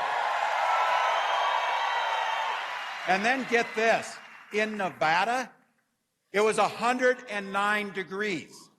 12,000 people showed up for that event. 4,000 people waited in line. 4,000 people waited in line.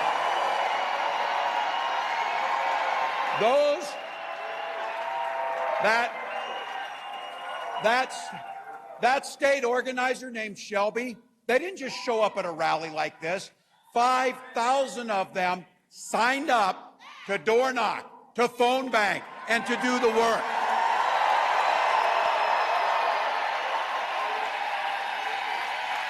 Now Shelby ended up going to urgent care to get an IV because it was 109 degrees out. She knows what this is about. She knows what's at stake. Look, those tens of thousands across this country showed up for the very same reason that you took. You could have been anywhere on a beautiful Nebraska Saturday in late summer, but you chose to be here.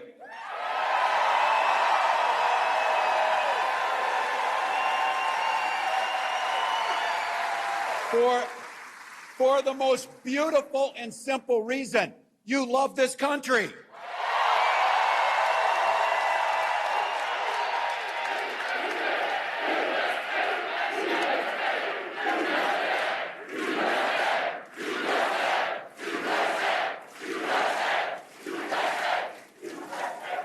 Look, I know firsthand about this place. The people in this state are decent people who who show kindness, who show generosity. And you know what I also know about this state? Nebraskans don't fear the future. You make the future.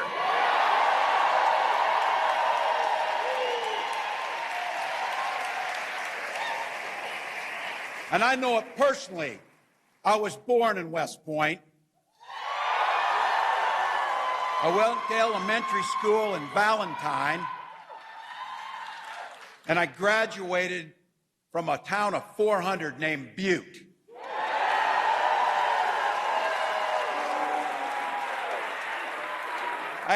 I had 24 classmates. Some of them are here today.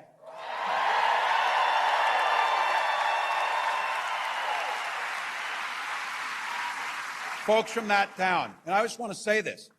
I don't know what their politics are, but I've known their friendship. I've known their kindness. And when our family was down on the luck, they were there for us. I hope I've done the same for them.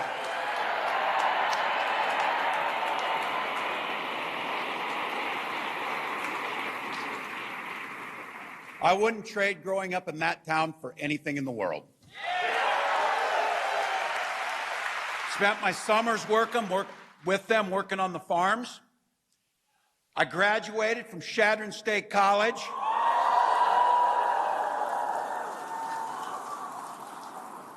For folks outside of Nebraska, you usually refer to it as Yale of the Midwest.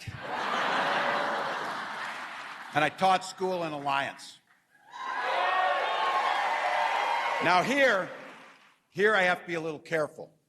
I grew up, as all of you, bleeding Nebraska red and true blue Husker fan.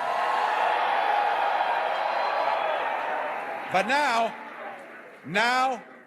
I'm the governor of Gopher Nation. So I know. Look, I'm gonna play it safe. Go Mankato West Scarlets. Never close the yearbook. Never close the yearbook.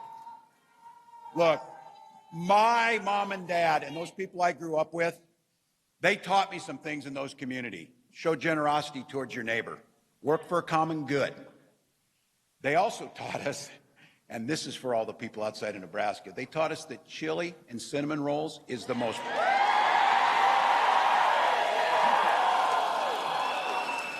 That is the most perfect culinary combination in the country.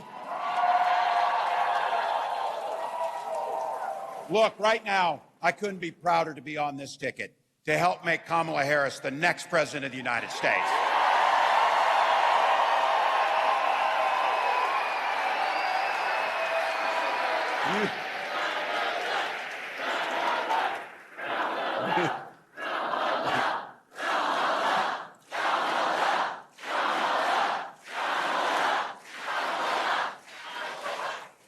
I'm taking these guys with me everywhere we go. Look, you've heard the vice president say this.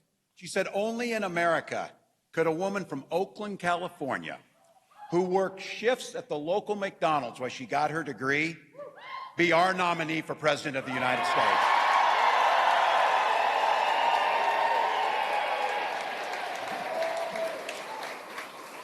When I heard the McDonald's story about that she's worked at McDonald's, like so many of us growing up, took jobs to get by.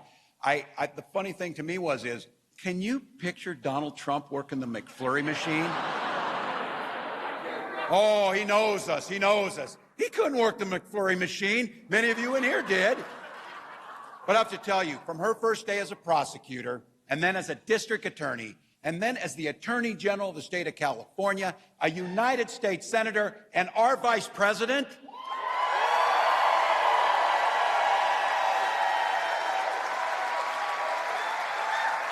Kamala Harris has been on your side fighting for you every step of the way.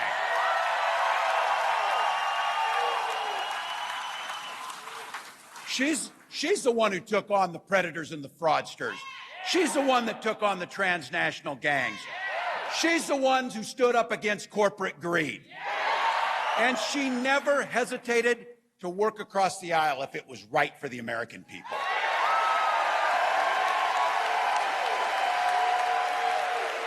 For all the things she's done over the last 10 days, I have to tell you one of the things I'm most grateful for. She has brought the joy out in this country. Smile.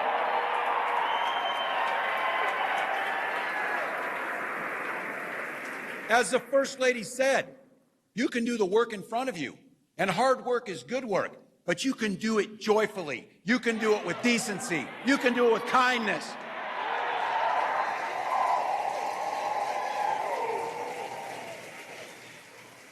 And my community, this state, taught me a little something about a shared commitment. My dad served in the Army during the Korean War.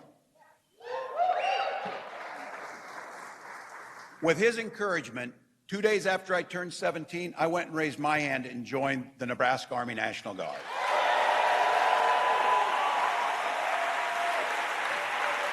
I had the privilege of wearing this nation's uniform for 24 years. Okay.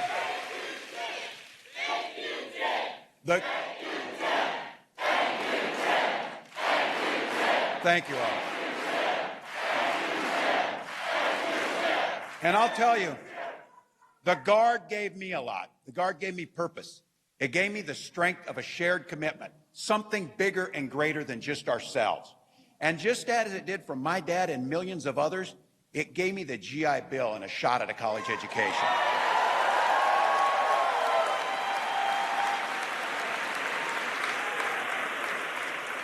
My dad was a teacher. Both my brothers and my sister were teachers. 3 out of 4 of us married teachers. My wife's parents are teachers. 3 of 4 of her siblings are teachers.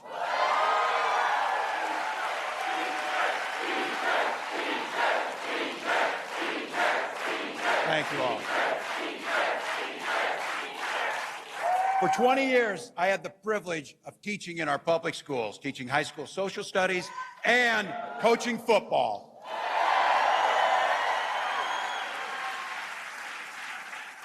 To a state championship, too, so. But it was my students and my players who really inspired me to run for office. They saw in me what I was hoping to instill in them, a commitment to the common good, and a belief that one person truly can make a difference, each and every one of us. So in 2006, 42-year-old with little kids teaching, I took a leap and ran for Congress. I didn't know it at the time, but in that district that I ran in, there had been one other Democrat since 1892. But even though that district was red, my neighbors graced me with the opportunities to represent them in the United States House of Representatives. And for 12 years, I worked bipartisanly on issues like Veterans Affairs, like agriculture and farm bills, and growing rural economies. I learned how to compromise without compromising my values. As governor of the great state of Minnesota, I took all those experience and skills to tackling some of the most difficult challenges that our state faces. But more than anything else, just like here in Nebraska, Minnesota's strength comes from our values. Values of working together, seeing past differences, and always be willing to be a neighbor to lend a helping hand.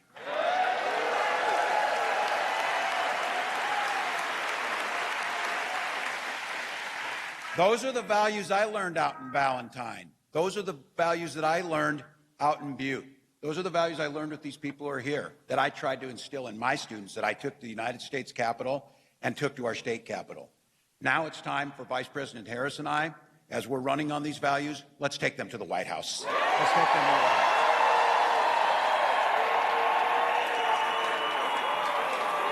House. It's time. It's time. Yesterday, Vice President Harris rolled out a plan to start building an opportunity economy during our first 100 days in office. Cutting taxes, not for the billionaires, but for the folks in this room in the middle class. Taking on those who will price gouge at the grocery stores and other stores. lowering the cost of rent and the opportunity to own your own home. Continuing to cut the costs of prescription drugs that we all depend on. And just like we did in Minnesota, relieving medical debt that straps millions of people. Now look, we're positive, but I think we all know Donald Trump sees the world a little differently. You think he would understand the importance of Carhenge as a historical relic?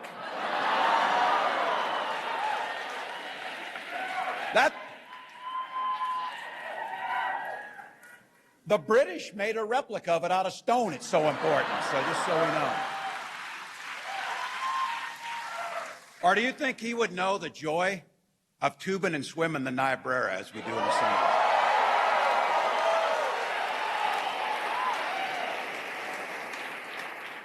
And this one's for the gray hairs in this room. You think that guy could understand the pure joy of pre-gaming at sidetracks before a Husker Sooner game?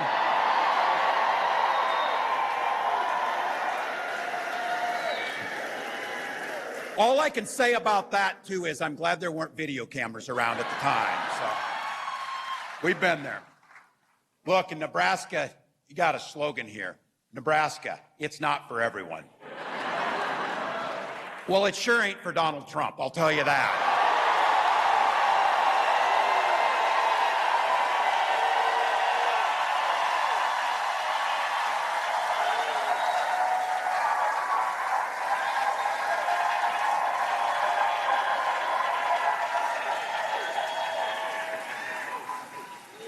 This guy is the opposite of everything here. Every opportunity he has, he weakens our country to strengthen his own hand. He mocks our laws. He sows chaos and division amongst us. And that's not even counting the time he was president. So look, I want to be clear, because I know where I'm at and I know my family. Many of you can probably remember when Republicans talked about freedom, they meant it. They would have never turned their back on our allies. The traditional Republican Party before Donald Trump contributed much to this state and this great nation. But he's not that. Today, when they talk about freedom, they mean the government should be free to invade your exam room. Or that corporations should be free to pollute the air and water. Banks should be free to take advantage of the least fortunate. Look, in Minnesota, we respect our neighbors and their personal choices. Here in Nebraska, it's the same way. We might not make those choices for ourselves, but we live by the golden rule. And that golden rule is, mind your own damn business. Mind your own damn business.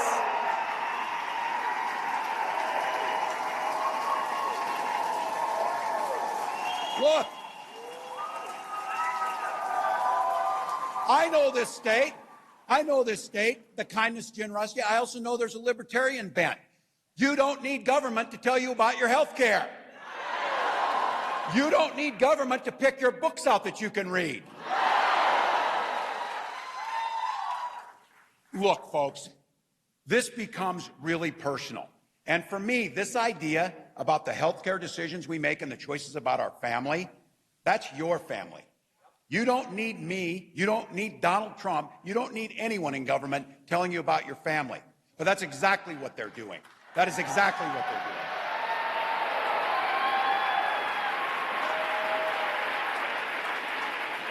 doing. If you're an old school libertarian Republican Nebraskan, this is the ticket for you.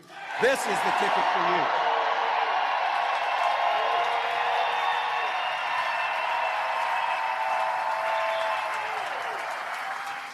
When my wife and I decided we want to have kids, we spent years in fertility treatments. And for those of you, you may not have done it yourself, but I guarantee you know somebody who's been through this. And you know the nightmare of waiting for the calls after the treatment, praying that it comes out right, and then that pit in your stomach and that blackness that comes over you when once again it failed. And year after year, you're trying to just have that child. So you better be sure to know it wasn't by chance. When we finally got the news that we were pregnant, and when our first child, our daughter, was born, we named her Hope. We named her Hope.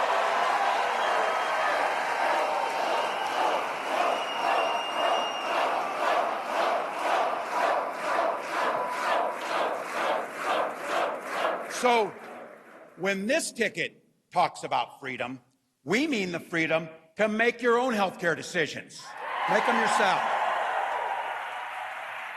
And we mean that your children should be free to go to school without worrying about being shot dead in their classroom.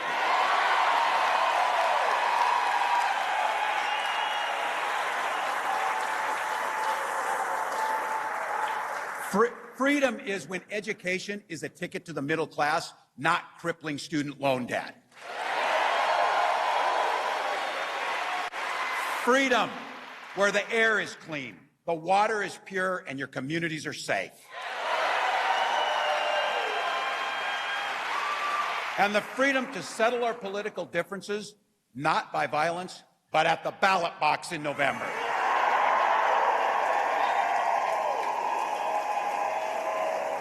That's what this is about.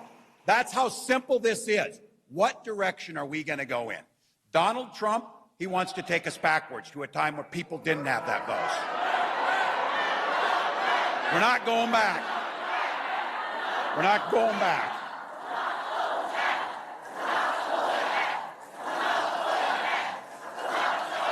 And look, when he tries to play dumb about this 2025 plan, I coached football for enough years. When somebody takes the time to draw up a playbook, they plan on using it. He knows what this will do: restrict our freedoms, rig the economy for the ultra-rich by punishing the middle class. If he returns to the White House, he's going to pick up just where he left off. But the people around him who worked with him the first time are already telling us it will be much, much worse. Raising costs on you while making it easier for billionaires. Repealing the Affordable Care Act so we can go back to pre-existing conditions and making it impossible to get health care. And they're very clear about this. They're very clear. Gut Social Security and Medicare for those tax cuts for the wealthy, and ban abortion across this country. We know in this room abortion is health care, and again, that's your decision to make. That's your decision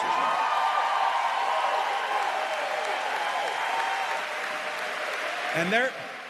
And look, they're super concerned with our bedrooms. They're super concerned with our exam rooms. They're super concerned about our libraries. And I have to tell you, yeah, when they make decisions about your health care, yes, it's weird, but it's worse than that. It's dangerous. When they try and cut Social Security for our seniors like my mom who've earned it, that's not just weird, it's cruel. And when they try, which they did and will again, when they try to overturn fair elections, that's not just weird, that's un-American. That is un-American.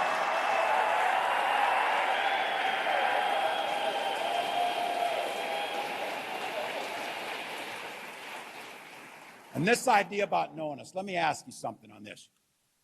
Do you think J.D. Vance knows one damn thing about Nebraska? He's going to be here next week. You think he's ever had a runza? You think he's ever had a runza? That guy would call it a hot pocket. You know it. Every one of you in here know it. A damn hot pocket. Now look, he wrote a memoir at the ripe old age of 31. And he claimed to be an expert on middle America. All the while trashing and denigrating the very community he was raised in.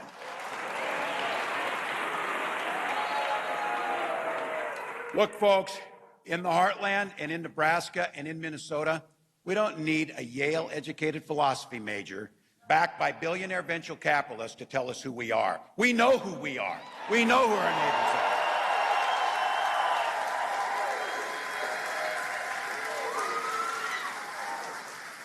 Well, I don't know about all of you. It's time to put these guys in the rearview mirror. Let's end this. It's time to put them in there. Say it with me. You know it's true. We are not going back to that. We are not going back to that. We're not going back.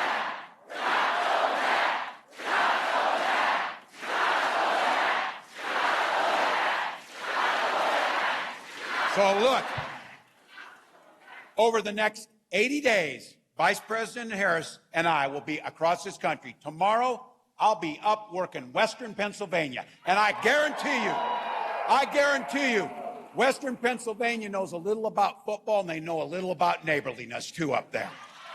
So we got 80 days, people. That's easy. And as I've been saying, I'm going to ask you this. 80 days. Work hard. We can sleep when we're dead.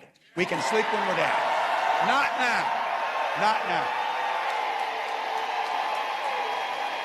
We can do this. We need each and every one of you. We do nothing alone. We need you on the team. On November 5th, I want to be at the end of that day when the ballots close across this country. I want to know, and you want to know, we left it all on the field. We left it all on the field.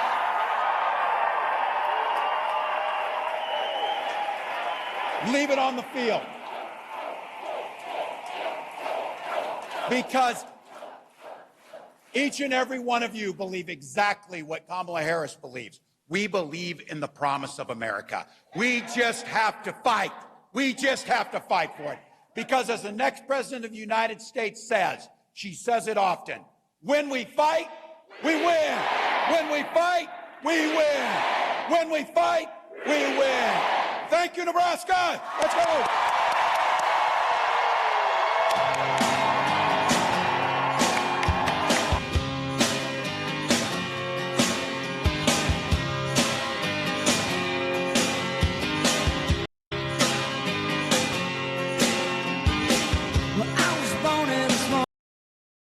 Sometimes life is as much about the lessons you learn as the lessons you teach. When I grew up, community was a way of life. My high school class was 24 people. I was related to half of them. I learned to be generous towards my neighbors, compromise without compromising my values, and work for the common good. My dad was in the Army, and with his encouragement, I joined the Army National Guard when I was 17. I served for 24 years. I used my GI benefits to go to college and become a public school teacher. I coached football and taught social studies for 20 years. And I tried to teach my students what small-town Nebraska taught me: respect, compromise, service to country. And so when I went into government, that's what I carried with me. I worked with Republicans to pass an infrastructure bill, cut taxes for working families, signed paid leave into law. I codified abortion rights after Roe got overturned. Because I go to work for the common good. But enough about me. Let's talk about you. Because that's what this election is about. It's about your future. It's about your family. And Vice President Harris knows that. She too grew up in a middle-class family. She too goes to work every day, making sure families can not just get by, but get ahead. We believe in the promise of America, in those values I learned in Nebraska, and we're ready to fight for them. Because as Kamala Harris says, when we fight, we win.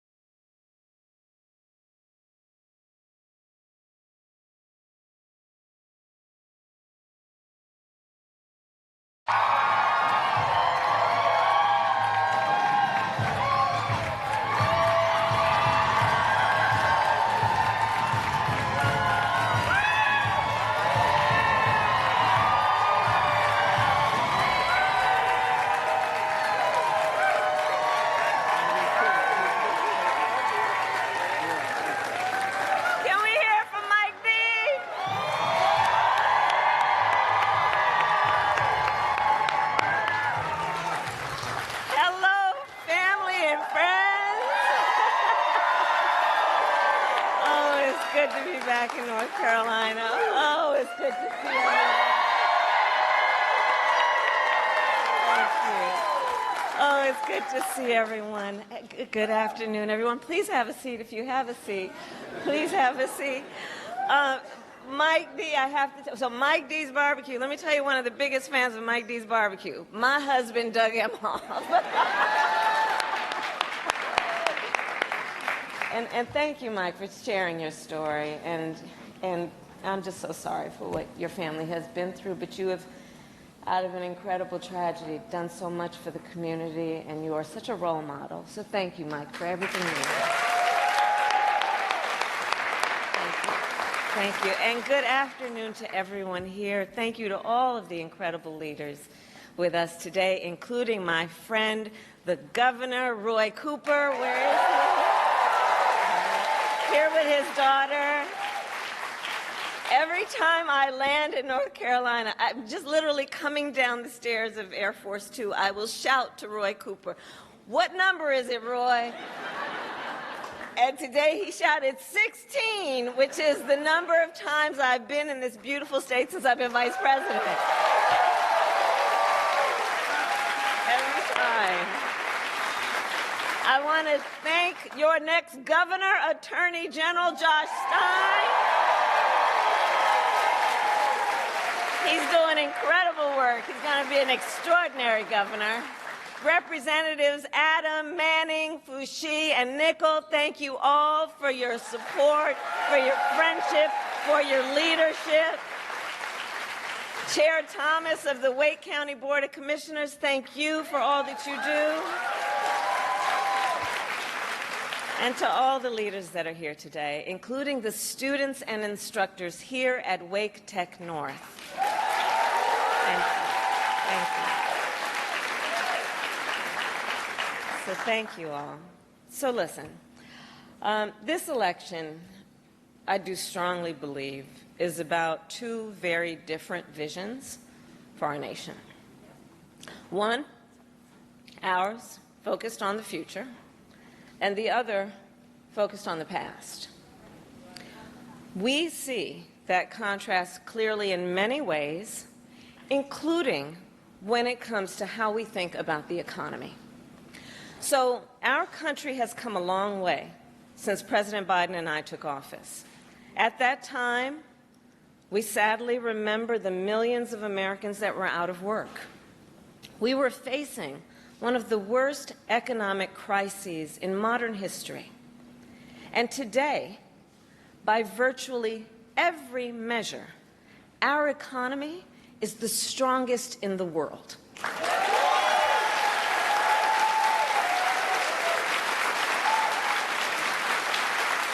We have created 16 million new jobs. We've made historic investments in infrastructure, in chips manufacturing, in clean energy. And new numbers this week alone show that inflation is down under 3%.